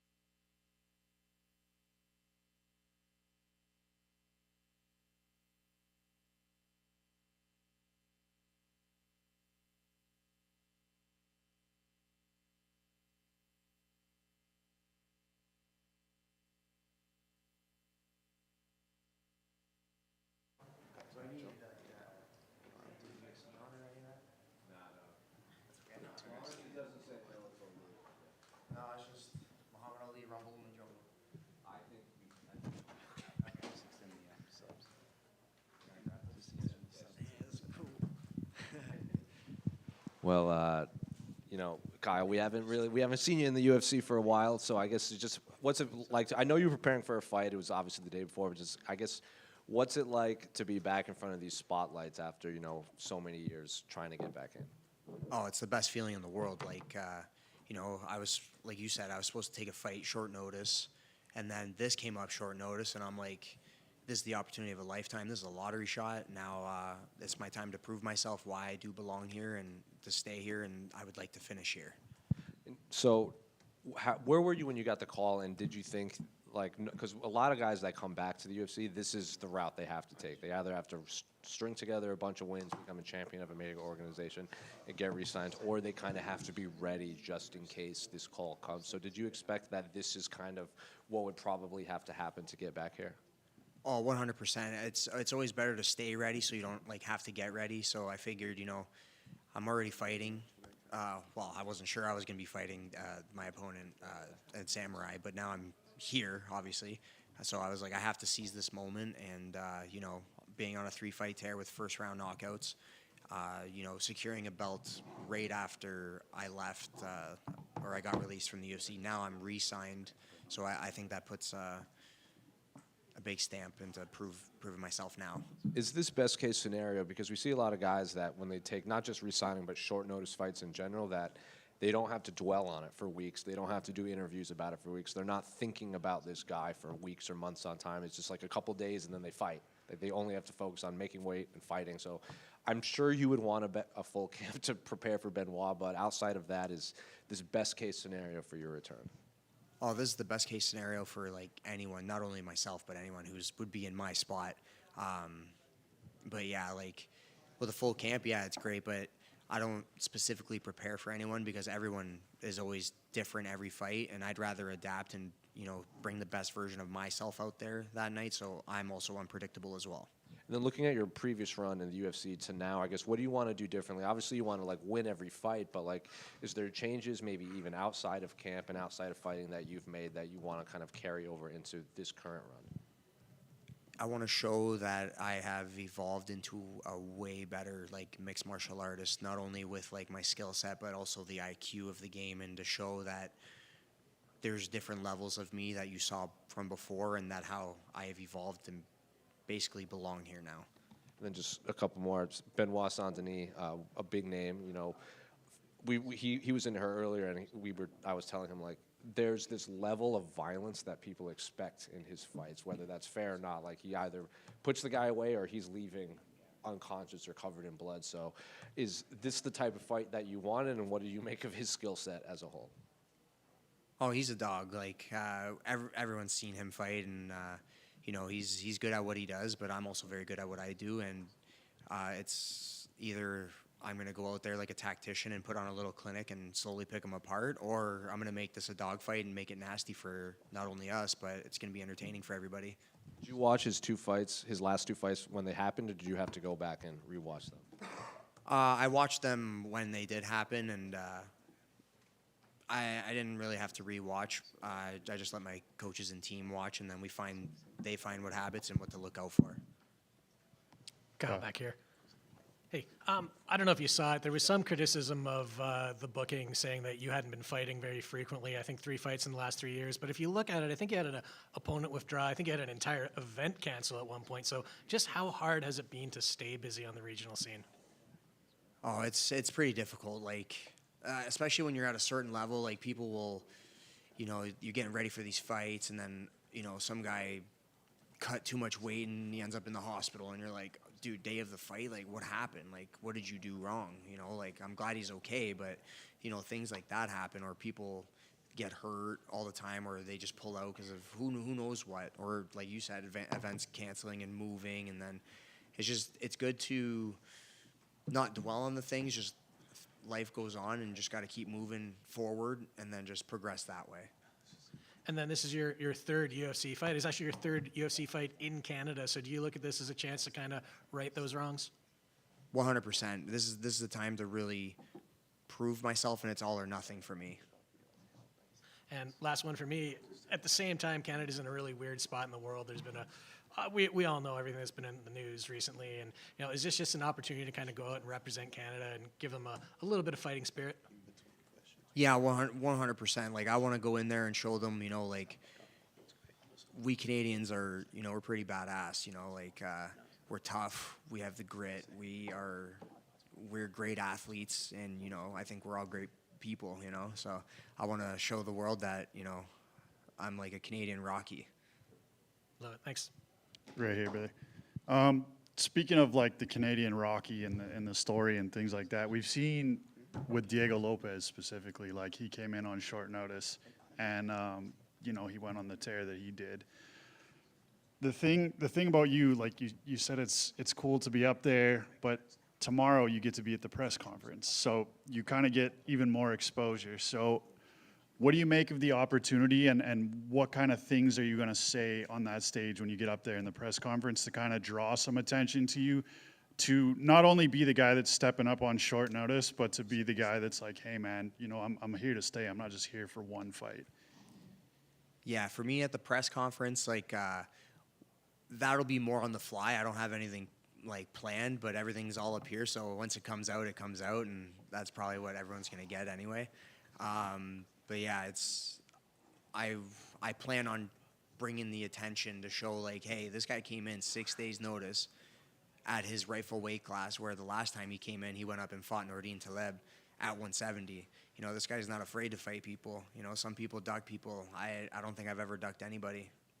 And then I think the odds makers currently, they have you as like a 6-1 underdog or something like that. So what do you say to the boys that are going to be backing you in Canada this weekend?